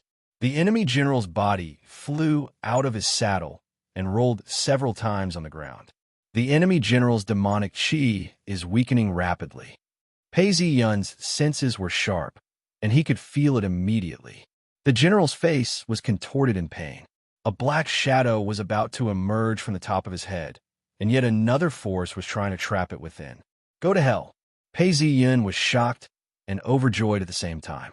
With a twist of his halberd, the head of the general flew off, and the demonic shadow disappeared. Why is the demonic chi disappearing? Pei Ziyun looked ahead and saw the entire battlefield in front of him. This wasn't an exception. King Lu's most elite soldiers seemed to have lost their strength at the same time and were forced to retreat. The demonic chi and demonic souls are being sucked away. What's happening? Although Pei Ziyun was surprised, he saw that his soldiers were losing strength and the demon general was struggling in pain. He knew that this was a rare opportunity. He then shouted out, "The heavens are helping me. Everyone, follow me and charge forward. Let's destroy the enemy." As soon as Pei Ziyun shouted out, everyone responded. The drums behind them started beating faster and faster. When Gao Guang heard this, he revealed a look of surprise. This was the agreement. They were about to win, and the entire army had to move out. "Quick, quick, everyone move out!" Gao Guang shouted out. Regardless of which battlefield it was, everyone could feel that King Lu's army was getting weaker. At that moment, their morale was greatly boosted. Pei Ziyin took the lead and led his army forward. Originally, they were like an iron bucket, but now that they were killing their way through, they were like a piece of paper. It was as though there was no one there. Screams of pain filled the air, and the soldiers were falling apart. In the blink of an eye, they were closing in on King Lu. This was the first time King Lu felt that death was so close to him.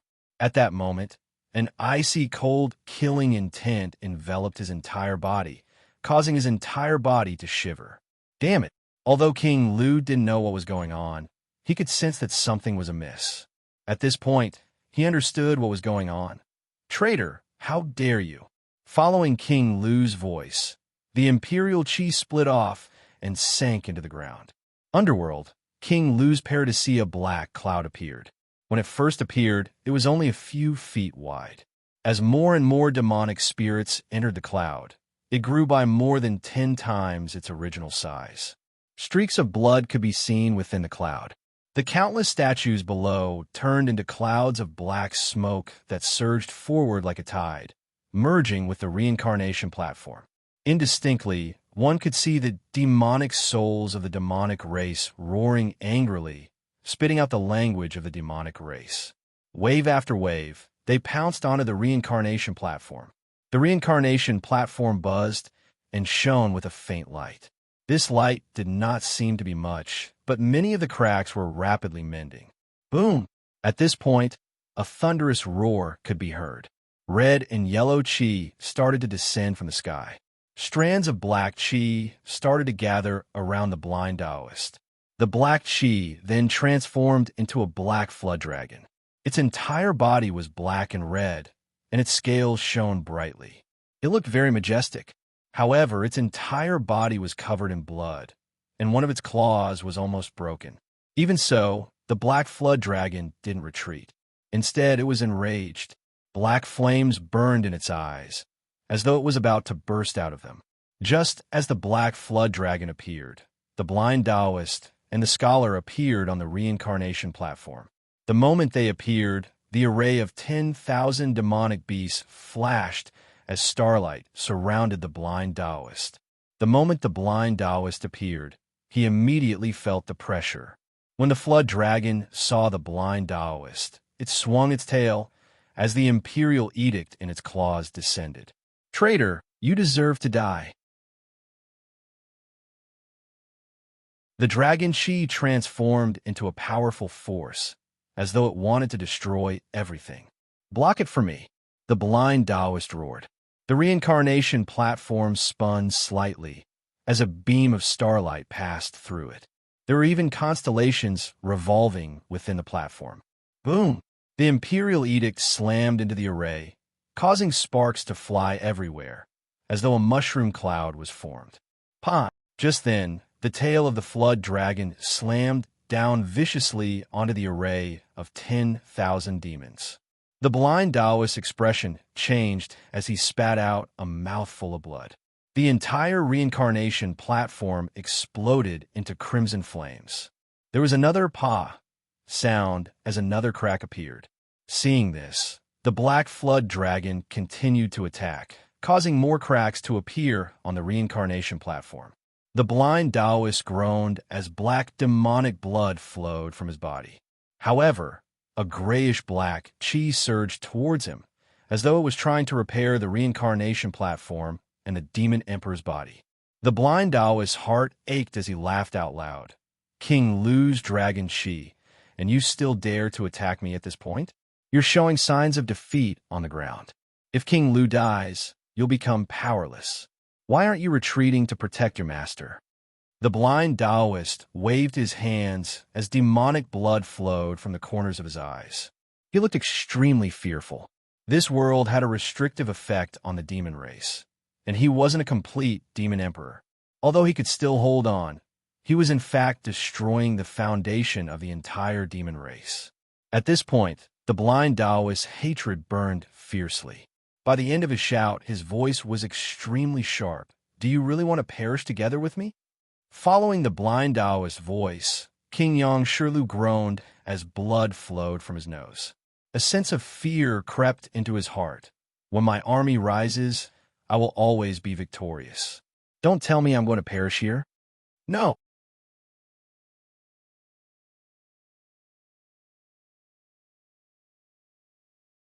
Chapter 440. Snow continued to fall from the skies. Blades flashed, and swords flashed as they fought. Blood splattered all over the soldiers' faces. Looking at them, one could see that their eyes were filled with malevolence as they gasped for air. Hoo-hoo! The soldiers who were fighting had expended a lot of energy. They gasped for air as they gasped for air. Cries of pain and pain could be heard from all around. "Kill!" Pei Ziyin led his troops forward, killing anyone who dared to block his path. King Lu's troops, who had lost their demonic powers, were quickly defeated. King Lu couldn't believe his eyes. He clenched his fists so tightly that his nails dug into his flesh. "Your Majesty, please retreat. This servant will lead the troops to cover you." Eunuch Liao's face was flushed red as he watched his troops retreat. He didn't understand why this was happening. Before this, who could withstand a single blow from King Lu's army? The imperial court had suffered several defeats, and King Lu's invincible prowess was deeply ingrained in everyone's hearts. Many people believed that King Lu had the will of the heavens. Now that the demonic qi had dissipated, that belief had crumbled. I won't leave. How can a mere Pei Ziyin defeat me? Men, bring me a blade. I want to fight personally and turn the tide. King Lu was enraged as he struggled to free himself from eunuch Liao's grip. His eyes were bloodshot as he prepared to fight. Your Majesty, you are our only hope. Victory and defeat are commonplace. Think back to the time when the founding emperor of the Zhao dynasty was defeated time and time again. However, he still managed to conquer the world. You mustn't give up. Eunuch Liao sobbed as he tried to persuade King Lu. At this point, a general with disheveled hair and tattered armor rushed forward. His entire body was stained with blood, and it wasn't clear if it was his or someone else's. At this point, he knelt down on one knee. Your Majesty, even if we lose this time, we can still try again. But if anything happens to Your Majesty, everything will be over. As long as Your Majesty leaves, we can rise again. Your Majesty. Your subject's song, he pleads for Your Majesty to retreat immediately. Quick, quick! This general shouted out as tears streamed down his face. Ah! King Lu shouted out as he clutched at his chest. Tears streamed down his face as he tried to suppress his emotions. He then looked at Song, retreat. Song immediately mobilized his troops to continuously defend and obstruct the imperial court's army. He himself let out a battle cry and went forward to resist. Retreat.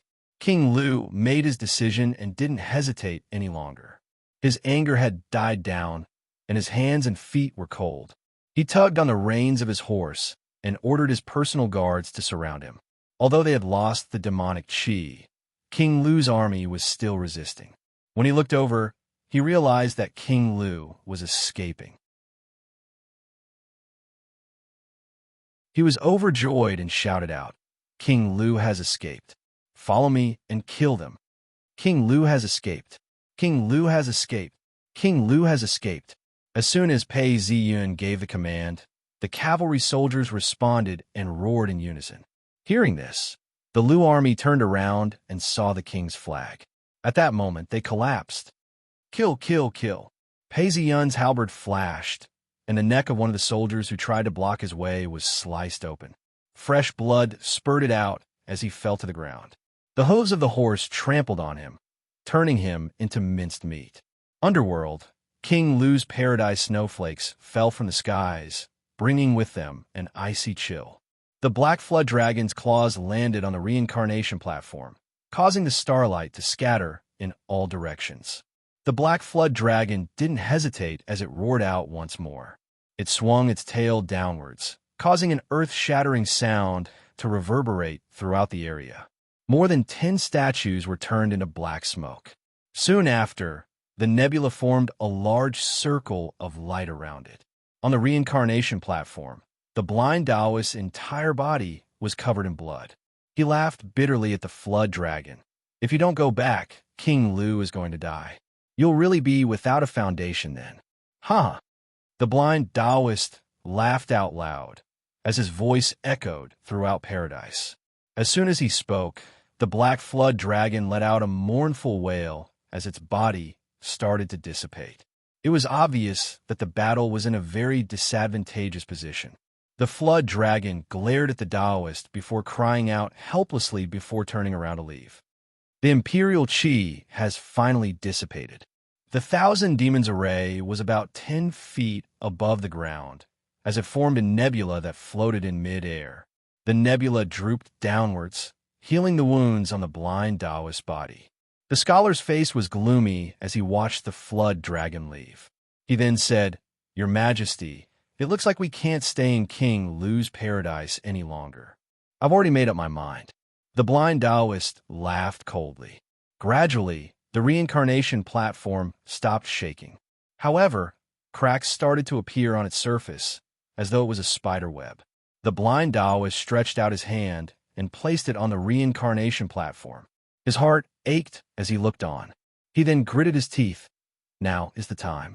Thousand Demons array, rise. The nebula started to revolve as it lost the imperial chi that was suppressing it. Firstly, the demonic souls within paradise transformed into gray smoke as they flew towards the reincarnation platform. Along the way, they gathered together and transformed into a black cloud. Dozens of demonic beasts could be seen within the cloud. These were the demonic generals. The nebula revolved around the reincarnation platform as it emitted 5 different colors of light. Dozens of beams of light combined together and pushed upwards. At this point, the sound of wind and thunder could be heard. The imperial army of martyrs continued to attack paradise, causing the cracks on the reincarnation platform to increase. The time has come. The reincarnation platform and paradise were inextricably linked together. At this point, the reincarnation platform started to tear apart along with the 1,000 demons array. The reincarnation platform started to rise. From afar, the black flood dragon's roar could be heard as the entire paradise started to shake. The blind Taoist's face was contorted as he gritted his teeth. Rise! Boom! The sound of thunder could be heard as the entire paradise started to shake. One by one, the building started to collapse. Pieces of tiles, pillars, and walls started to fall from the sky. They turned into white spiritual energy and dissipated into the air. The reincarnation platform let out a shrill cry as it broke through the seal and flew upwards. In the blink of an eye, only a black shadow could be seen. The reincarnation platform pierced through the black mist and disappeared without a trace. The imperial army of martyrs shouted out as they charged in. Traitors and demons, give me your life. Pooh! King Lu was lying flat on his horse's back when he felt a sharp pain in his chest. The pain was swift and intense as he groaned and spat out a mouthful of blood. It was as if he had lost something important within his body. On the battlefield, the demonic chi was still struggling. At this point, the demonic chi had completely disappeared. The black flood dragon could be heard crying out in pain. Kill! Pei Ziyun's halberd was unstoppable. At this point, a general appeared and blocked his way. It was Song Yi. Song Yi's armor was riddled with wounds. However, his expression was calm as he shouted out, "Don't you dare harm my emperor. I, Song Yi, am here." Song Yi seemed to have a lot of authority. As soon as he shouted out, many of the Lu soldiers started to gather around him. When Pei Ziyun saw this, he sighed, "He is indeed a good general. It's just that under such circumstances, he is no match for me." As he spoke, he urged his horse forward as he spun his halberd around. From time to time, some of the enemy soldiers would fall to the ground. One of the captains managed to defend himself twice before his entire body split apart. Fresh blood and internal organs spilled all over the ground. Ha ha ha! Pei Ziyun laughed out loud as he charged forward. Song Yi was a loyal man. Although he knew that he was doomed, he gritted his teeth and shouted out, "Where are my soldiers? Are you willing to die for the emperor?" "General, we are all here." 20 strong soldiers stepped out. All of them were clad in armor. "Follow me and charge." "Song," he shouted out. This man was already prepared to die and was willing to give up his life. His soldiers shouted out in unison as they charged towards Song Yi. "You're a brave warrior. What a pity." Pei Ziyun praised as he pointed his halberd forward. All of a sudden, he felt a strange sensation. It was as if he had fused with the space around him and had become an inseparable entity. When this feeling appeared, there was no killing intent, nor was there any sound of wind. The halberd began to move, and a red light shone out. In the next moment, the 20 cavalrymen were like rice straws. Without any resistance, they were turned into lifeless chunks of meat that fell to the ground. Song Yi grunted as he fell backwards. His horse's head flew off his body, and fresh blood spurted out. Although he was wearing heavy armor, there was a deep gash on his chest that revealed his bones. Blood gushed out like a fountain. Song Yi's mouth was still bleeding as his eyes gleamed. It was as if he was fighting for his life. He shouted out loudly as he charged forward, his steps staggering. "You want to die?" Pei Ziyun shook his head. as a cold light flashed in his eyes. His head flew into the air as he killed this soldier. He then looked around and saw that King Lu's army had completely collapsed. Many of them were kneeling on the ground, surrendering. Chun Yong led the cavalrymen and slashed at one of the soldiers who resisted. Blood splattered everywhere, and his entire body was dyed red. At this point, he reached Pei Ziyun and spoke, "True sovereign, we've won. Shall we chase after them?"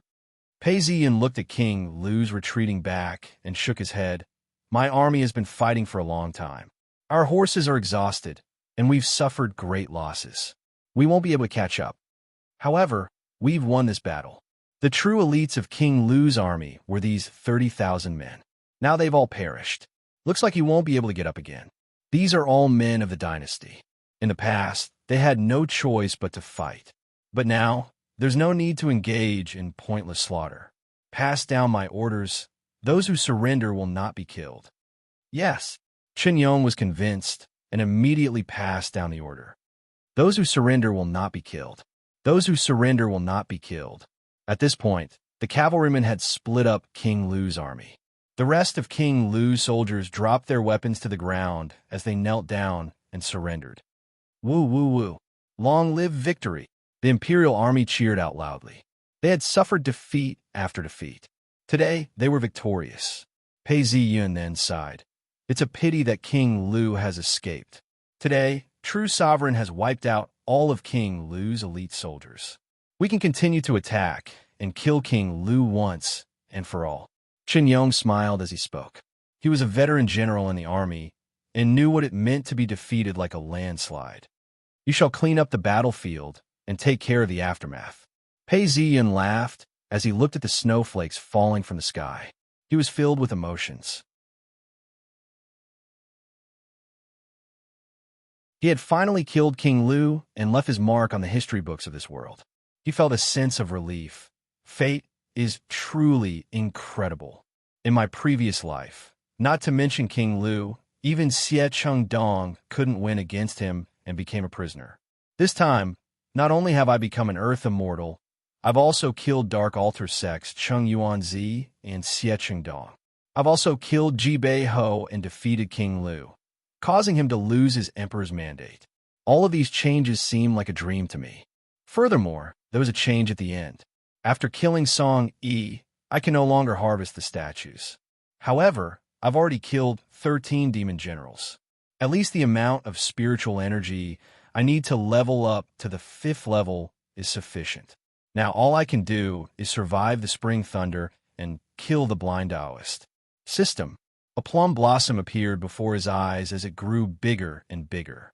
It then transformed into a translucent information interface as it floated in front of him. Earth Immortal, 4th level, 89. 2%. Pei Ziyun looked at the information interface as he continued to absorb spiritual energy from the new statues. All of a sudden, he felt a sense of loneliness.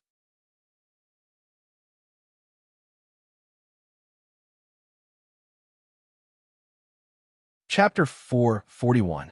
Night had fallen, and the skies were filled with thick clouds. The King Lu army, who had retreated for the entire day, set up camp and lit a bonfire. The snow had started to lessen, but it was still chilly. King Lu sat on a stump in a daze. His heart was bleeding.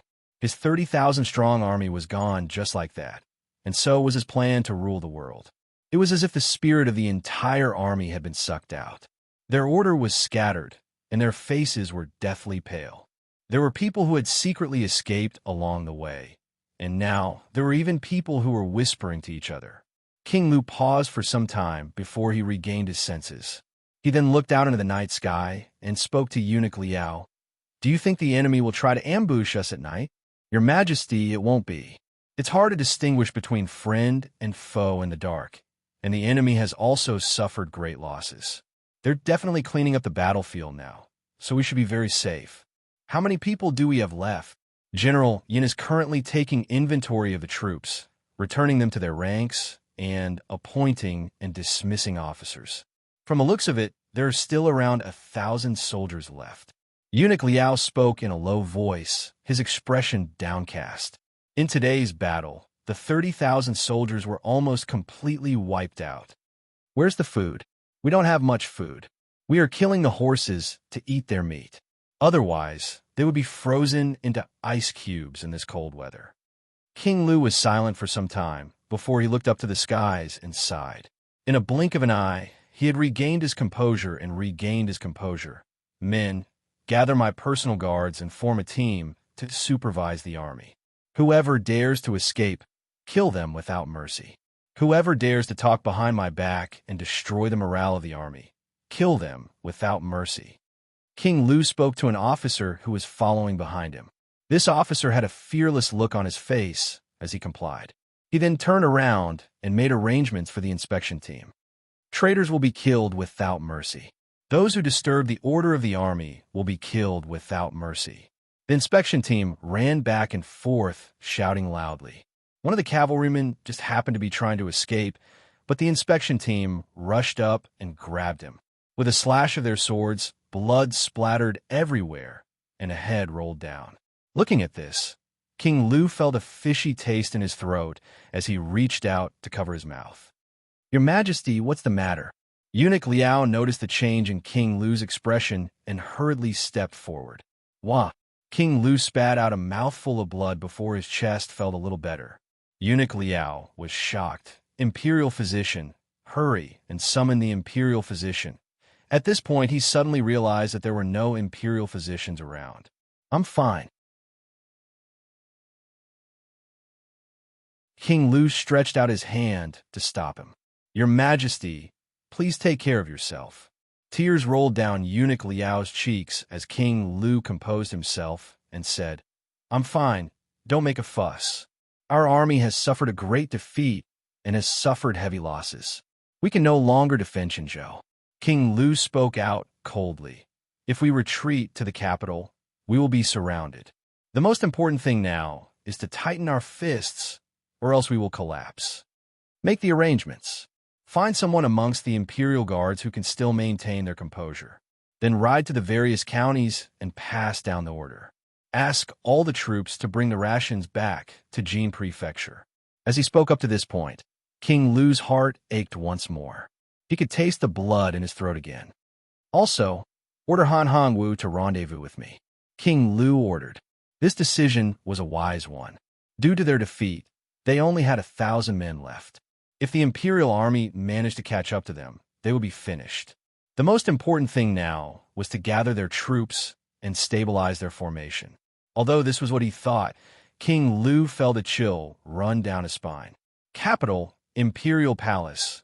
Imperial study several eunuchs and palace maids were waiting at the door. A voice could be heard from the imperial study room. "Your Majesty, the war is more important. All the troops have to be prepared. Should we issue an order to prepare?" When Emperor Chitai heard this, he thought of Pei Ziyun's plan. He paused for some time. "My beloved subject, draft a decree. If the war doesn't go well, we shall mobilize the troops." "Yes, Your Majesty." At this point, the cabinet minister Yu Ji stepped forward. "Your Majesty, this subject has a report. This year, there's been heavy snowfall everywhere. Many places have suffered from disasters. We have to allocate money to provide relief. The troops surrounding King Lu are still being mobilized. The amount of money spent this month has more than doubled compared to the previous 2 months. Now that we have to mobilize the troops, the treasury is finding it hard to sustain." Emperor Chitai raised his head and muttered to himself. He didn't speak as he picked up his teacup and sipped on it. After some time, he spoke. "Let's talk about the disaster relief. I remember that there's still quite a lot of rations in the treasury. Your Majesty, in the past few years, there was indeed some rations in the treasury. However, to pacify Jibei Ho, the military expenses, and the disaster relief, we've used up quite a lot of rations. Although there's still some left, there's not much left. So how do you think we should handle this? We can send a commissioner to provide relief. Everyone should be given half a caddy of rations a day. This way, there won't be any starvation this year. As for money, I have no idea what to do." Emperor Chitai paused for some time before he spoke. "What do you think about the current situation?" From what I can see, the camp has been surrounded, and it's hard for King Lu to break through. However, if we were to slowly whittle down the enemy's forces, it would take at least 3 to 5 years. The military expenses and rations would be a difficult task. Jiang Shuyu, who was in charge of the Ministry of Revenue, spoke out. Last year, the Treasury had already spent 3.5 million taels. Looking at the situation now, we'll need another 5 million taels this year. However, there's only 10 million taels left in the Treasury. With such a small amount of money, we'll only be able to last for another 2 years before we run out of money. Emperor Qi Tai's face fell. Why is it only this little? I remember that the previous emperor had at least 30 million taels in his treasury. When Jiang Shuyu heard this, he swallowed a mouthful of saliva. Your Majesty, the war has been going on for several years now. Previously, there were pirates in the southeast region and Jibei Ho's rebellion. Now, there's the war against King Lu. Furthermore, there's the construction of the tomb, as well as the cost of your ascension to the throne. Your Majesty, your subject is worried. For the sake of the future, can you give us more taxes? When Emperor Qi Tai heard this, he raised his hand to his forehead, feeling extremely frustrated. Before he became an emperor, he felt that his position was far above everyone else, and that he was the only one in the world. He had control over the fate of the people under him, and the lives of all the officials in the court, as well as their wealth and glory. However, when he was in this position, he understood the responsibilities he had. Emperor Qi Tai looked at the snowflakes in the distance and refused to look away. He then said, "No, I've just ascended to the throne, and the era has just been changed. Do I have to raise taxes now? How would the people of the world view me?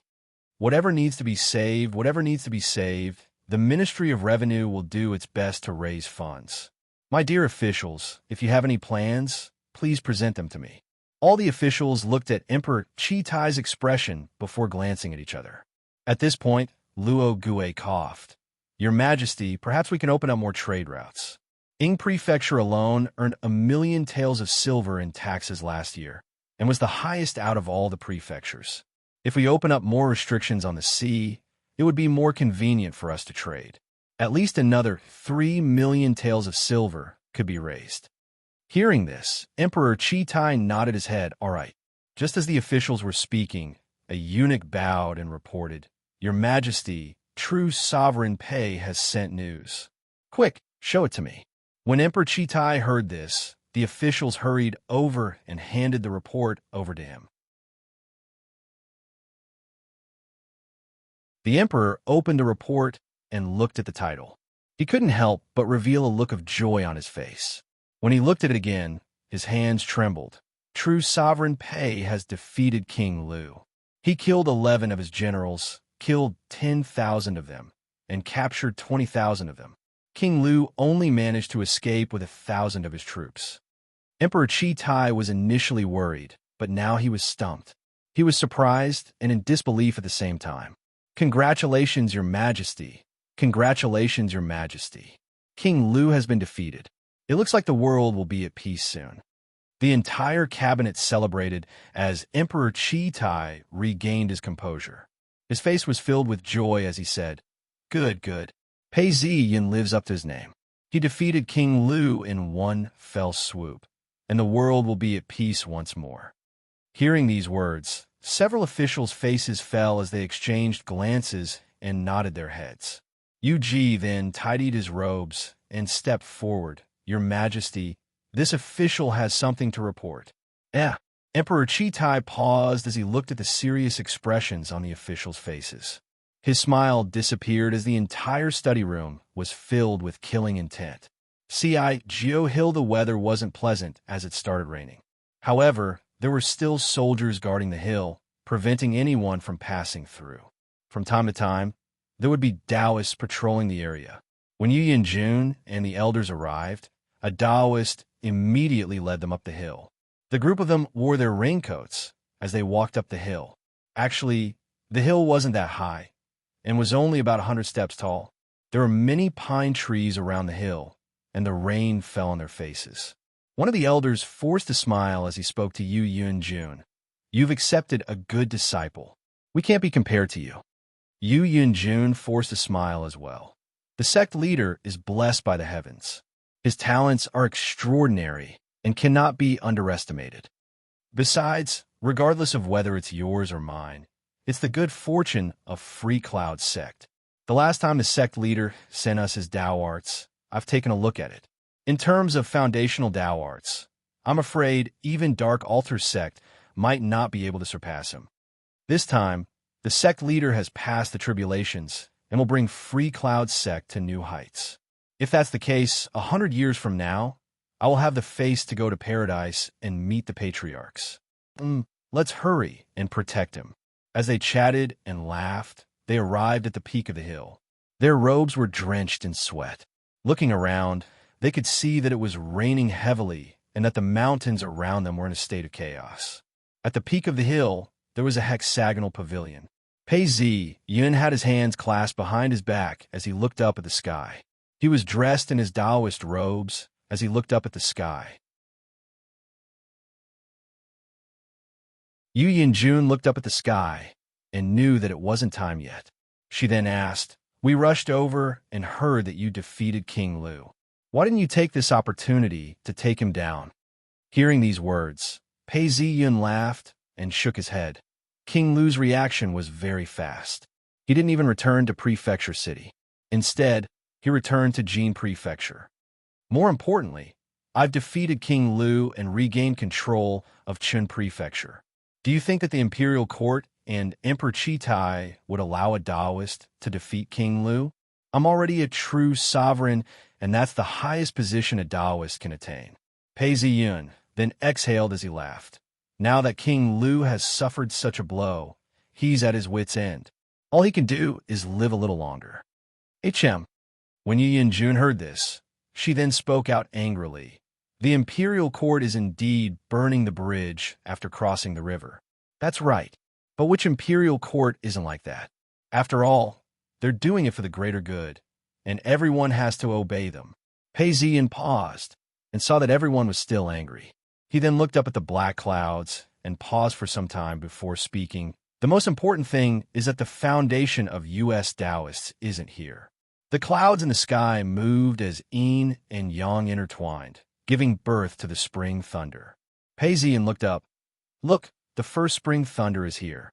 This spring thunder is where the true strength of our generation lies. Right now, I'm too eye-catching. However, I love to admire beautiful sceneries. This is something everyone knows. Hence, I use the excuse of admiring the rain as a way to pass my time. I only brought my personal guards and Taoists with me. If I don't take advantage of this opportunity, I'm afraid that the tribulations of humans will occur in the blink of an eye. That would be troublesome. These words were extremely shocking. Yu Yunjun was about to ask more when she heard a loud boom. The sound of thunder could be heard, as though a carriage had run over a bridge. You're tuning into the Warrior Lore YouTube channel. Don't forget to subscribe and join us on this journey to catch the most captivating stories.